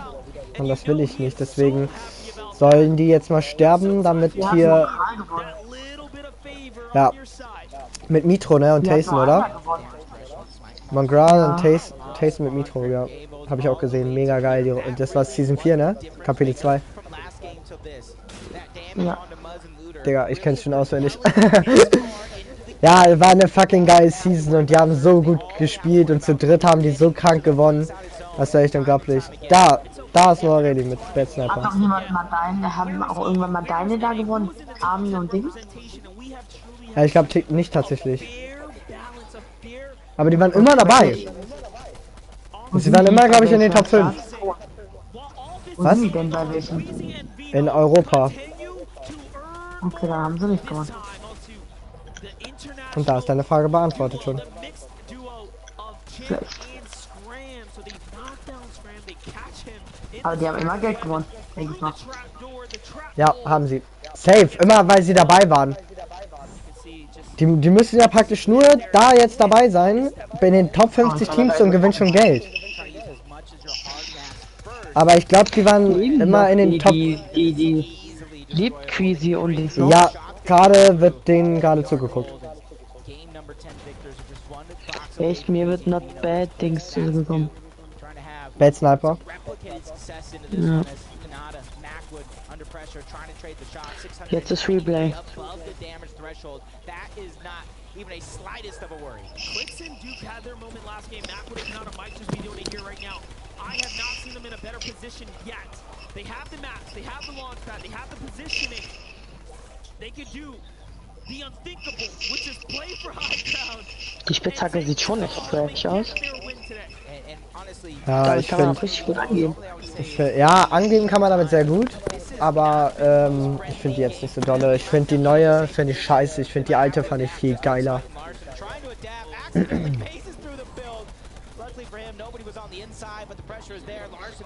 Ich glaube, ich muss Squeezy mal auf Insta anschreiben. Warum? Ja, ich will mit dem Duo bilden. Wahrscheinlich, Digga, wird der mit dir ein Duo bilden. Markieren, hübsches Mädchen. Ja, da würde er dich auch nicht markieren.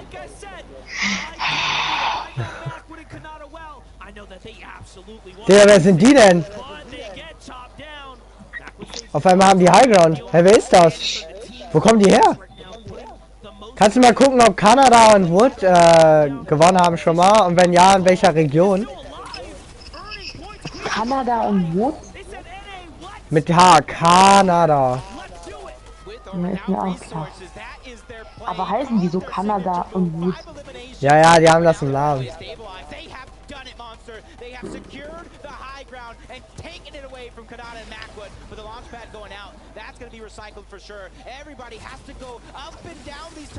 Oh, es hätte 4 Kills. Bad sniper Noah, touchdown and go for a Jamper and Peterbot. They want their win too. Everyone wants a win. Oh. Bad sniper gets slapped up. Zeno ist down. Ey, das kann's werden. Komm, Kruse stirbt.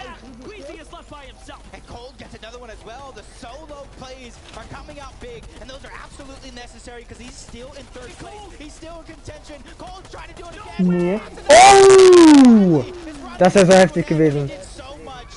Die sind auch noch live. Oh, doch, hier, Hood hat einmal gewonnen.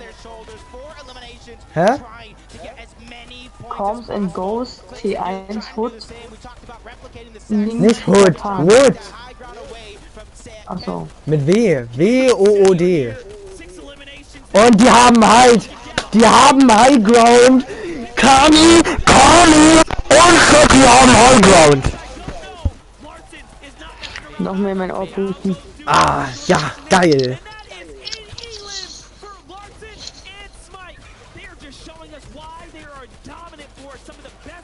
Klicks ist immer noch alive.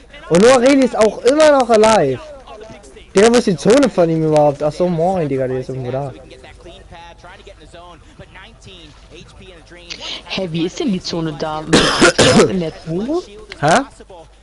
Man kämpft erst in der Zone? Wieso? Ja, oder wie ist die Zone da? Weil man kämpft ja in der Zone manchmal. Ja, einfach, Digga, wenn du baust und nicht in die Zone kommst, musst du natürlich in der Zone kämpfen. Hä? Ach so. Oder manchmal nutzen die das auch zum Vorteil, wenn die ein bisschen länger in der Zone bleiben, werden sie nicht direkt contested, wenn sie in die Zone gehen. Weil die dann nicht sehen, weißt du?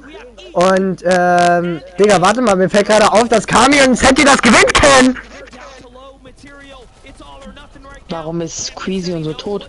Ja, ja, warte mal!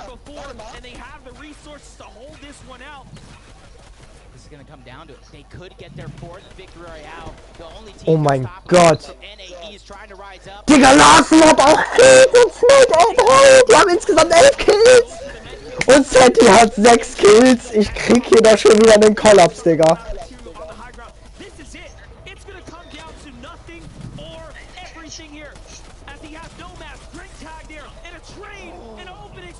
Ein 2 vs 2. Ja, Smite down! Und Larsen! Let's go! Let's go! Der spoilert.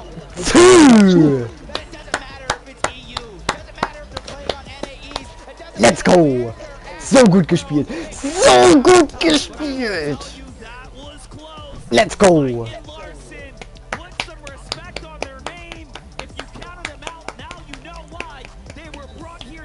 Ah! Ja! Ja! Und die sind so genervt! Die sind so genervt! Die sind so genervt! Die haben gar keinen Bock auf diese Fragen! Guck sie dir an! Guck's dir an, Junge! Die haben gar keinen Bock! Geil! Die wollen auch einfach nur noch mal Fortnite spielen und das Geld gewinnen. Haben die keine Schule? Digga, als ob die da noch zur Schule gehen würden. Nein, die sind natürlich freigestellt wahrscheinlich von der Schule. Dann in der Zeit. Für den Tag. Außerdem sind die gerade in North Carolina, Digga. Die gehen in Polen zur Schule. The zones as well here are actually coming. The zones have changed a lot now. Aiming more towards the southern side. How does that affect your... Wer ist jetzt auf dem ersten Platz? Weiß ich nicht. Leaderboard ist noch nicht gezeigt worden. Junge, das ist by the way das 4. Game, was die gewonnen haben. Und die sind auf dem ersten Platz. Wenn die jetzt...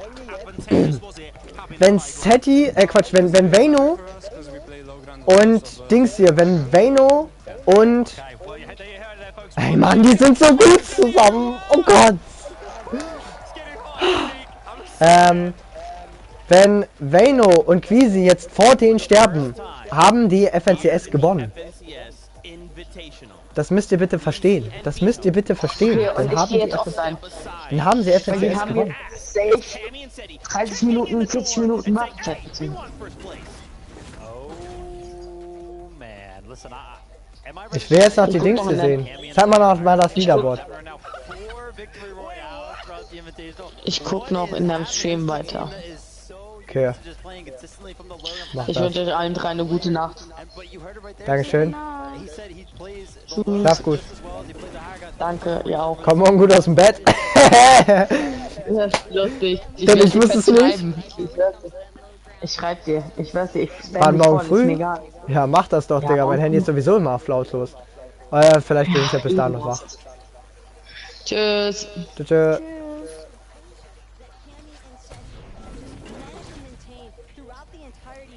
Digga, Seti hat einfach 6 Kills gehabt. Oder 7 oder so. Gucken wir uns mal an.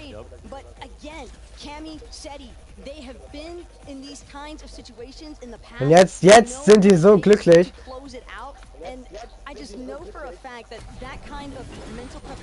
Oh, geil, geil.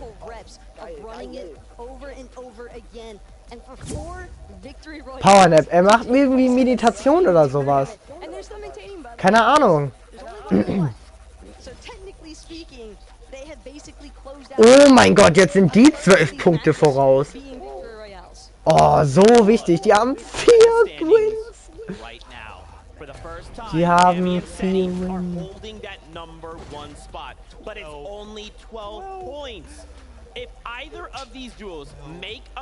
Placement Points. Da, 60, 50 Eliminations, Digga. 52 Eliminations. Also die Vayno und so haben mehr Eliminations. Oh Junge, ich kann seine Nase praktisch anfassen. Ich spüre seine Nase.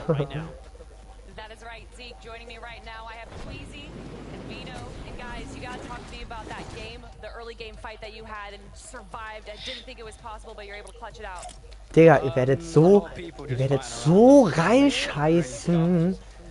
So reinscheißen. Ihr werdet so reinscheißen in den nächsten Game. Hat jemand Bock auf ein 1 gegen 1? Ich gerade nicht. Ich bin gleich fertig, deswegen.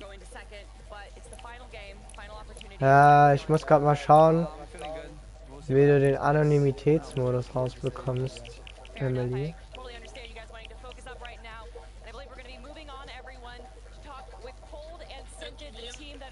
Ist jetzt meine Lenken scheiße, ich weiß nicht warum. Ja, du bist so leise. Das ist ja nicht mehr dabei. Besser. Ja. Naja, ich war nur kurz in Einstellungen drin. Hab das nur gestellt. Und auf einmal ist meine Lenken scheiße, ich weiß nicht, was ich gemacht habe. Chillig.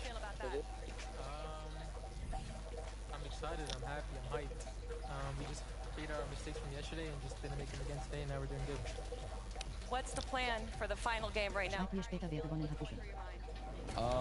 playing for third. We're playing with Ja, ich hab dir, wer gewonnen hat. First and second has God Luke compared to us, so we're Es ist immer noch so, hä? Was hab ich denn gemacht? Alright guys, good luck in the final game and let's head on back to the desk. Ich hoffe, dass jeder gewinnt, außer Queasy und Vayno. Und wenn, dann müssen die hier Zweiter sein. Mit genau gleich vielen Kills, weil dann haben sie trotzdem gewonnen.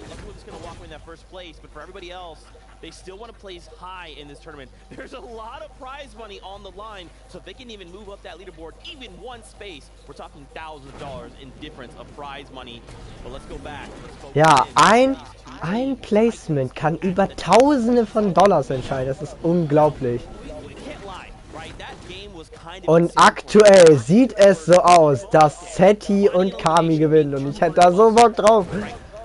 They get put in a situation okay, against Scram and Tim, and even after that fight, ending with only 8, being only above 8 in Storm Surge. How is that even possible? I mean, Was ist das? Anonym-Modus? up against the wall, tough rotate for them. They mentioned a lot of scuff fights going on around them just because the lobby how it's going to play out throughout these last couple of games. Everybody just wants to fight, right? They want to get as many points as they possibly can. Eliminations being worth 2 points. That's how you got to go for it for sure. So Queasy and Vino playing well in game 11. Let's see what they got in game 12.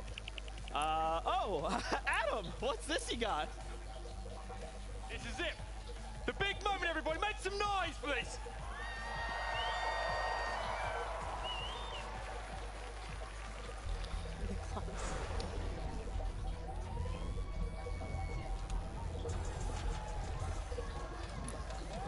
Das ist das Solo! Fracture.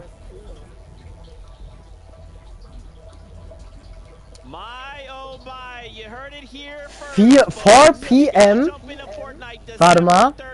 No, 4 PT oder so. Now I'd love to talk more about it, but we gotta focus back in on the competition. One last game. 2 duos are sitting there, face to face, neck and neck. 12 points separate Queasy and Vino from Seti and Cammy. How can this go down?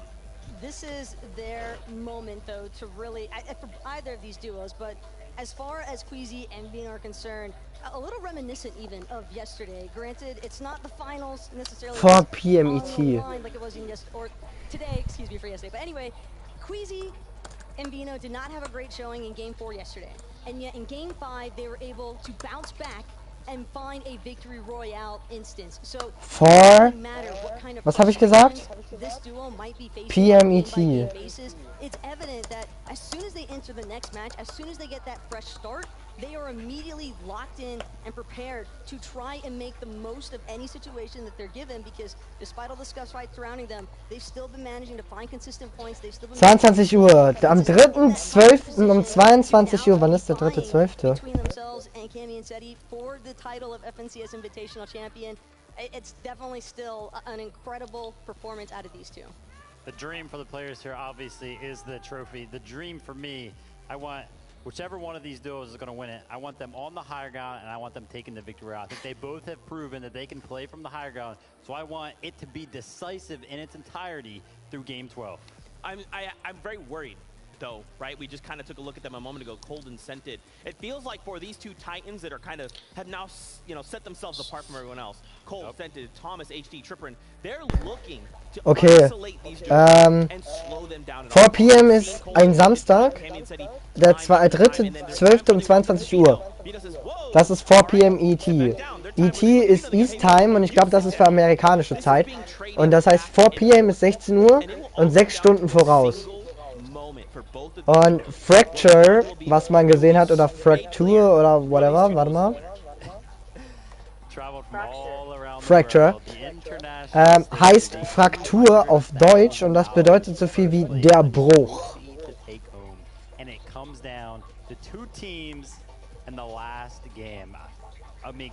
Der Bruch. Nicht schlecht. Fuck, jetzt habe ich Bock. Jetzt bin ich hyped. Jetzt habe ich Bock. Das ist erst in 3 Wochen oder so. 2,5, 3 Wochen. Scheiße, ich habe aber jetzt schon Bock.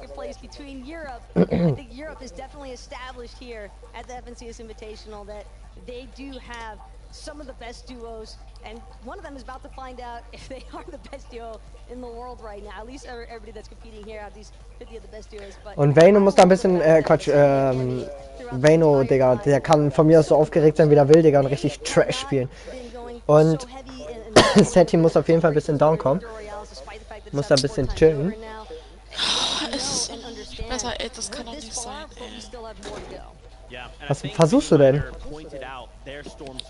Ich will meine Lenkung wieder normal haben. Ah, das geht doch nicht. Das heißt, deine Dings hier? Ey, ich würde denen das so gönnen, wenn die das gewinnen würden.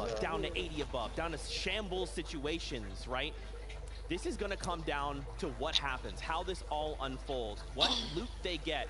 If for Queasy and Vino, they need to do something. They need to ensure they have those. They need to do nothing.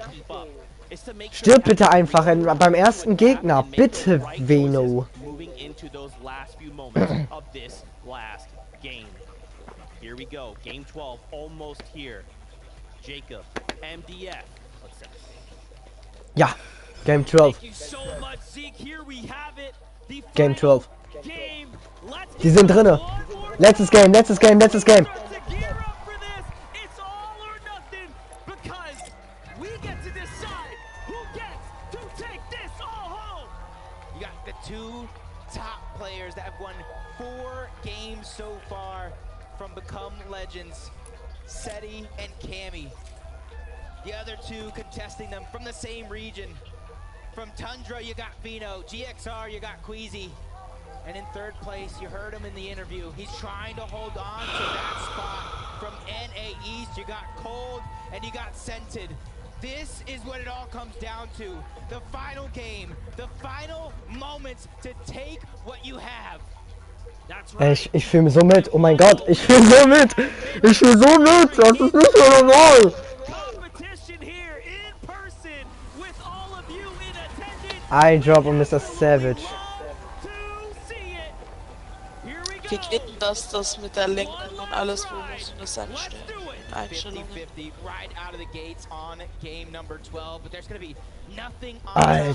Alter, warum bin ich so hyped?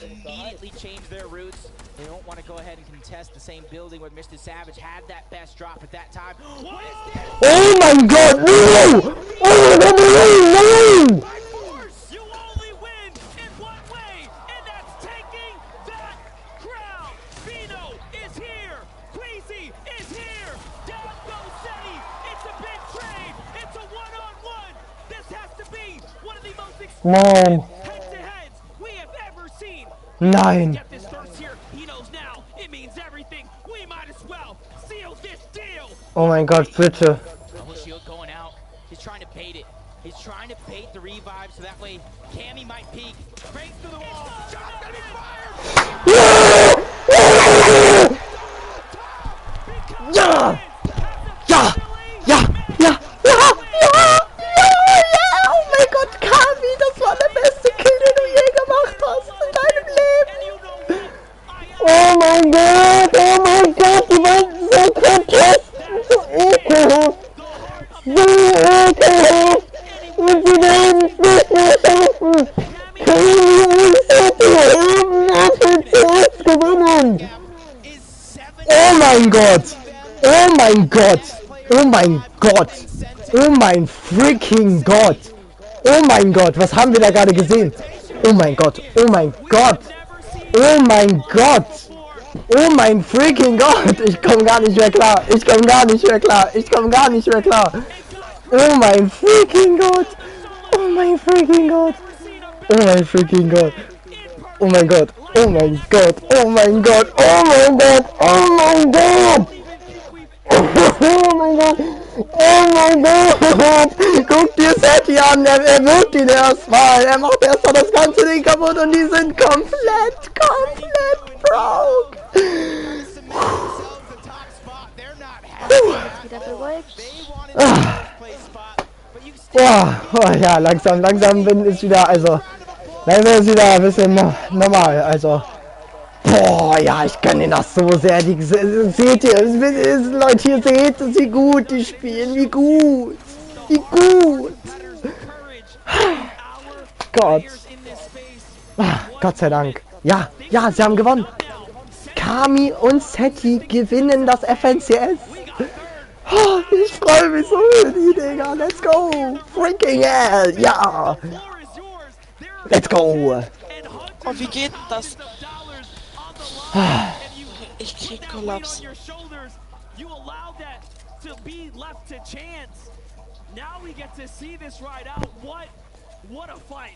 Ich bin endlich mit dem Bild fertig. Oh mein Gott. Was?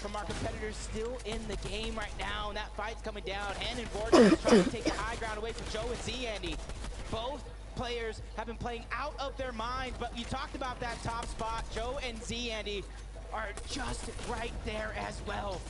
As they drop down low, they want to try to clean this one out. And you can see our champions still, they don't want to just take. Oh mein Gott, das waren die wichtigsten Kills von Kamis ever, glaube ich. Legacy, and it looks like just winning isn't enough as Joe and Z, Andy, this fight is going to continue. 86 players alive. Everybody is busy, more and more proactive because they realize how much money is still on the line, and with the first place team going down and getting overtaken overall, it's going to be a huge moment for a lot of players here today. Ich hab das mein Bild geschickt. Okay. Ich bin aber...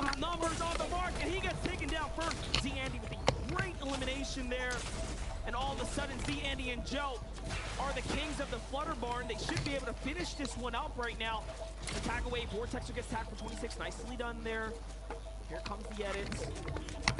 All they gotta do is coast, right? Es ist entschieden, die haben gewonnen. Vortex was in 5th place and they go down now. That's it. Joe and Z, Andy have room. Die brauchen nicht mal gewinnen. Die brauchen nicht mal gewinnen.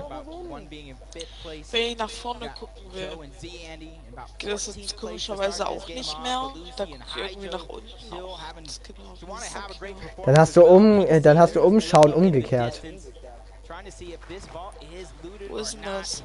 Mach doch einfach auf Standard zurücksetzen. Aber das Ding ist halt, wenn du das machst, hast du, falls du andere Einstellungen getätigt hast, hast du die auch nicht mehr drin.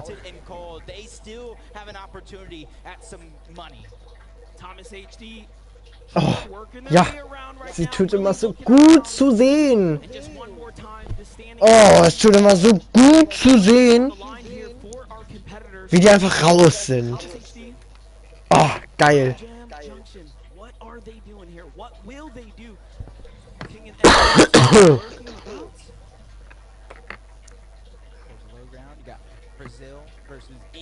Junge, ich gönn das Vayno und Queasy so hart. Ich habe gesagt, die sollen direkt als erstes sterben und sie sind direkt als erstes gestorben.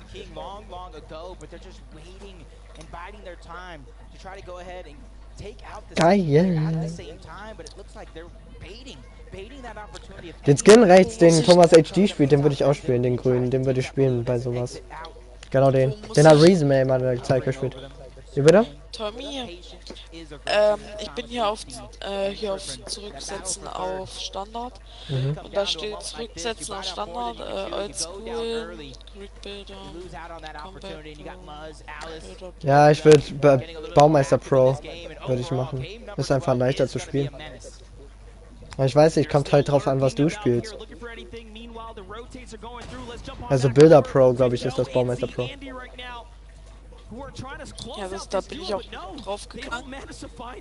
Und dann ist da nichts mehr.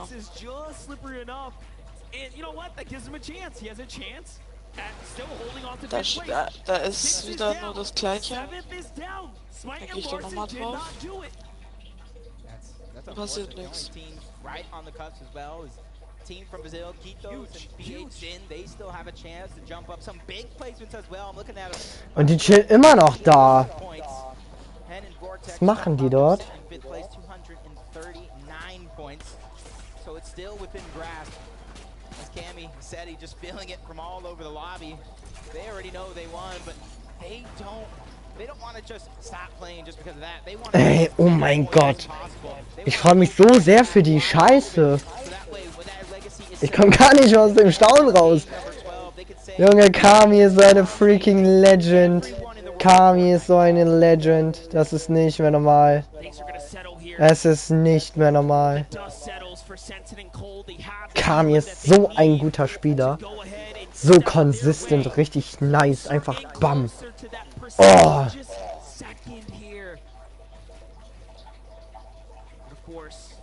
They have a lot of work to do as well. That will probably come off the backs of a super high placing game. So there's a massive, massive uphill battle that they still will have to perform. Tripper and Thomas HD are looking Immer noch in der Zone. That's their task here. Der man sieht bei ihm gar nichts in der Zone. Stark. Ich weiß jetzt übrigens, warum die Dings hier Warum die gestern so lange gebraucht haben, weil sie ihre Einstellungen so noch wahrscheinlich machen mussten. Das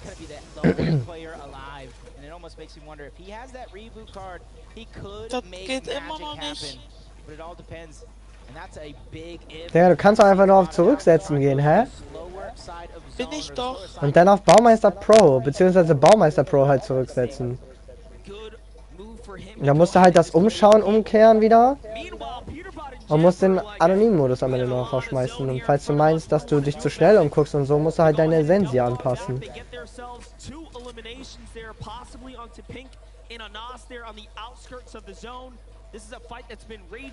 Okay, Joe und Zed Andy.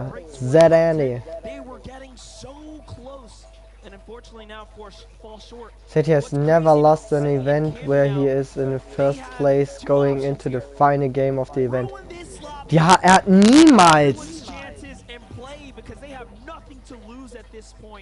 Ja, stimmt. Er hat noch nie ein Game verloren, ein Final, bei dem er Erster war. In einem Final Game hat er noch nie verloren. Oh, es sieht immer so schön aus, wenn er einfach eliminated steht. Oh, Mann, das ist auch so schön.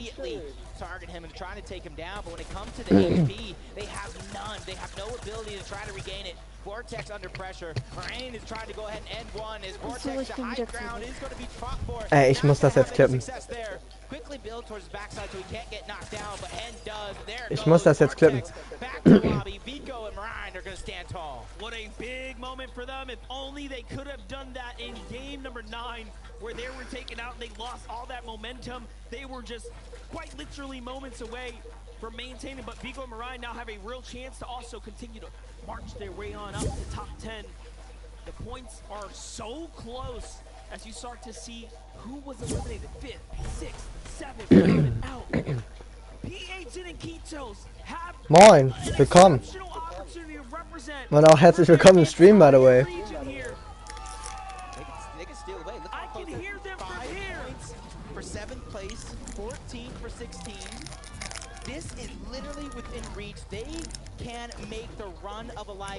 Alter. You have to respect the entire Brazilian region. They won't go down. They won't be denied. They are just so good. Refsguard.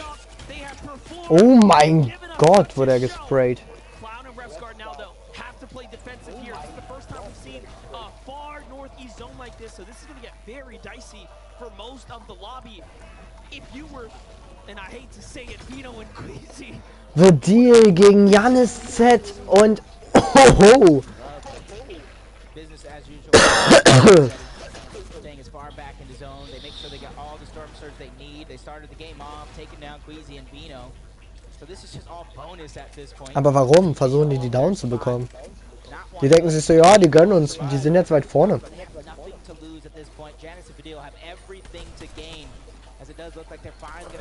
Die werden jetzt... Oh! Kami ist noch.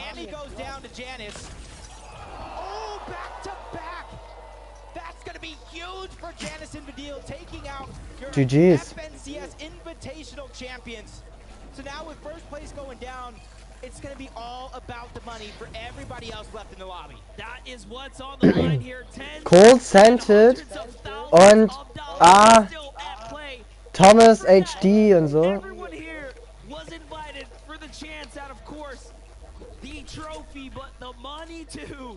There's so much to fight for and the respect of the region, which we already know. Ja, the respect of the region, ey. Wenn Kami nicht die Respect of the region hat, dann weiß ich auch nicht, Digga. Dann bin ich so verloren. Und Trippin ist auch alleine. Thomas HD ist nicht mehr live. Das heißt, Win wird das wahrscheinlich nicht bei den ganzen guten Spielern, die hier drin sind. The Deal ist down. Perfekt, deswegen hat ihn das gar nichts gebracht, die zu contesten, by the way. Buga ist down.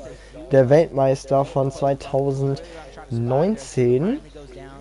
Auch schon wieder 3 Jahre her. Von Season 9. Also, ja, Scented und Cold sind auch die einzigen, die da irgendwie das gewinnen könnten. With a beautiful tag, he just opens things up for himself and he makes it look easy. And then the guts on that kid to go. Alter, die wurden so hops genommen. Die wurden so hops genommen, not gonna lie. Aber ich glaube, das war's. Also ich glaube, die haben trotzdem gewonnen. Jetzt müssen wir natürlich noch ein bisschen bangen. Noah, bitte geh mal vom Screen weg. Du kannst gerne in der Lobby chillen, aber bitte geh, dankeschön. Vom Screen weg, bitte. Rechts oder links von mir, bitte. Dankeschön. Moin, by the way. Zu spät oder warum kannst du nicht reden?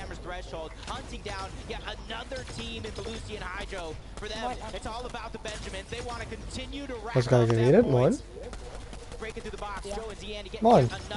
They know they have one player weak. They know he's at least going to try to heal. And now, as they go ahead and let that player and team try to stabilize, they're going to use that as a way to go around them and in front of them to the zone and try to hold them out of it. Let's see if they can continue to do just that. Smart play is all that Joe and Z Andy need in order to make this top 10 and earn themselves. So ein geiles letztes Spiel. Oh, so ein geiles letztes Game, dass sie sich selber das... Oh, geil. Da ist Scented und Cold, das sind die einzigen, die jetzt noch in irgendeiner Weise in die Nähe kommen könnten. Also ich würde denen gönnen, wenn die jetzt noch Top 2 holen, weil Queasy und Vayno werden dann ganz böse gebrochen. Aber ich hoffe nicht Top 1, weil Kami und Seti gönne ich auf jeden Fall die Top 1. Kannst du bitte weggehen? Deine Pickaxe versperrt den ganzen Bildschirm. Dankeschön.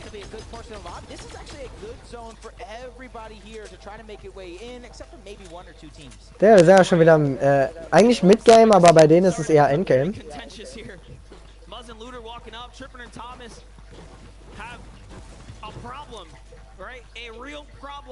There's a little too many players on their heels here, and he doesn't want to go first. It's eye drop Savage just snacking fouls up there. Here's Ketos, here's PA Zin, looking to put up the numbers here. Eliminations, but the lobby is thinning out, and it doesn't make sense. Look at this zone. This is as far to the corner as you can quite literally imagine for a final game. Ja, es ist so ein spannendes Spiel, das ist nicht mehr normal. Und die wollen sich alle nicht contesten jetzt mehr. Anfang war wichtig, die zu contesten, die einen stören könnten. Und jetzt wollen sie nur noch versuchen zu überleben. Und oh, Trippern wird contested. Schade, Trippern kann das jetzt nicht mehr holen. Die bleiben auf jeden Fall nicht bei... Die kommen auf jeden Fall nicht Richtung Top 1. Cold und Scented haben noch die Möglichkeit zu... Ich weiß nicht mal, ob die vielleicht noch auf Top 1 kommen oder so. Das ist das letzte Spiel, oder? Ja, ja, das ist das letzte Game. Warte mal! Mir fällt gerade auf, Seti und Kami sind tot. Ich habe gesagt, dass sie die letzte Runde gewinnen. Und das tun sie nicht, weil sie die vorletzte Runde gewonnen haben. Weil sie haben die letzte Runde nämlich gewonnen. Und das war sehr wichtig für die.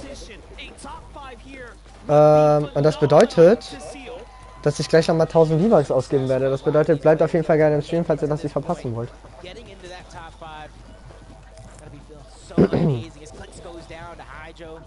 Duke is down as well. They both get sent back to the lobby. Belusi and Hydro getting very, very active. A lot of our EU players still left with a chance into this one, trying to take that chance and run with it.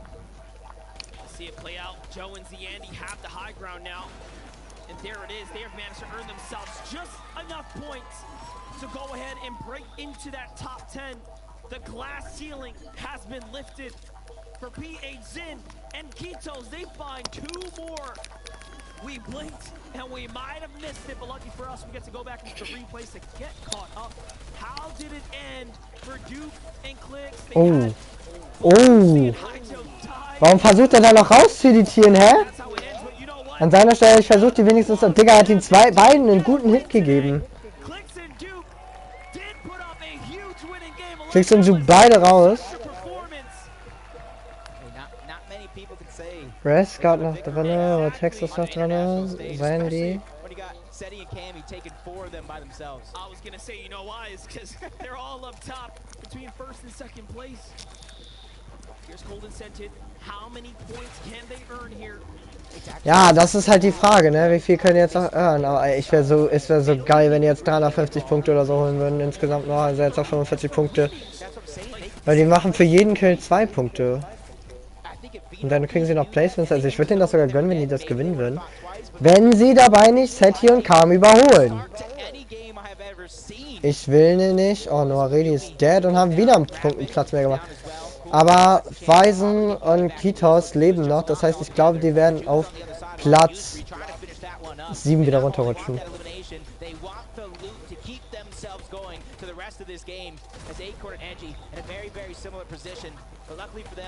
They're not forced with their back up against the wall. Their game plan is smooth. They get that early game surge, so that way they only have to worry about rotation after rotation. And with that launch pad in hand, if they get that far pull, that is going to be their next plan. Let's go. Acorn and Edgy have a chance here to represent for NA. Refsguard and Clown are one of the teams that would have to get pushed and toppled over, who is currently holding and tied for 7th or for 9th with Commandment, who's just right there as well. So it's all or nothing. King and Ed are going for height. King and Ed want to win. They want to get at least Go for the win. Alles klar. Als ob da nicht alle für den Win gehen. Das spielt einfach Catwoman, never mind.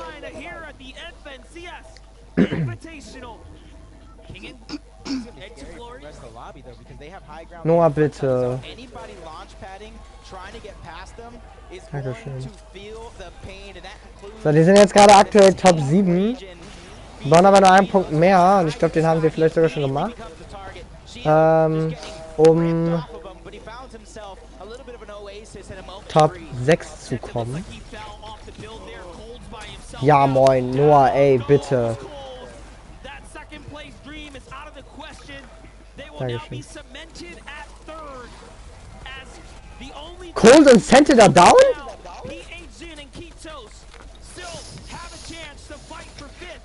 They have to do a little bit more and put Brazil on the map, but King is being contested. He's going to make his way out there, but the shots are coming in. He gets tagged one time. It's Kanata on the other side of the wall there, putting big pressure in.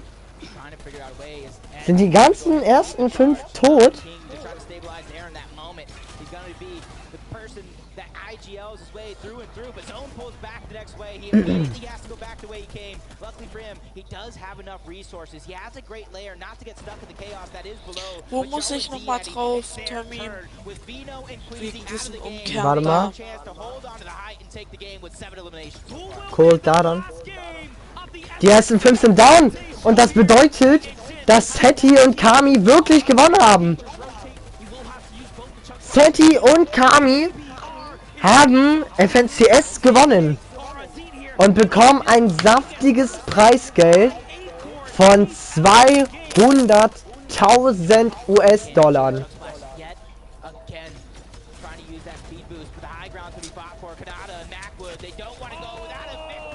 Oh, ein Sturzschaden gestorben, bitter. Alter, 7 Eliminierung. How strong?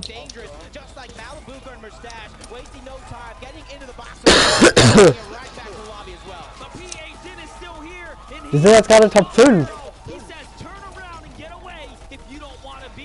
Good Hand. Ja, war klar, dass die Smite und Larsen auch wieder down. ZNU, die können auch auf die 8 kommen. Und Clown und Rescott noch auf die 8 kommen. Das heißt wieder auf der 9. Das heißt, dass es wieder auf die 10 kommt. Oh, shit.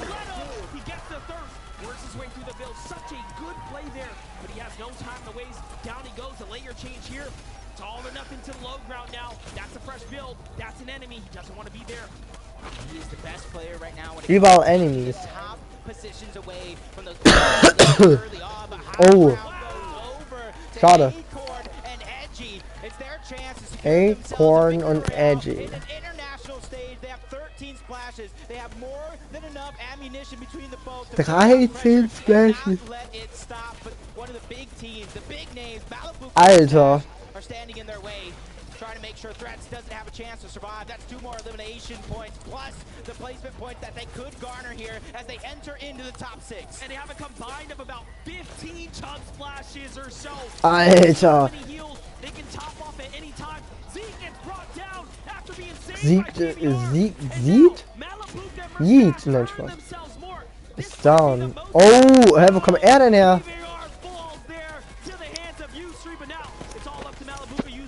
Es sind komplette Randoms noch drin. Das ist so witzig.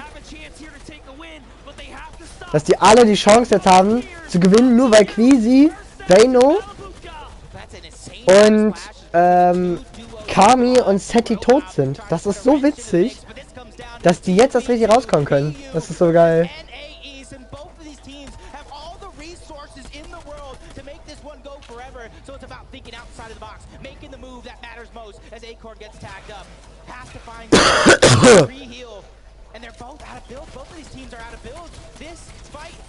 Okay, ich hab's jetzt wieder hinbekommen. Alles gut. Ich dachte, er gewinnt das. We talked about his splashes. This one's going to come down to a heal off to take the game. Menmis coming out. 5 more splashes. He has so much time left in zone, but Malibu and Mustache, they have splashes of their own. Acorn trying to put down the shots to try to minimize the effectiveness of it. They're still in zone. It looks like Acorn. Ja, nee, das war's. War klar, dass sie das nicht gewinnen können. Die Champions!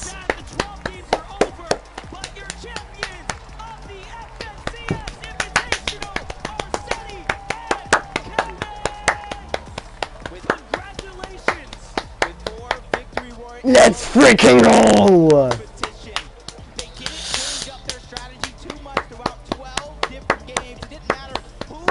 Ja, das gönnen wir uns noch. Das gönnen wir uns noch, wenn sie den Pokal bekommen.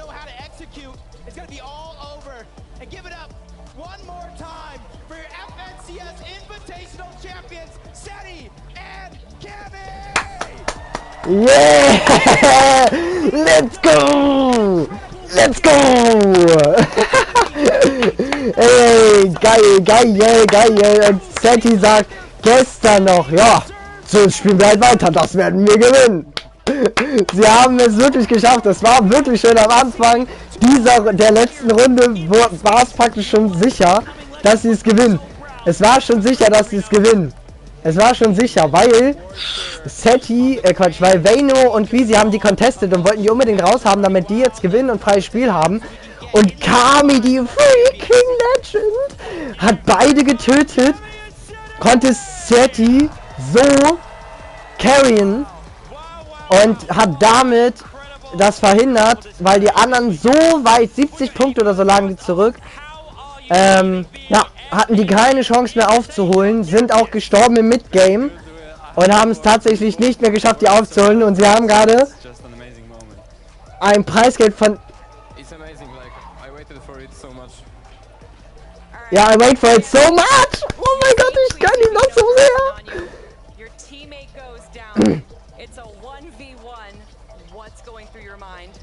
Like, I just wanted to eliminate him and as quick as I can, I don't know, because I was... I just want to eliminate him. Junge, so geil. Seti, I mean, you go down, it's just your teammate, and this is what makes the difference to win. What are you thinking? I believed in him for like till the end, and he's just an amazing player, and I knew that he's gonna win, and it was just amazing.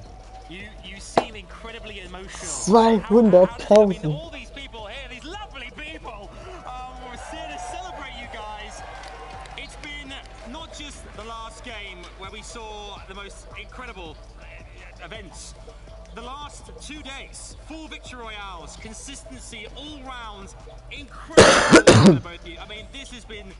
Die haben jede dritte Runde gewonnen, wenn man das so im Schnitt sieht.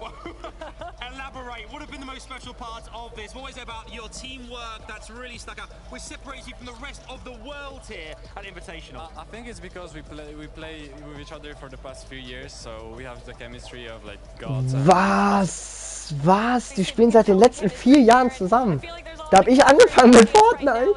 Anything that you want to say to your fans, family, friends, everyone watching around the world?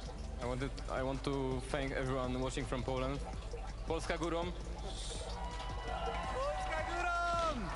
And anything else said to you'd like to share with the world? Yeah, I just want to thank all to like every fan, my Wir haben parents, my girlfriend and $200.000 gewonnen.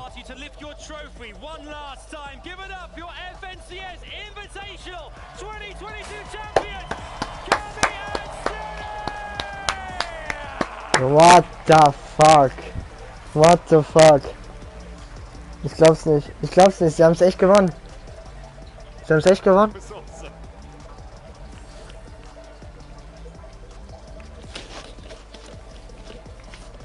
Komm, der hat schon gar keinen Bock mehr. Eigentlich haben die gar keinen Bock mehr. Die wollen einfach nur das Preisgeld und gehen. Aber sie müssen noch da stehen bleiben. Sie sind einfach alleine. Wo sind die Moderatoren? Die sind einfach gegangen.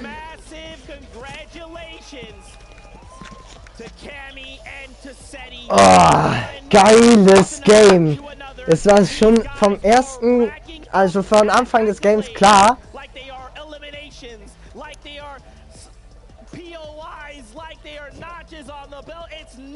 Ey, wie das glänzt, das ist ja unglaublich.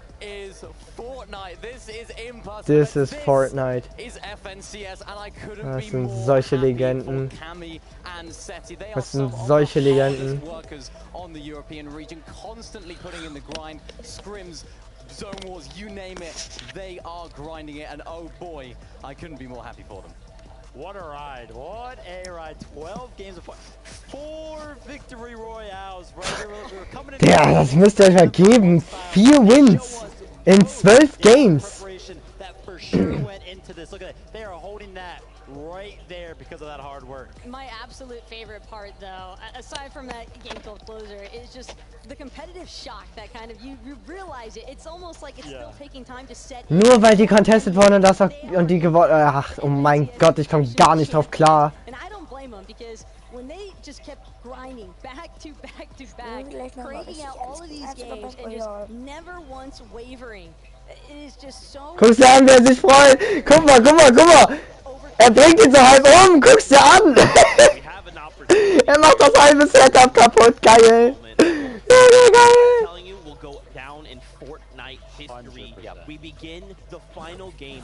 Junge, einfach Sky da vorne.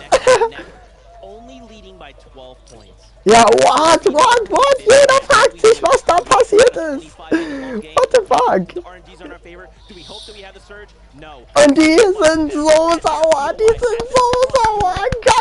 Geil, das ist das Beste von allen. Scheiß auf, dass die gewonnen haben. Das ist das Beste von allen, dass die so sauer sind.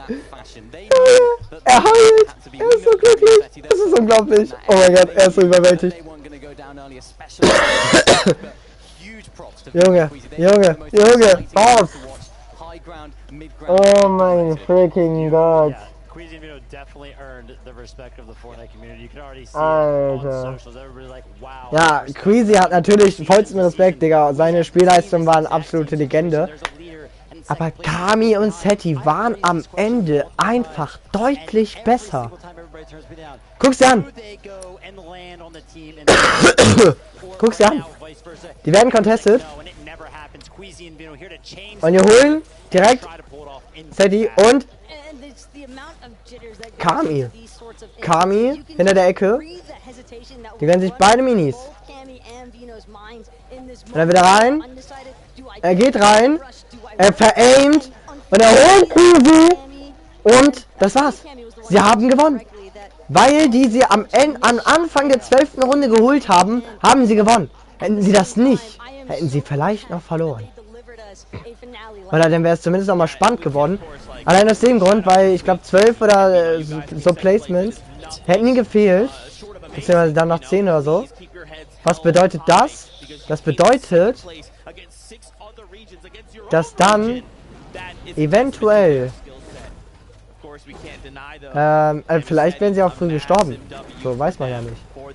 Wäre ja alles. Also, wäre tatsächlich noch geil gewesen, das zu sehen, so. Wären die früh gestorben, wären die nicht früh gestorben, was auch immer. Aber es ist so einfach deutlich geiler, weil sie die am Anfang direkt zerstört haben, aber man direkt gesehen haben, wie gebrochen die sind. Und. Oh, 368 Punkte. Das ist so schön. Es ist so schön, es ist so schön, dass sie sehen. So many people would have counted this duo out. So many would have looked at them and thought, you know what, they're not capable, but they have. They've done it. I was watching some of their VODs going into this. They look strong. They look like a team that's willing to be aggressive, to take this whole tournament by storm. And they have. Look at that. 5th place for PHC and Kitos. They have been... Was? Die waren auf Platz 17 oder so. Die sind jetzt Platz 5. Best Sniper Noah Redi auf Top 10. In den Top 10 trotzdem. Ey, geil. Geil. So, Leute. Wir gehen raus. Wir gehen in die Lobby. Denn gleich kommt der neue Shop. So gut. So gut. So fucking gut. Alter. Endlich, endlich. Oh mein Gott. Gestern ging das noch länger. Gestern ging das noch länger. Ich wäre 2 aufgegangen, fast. Hä? Also, ich hab grad 12.000 XP bekommen für eine Münze. Chillig. Du wärst offline gegangen? ja, wenn das jetzt noch länger gedauert hätte, dann ja. Nee. Doch. Also, tut es nicht. Aber gestern wäre es tatsächlich, gestern ist es bis 1:30 gegangen. Hätte ich gesagt, so, wir laden uns hier die 1000 V-Bucks auf. Habe ich gesagt, wenn sie das letzte nicht gewinnen, dann 2 Minuten haben wir hier noch. Es geht kaufen. Was ist das denn? Aber ich hab keinen. Kaufen uns den gesamten Rest für 700. Sei froh, dass ich mir diese Zeit mit Zeichnen ausgenutzt habe. Sonst wäre ich direkt schon gegangen. Es gibt 3 Switch-Spieler. Was holen wir uns als nächstes? Die Welle? Ah, wir holen uns als nächstes die Welle. Ganze Paket. Weil hier bekommen wir 2 Sachen für Dings hier. Ich habe gesagt, wir geben die aus. Das tut auch ein bisschen weh. Und safe, ich hätte sie in einer Minute besser nutzen können. Aber wir holen uns hier noch das. Das lädt gerade. So. 1 Minute, dann kommt der neue Shop. Und ich würde sagen, dann gehen wir offline. Beziehungsweise dann geht der Stream offline. Wir werden danach noch ein neues 2 neue Videos hochladen. Einmal mit meiner Reaktion auf die beiden Kills, wie safe es ist, dass die jetzt gewonnen haben. Oder gewonnen hatten. Und das Video, wie ich abgeschnitten habe in dem Polo Stadium Cup, wo wir gerade ein Turnier sowieso geschaut haben. Ich denke, das passt jetzt nochmal. Kann man nochmal machen. Und eigentlich dachte ich so, nee, bringe ich eigentlich nicht mehr. Aber, ja. Genau.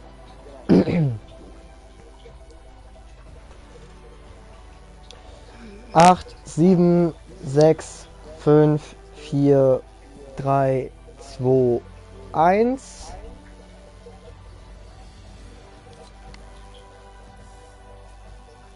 Aha.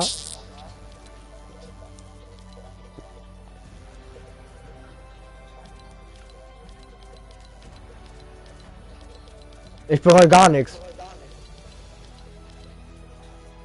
Ich bereue einfach gar nichts. Perfekt. Hier ist gar nichts neu.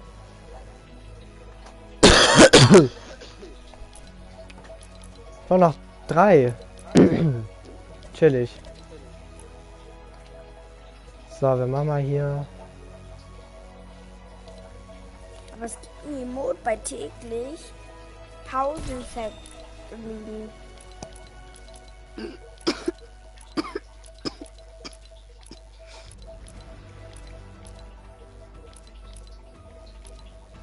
Tommy? Ja.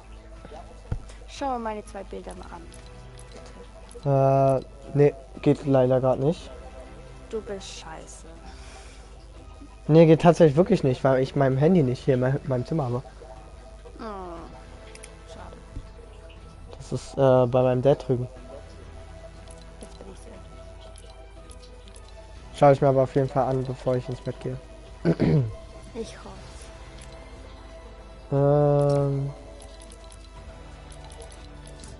Also ein paar Runden mache ich noch, dann gehe ich auch.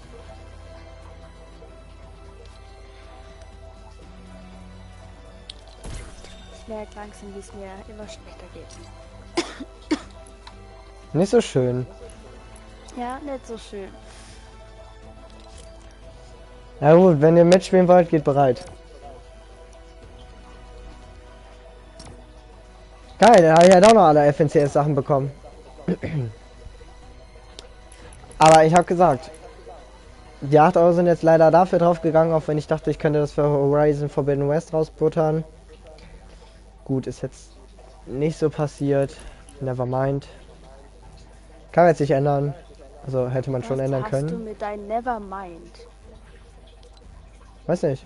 Find's nice. Du hast es heute schon sehr oft gesagt. Ich habe jetzt ziemlich oft aufgepasst, dass du das gesagt hast.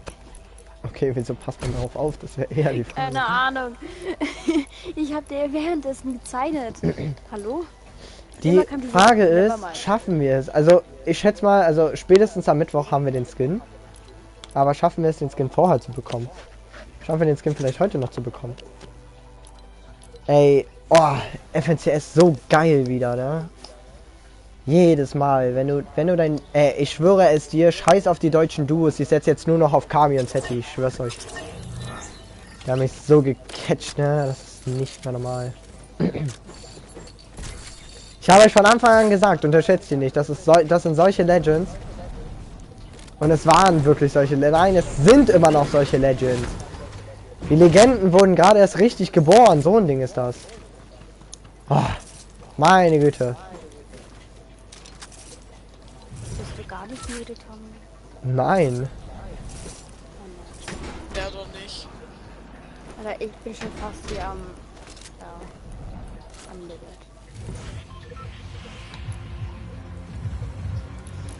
Boah, Mann, ich hab so Bock. Ich könnte jetzt noch 3 Stunden, 6 Stunden zocken einfach.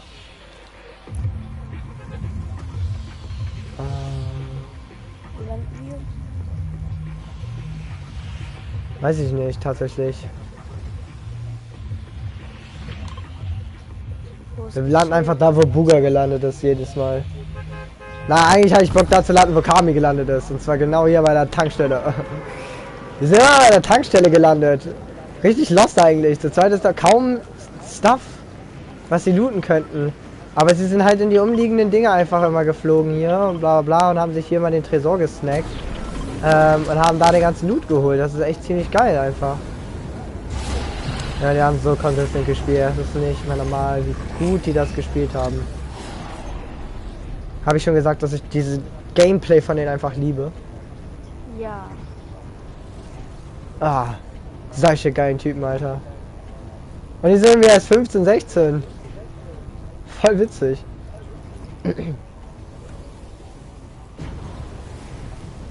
Ach, hier kann man auch nicht holen. Oh, wie geil.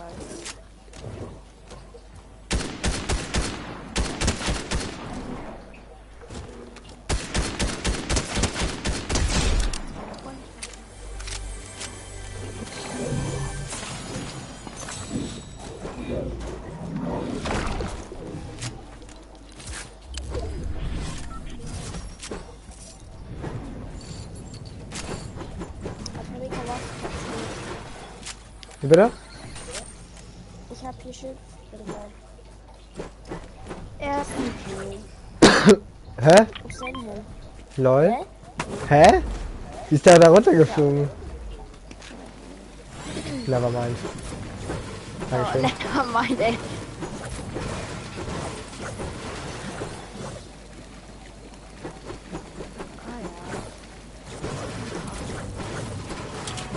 Ist Buga vielleicht wieder hier gelandet? So einen habe ich schon ausgefallen.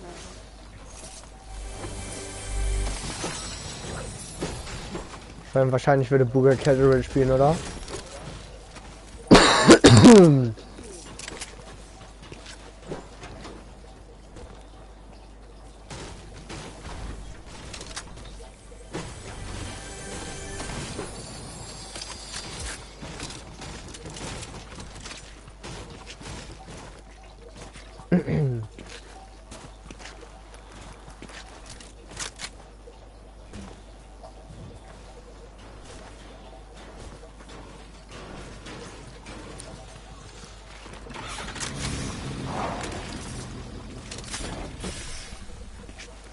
Alles gut bei euch?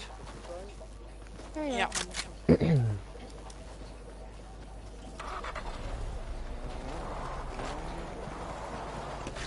Noch ein Kill.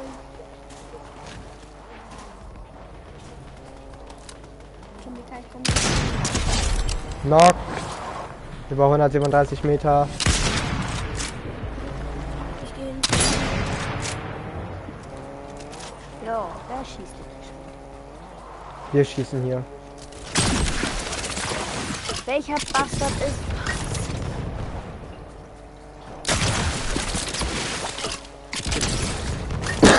Ich glaube, wir sind still.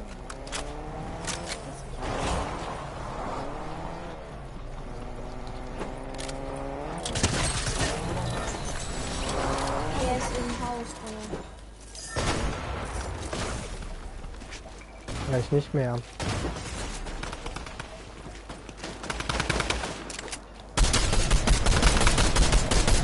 Digga, ich habe gar nichts getroffen, never mind.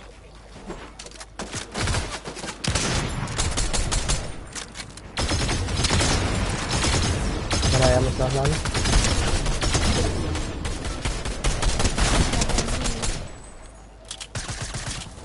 Der ist One-Shot. Wäre nett, wenn du mir diesmal nicht den Kill haben würdest. Danke.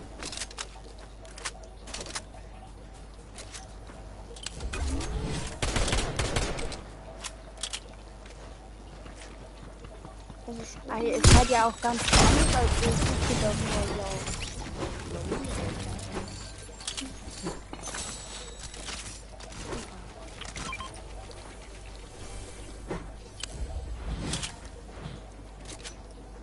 Jemand mit Eiern vielleicht? AR? Nee. Minimal. Komm zu mir. Oh, was liegt denn hier noch Feines? Oh, was liegt denn hier noch Feines? What the heck? Was ist das denn jetzt? Ja?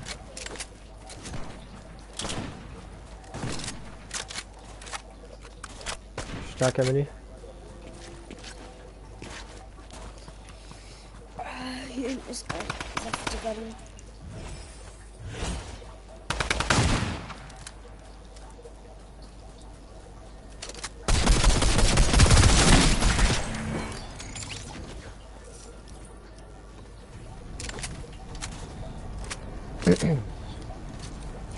Kommt zu euch.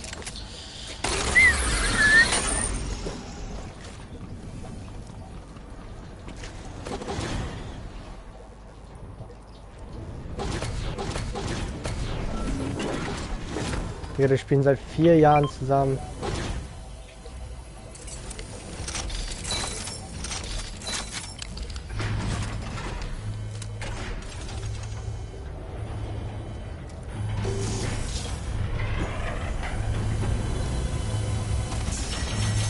Also gut, die auch zusammengespielt haben, das ist ja nicht mehr normal. Ich komme gar nicht drauf klar, ne? Ich verstehe das, glaube ich, gar nicht.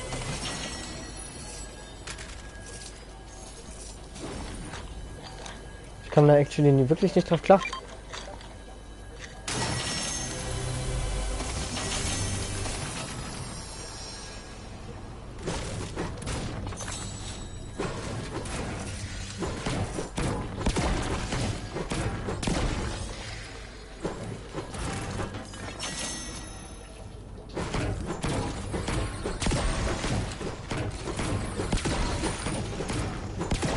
Tommy, weißt du, wo Glückstadt ist? Glückstadt, ja. Also wenn ihr jetzt in Real Life mal seid. Da bin ich auf Klassenfahrt nächstes Jahr. Echt? Ist sehr schön da. Ich hoffe, ihr fahrt mit der Fähre. Kann ich dir empfehlen. Das haben wir, glaube ich, auch vor. Sehr schön auf jeden Fall. Also die Überfahrt ist sehr chillig auf jeden Fall. Also dann machen wir noch einen ganzen Tag in Hamburg. Von Glückstadt nach Hamburg, ja, ist nicht so weit, aber... Das wollten die unbedingt machen, keine Ahnung. Ich auf jeden Fall schon ein kleines Stückchen. Parallelklasse vorgeschlagen hat. Ich muss dann einfach nur auf den Puff nehmen, zu den Puffs. Ich habe ein bisschen Geld zu verdienen.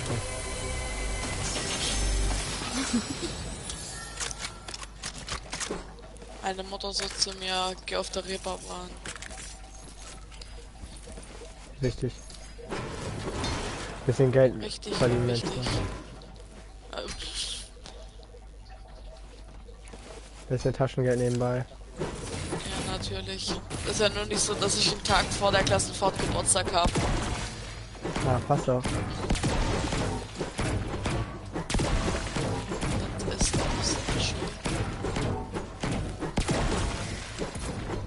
Weil ist schlimmer als, ist besser als in der Klasse. Während der Klassenfahrt Geburtstag zu haben. I guess. Braucht jemand noch HR-Schuss? Hier liegen noch irgendwie 58. Ich.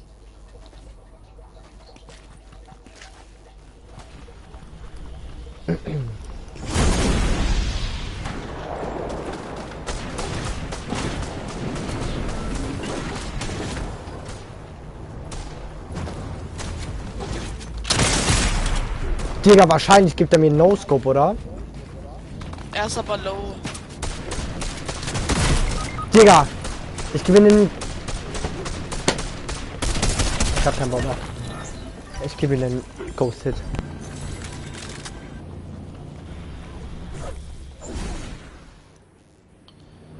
Du bist gleich über mir. Jo, jetzt wird überall geschossen. Ist eine Karte da?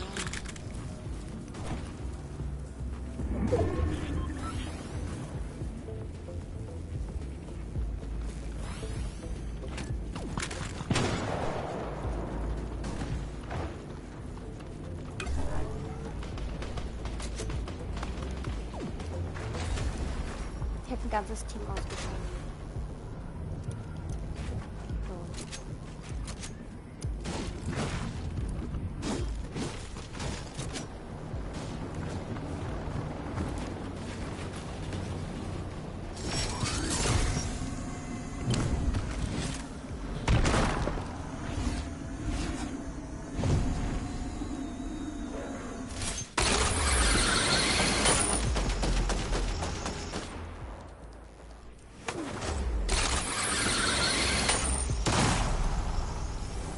Ach komm. Leck mich am Arsch. Ja, Digga.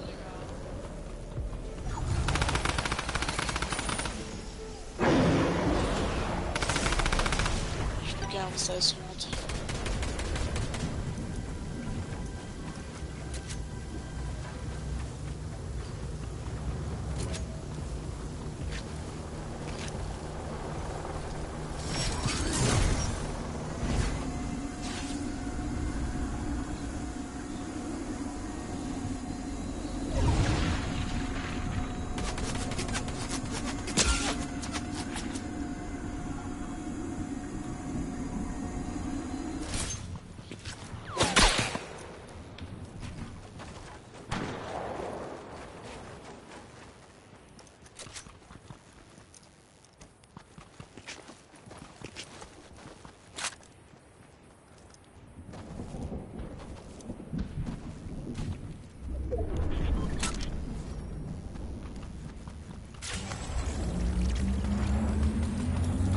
Da zum perfekten Zeitpunkt.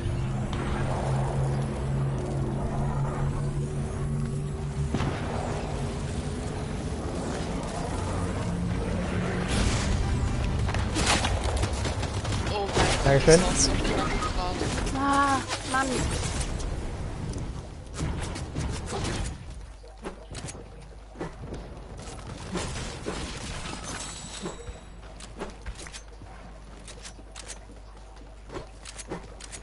Hey, nicht einfach aufhören. Mann. Ja. Jawohl. Aber ein Knock. Die Zone.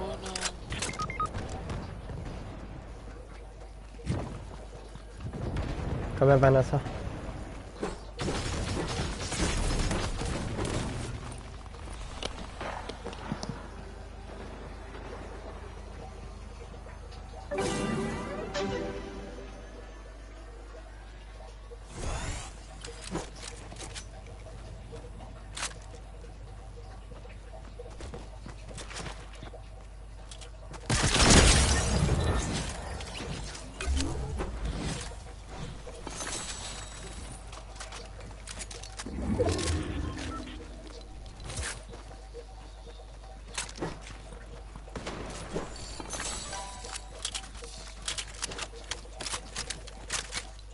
Ich habe gerade genau die wichtigen Kills gemacht, wie irgendwie Kami gerade kaputt.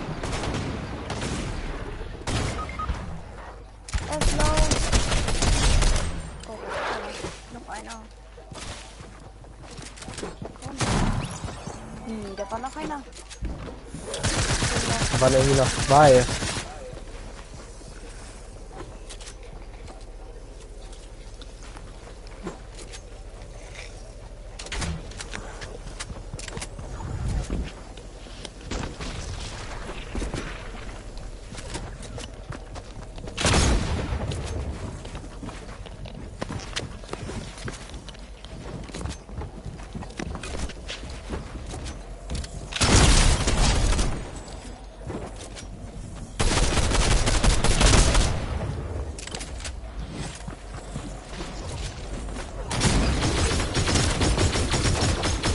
Jetzt kommt danach schon eine Pissnecke aus der scheiß Zone, Digga.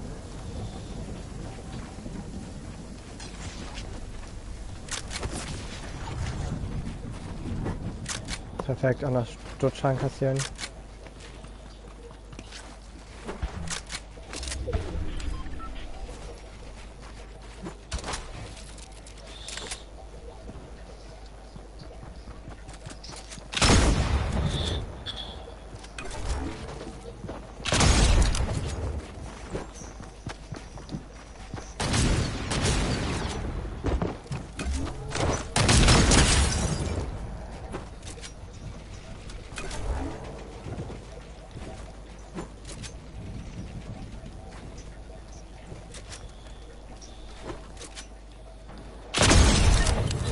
Ich bin der Beste.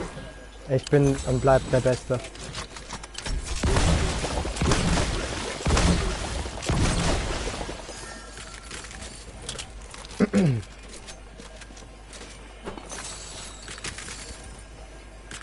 Könnt ihr sagen, was ihr wollt, ich bin und bleib der Beste. Holy freaking hell. Was bin ich bitte für eine Legend? Digga, auf einmal so gut geworden wie Kami oder was? Boah. Ja, ich habe sein Gameplay halt einfach als Vorbild genommen. Leider bringt es mir nichts, eure Karten zu holen. Hätte ich das auch noch gemacht.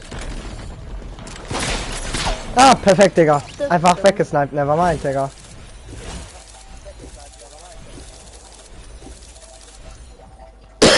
Wollen wir noch 3, ne? Ja.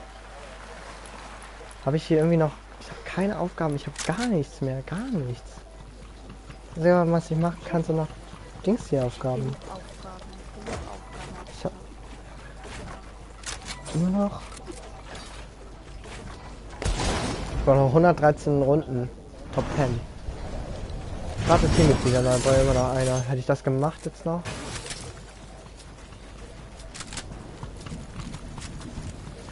Boah. Ich komme nicht drauf klar. Kami und Fatty haben gewonnen. Und es war einfach schon am Anfang der 12. Runde klar. Wie geil. Wie geil. Boah.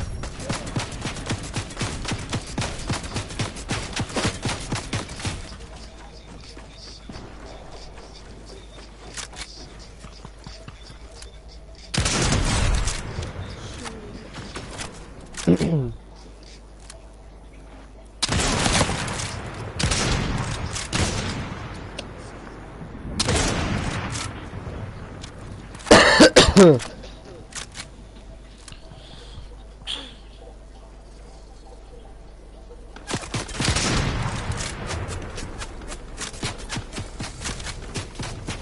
macht der da?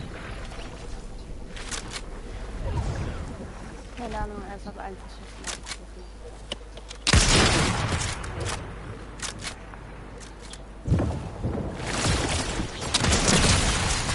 Ah, alles klar, Digga, war schlau.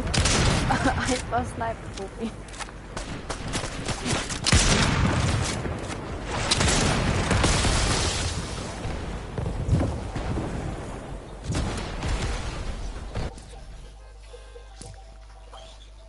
Er hat die Spots gesehen. Er hat Spots gesehen, die wir noch nie gesehen haben. Früher konnte ich auch mal so gut snipen. Mit Computer. Ich kann es noch einmal, wenn ich keinen Stickshift hätte. Ich vermisse die Zeit, aber immer ist mein Okay gekommen, darauf hatte ich keine Lust mehr. Aber immer ist mein Okay gekommen. Das hört sich so witzig an. Was war das okay jetzt im letzten Endes keine eigentlich? Ahnung, es stand immer irgendwas mit Okay da. Ich kann nicht so gut Englisch. Und dann habe ich Okay gedrückt, auf einmal wurde ich aus dem Spiel rausgekickt. Immer wenn Was ist, wenn du nicht Okay gedrückt hast? Ich konnte nichts anderes drücken mehr. Ich musste dieses Okay drücken. Ah, chillig. Alles versucht, nicht dann noch so zu euch. Ja, mein Okay ist da, ich komme dann wieder. Ja. Ja, ich war jedes Mal so traurig, dass du weg warst. Ich so, hä, was, schon wieder? 10 Minuten vorher oder so. Stunden kam dieses Okay, das hat mich so genervt. Safe, das war so. Ja, schon mal jetzt bisschen deine Augen. Du hast schon so viel gezockt schon wieder. Ja, dann müsste es bei Genshin auch kommen. Bei Genshin zum Beispiel trotzdem stimmt. Ja, dann sollte das bei mir mal bei Fortnite kommen. Dann kann ich keine Turniere spielen. Es sei denn, ich mach's einfach wie beim Polo Stadium Cup und gewinne einfach trotzdem, obwohl ich nur 2 Stunden Zeit hatte und trotzdem 9 Games gespielt habe. By the way, das ja, perfekt. Ich hatte den Stream noch an, okay. Einfach so, okay. Ich so, ja Leute, mein Okay ist da. Alle so, was dein Okay ist da?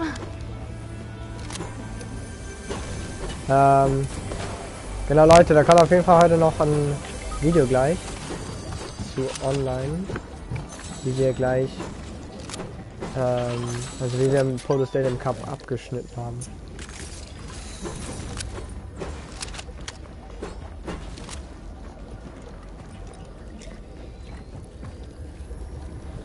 Sind wir über uns oder so?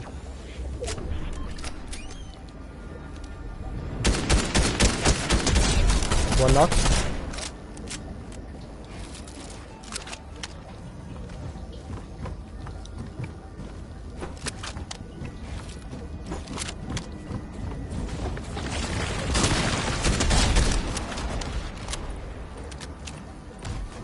Digga, wo kommt er denn her?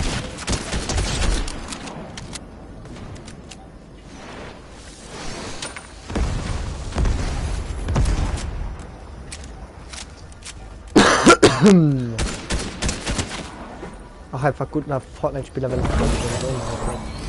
Weil ich bin einfach krank. Boah, war der schlecht. Das war der schlechteste Joke, den ich jemals in Fortnite gebracht habe. Allgemein gebracht habe.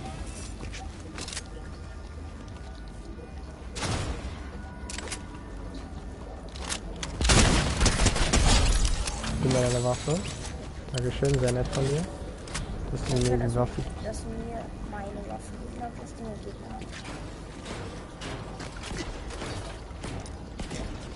Ich hab dir deine Waffe geklaut. Ja, der hat die vorher, aber die kannst du behalten. Schande. Ja, welche Waffe habe ich geklaut, was? Erstschuss. Aber ich habe den Gegner getötet. Ja, alles gut. Aber er hat die Waffe aufgehoben. Ach so, er hat die Waffe aufgehoben. So meinst du das? Ja, aber meint, ich habe damit gar nicht gerechnet, dass das jetzt irgendwie von einem von euch ist.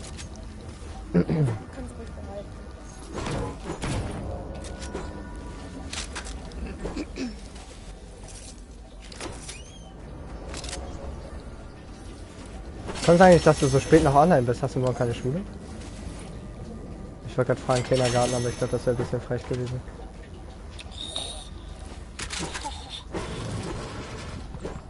Deswegen lassen wir das einfach mal. Hast du morgen keine Schule? Ja, du. Actually, du bist ziemlich jung. Er hat heute Schule. Stimmt, heute Schule. Mann. Sorry.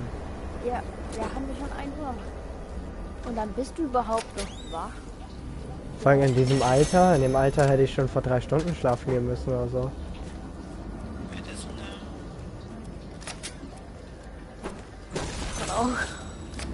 Es sei denn, er macht das heimlich gerade. Und zweitens, immer als ich das heimlich gemacht habe, habe ich immer meine Switch gespielt.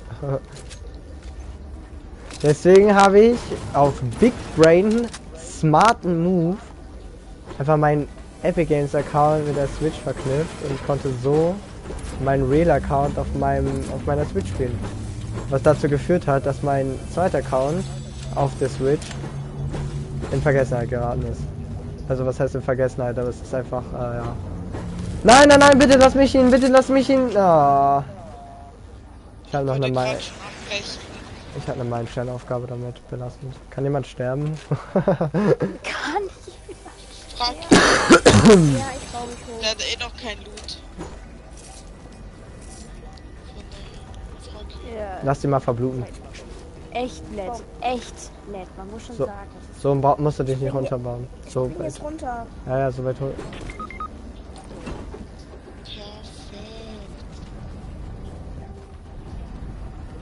Bleib mal hier.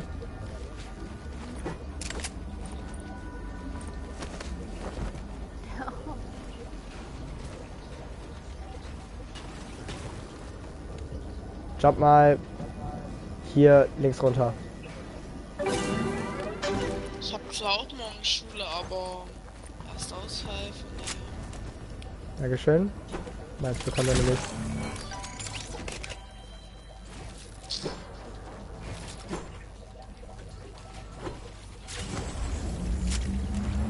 Ihr könnt gerne mithelfen trotzdem. Ich wollte einfach nur ein Teil davon sein.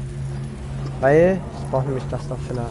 Ein Beutehai hat den Rest gegeben. Oh, schwierig. Denn ich bekomme jetzt hier die Aufgabe und somit 6000 EP. Ja, 6250 EP, wenn man genau nimmt. Und das hat mir zwar gar nichts für dieses Level gebracht. Ich schaff vielleicht noch 100 Level, so. Nicht 100 Level, also Level 100. Ja, schon klar. Ja, weil wir jetzt die nächsten Tage spielen, weil du meintest ja, du willst ja öfter mit mir spielen, wenn ich wirklich Corona-positiv bin. Ja. Dann gerne. Aber wenn es dir nicht gut geht, dann lass es. Unbedingt auch diese Dinge. Hä? Die Stimme versagt langsam. Nochmal, du bist irgendwie voll leise. Also verkackt gar nicht deine Stimme einfach oder was da los? Meine Stimme kackt gerade ab. Chillig. Ja, sind wir alle hier krank, Hühner? Was soll denn das? Hört mal auf, alle zu husten. Ich dachte, ich bin der gearscht ist.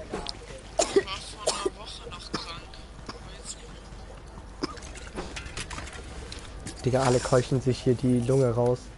Geil. Finde ich nice. Ey, Junge. Ja, einfach nur geil. Geil. Was für der geil. Ey.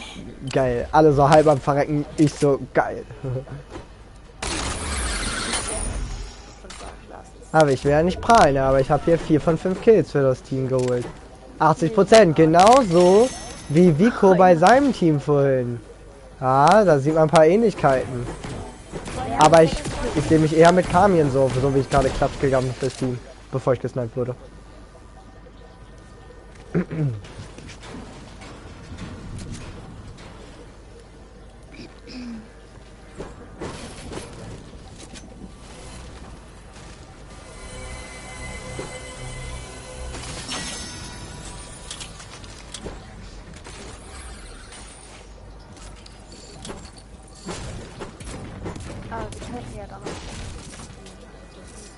So, irgendwie zur Zone.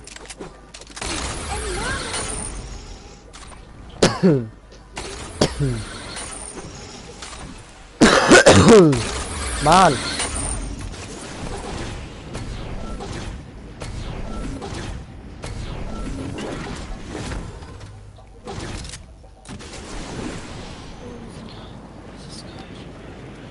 Hat jemand von euch noch einen zweiten Schlüssel?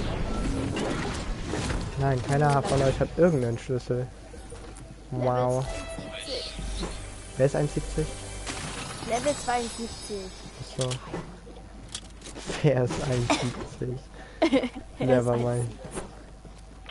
Wer von euch ist über 71? Schwierig. Oh mein Gott. Ich bin 1,89 tatsächlich.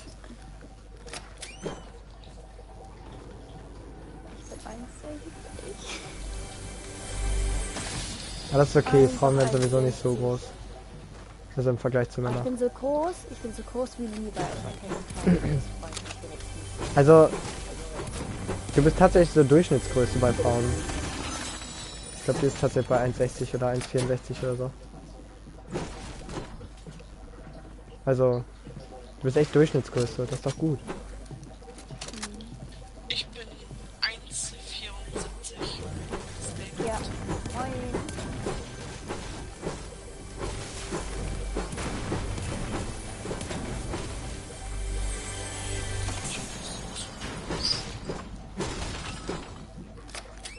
Ihr seid alle so klein. Ich bin 1,74. Also, bei ihm verstehe ich das. Er ist irgendwie gefühlt gerade erst 10 oder so. Also, dass er ein bisschen kleiner ist, ist okay, aber hier... Ja, es liegt halt in erster Linie halt einfach auch an, ja genau, eurer Familie.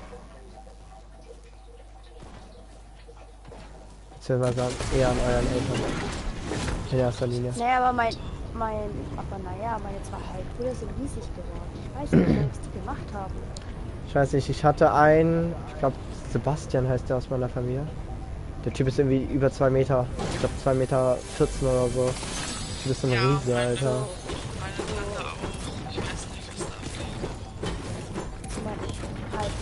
Und ich kannte einen Typen. Eines Tages kam er mal runter ins Wohnzimmer und haut sich den Kopf an, weil er auf einmal gewachsen ist in der Nacht. Ich dachte mir, ihr seid groß und noch Ich hab ihn so ausgelacht, das ist ja nicht mehr normal. Er hat schon mal Katzenfutter aufgegessen. Fällt mir gerade ein. Ja, nee, da habe ich eine ganz witzige Story mit Christian eigentlich gleich. Kommt es so her, nimm die Katzenpackung und isst da Katzenfutter, Trockenfutter. Ich denke mir, ja, das ist voll gut. Ich denke, okay.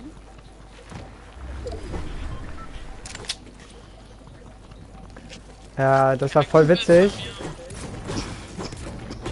Kam ein Kollege von uns in das Zimmer, als wir bei Christian waren. Haben da gechillt und so. Und Christian kam so der Kollege kam rein und meinte so, Christian, fang aber mit dem Mund. Und er fängt, ne, schluckt auch runter und so, bla bla bla, juckt ihn gar nicht. Der Typ so, hä? Christian, hast du es gerade echt gegessen? Christian so, ja. Also, das war Katzenfutter. Also, ich weiß. Hat er echt die Katzensnacks nacheinander weggedrückt? Digga, okay, what the fuck, ihr solltet mich nicht töten, ihr sollt einfach nur vielleicht einen Hits geben, aber nicht direkt töten. Bitte. Ich wollte jetzt eigentlich noch nicht sterben.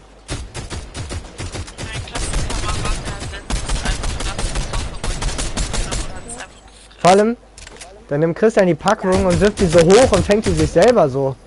Also, er frisst das Katzenfutter einfach so selber.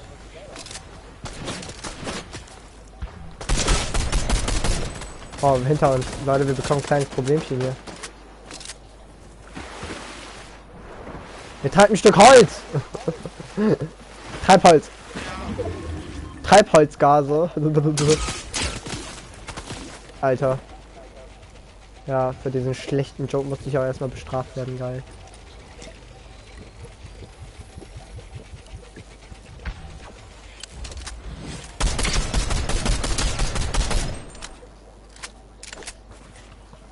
Zone, Leute.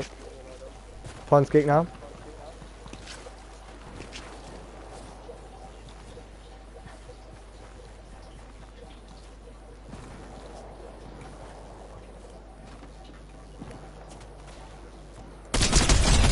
Knock one. One shot, another one.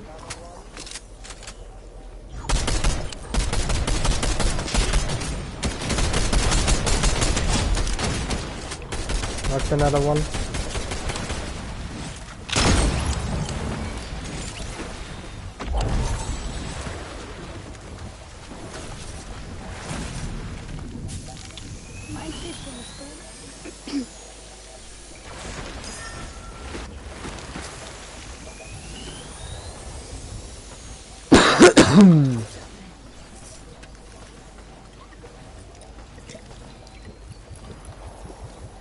Oh shit, die Zone macht gleich 5er-Ticks, ne?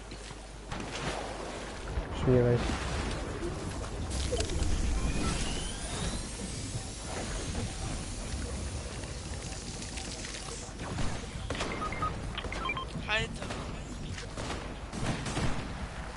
Wir sind zu dritt bei mir aufpassen.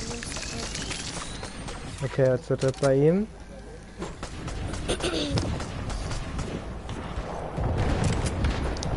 Hier ist ein Medkit. Oh mein Gott, was ist hier noch? Was ist hier für Stuff? Ja, Leute, was finde ich hier?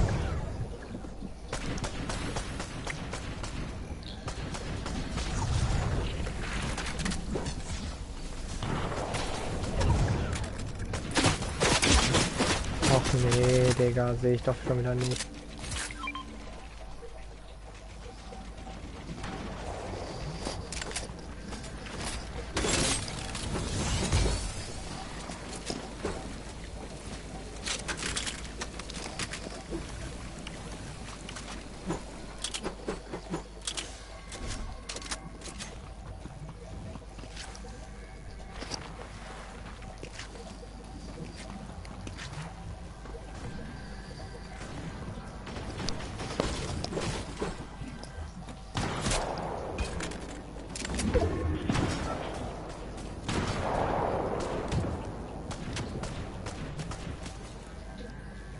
Kann man nur so hart nerven, die ja.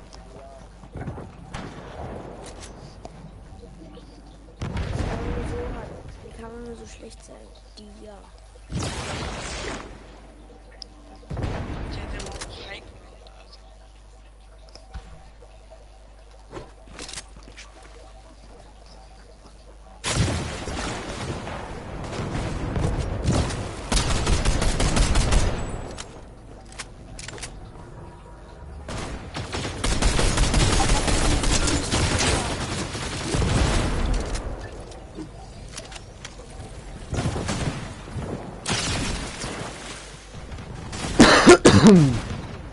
Kommt hinten rum. Ist hier bei mir. Ja, hinten rum, Leute. Ja, ich bin tot. Ja, der hat sich verfolgt. Au.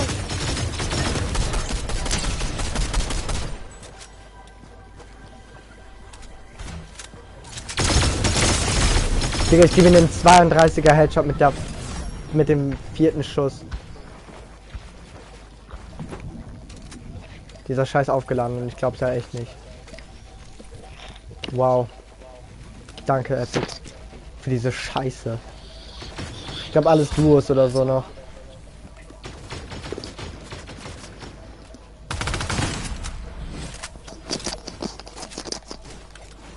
Ah ne, ein Trio, nevermind.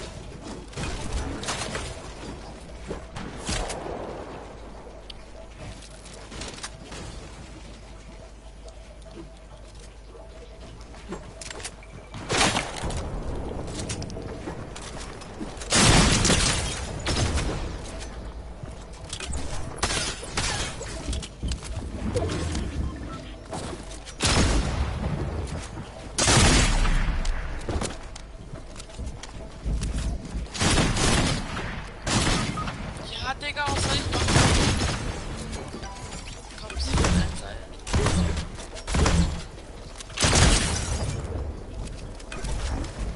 Das sind die letzten drei. Ja, ich weiß. Ich habe leider kein Heal mehr. Also, sieht ziemlich schlecht aus. Wir Digga, was will er denn jetzt?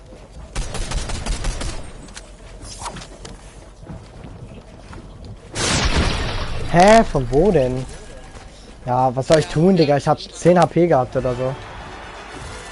Wie viel hat er? 9! Oh Gott, wie schlecht! Oh Gott, wie schlecht!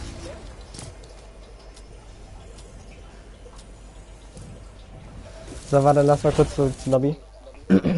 Wie schlecht! Er hat nur 9 Kills. Das ist schon Trash.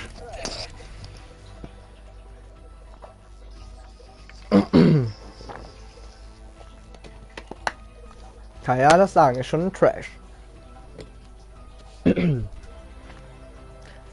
So, wie spät ist das? Boah, crank. Gut. Ich würde sagen, der Livestream wird auf jeden Fall jetzt beendet. Danke fürs dabei sein. Es waren auf jeden Fall kranke Runden heute dabei. Krass, dass Kami und Setty am Ende einfach fucking gewonnen haben. Gönne ich den ultra hart. Am Anfang habe ich nicht mehr dran geglaubt, aber ich habe euch gesagt, die werden sich bestimmt noch zurückkommen. Es kommen noch viele Games und sie haben sich zurückgekämpft und haben es tatsächlich in der letzten Runde dann dicht gemacht. Unglaublich nice. Also mega geiles FNCS Invitational. Sehr, sehr geile Runden, wie gesagt.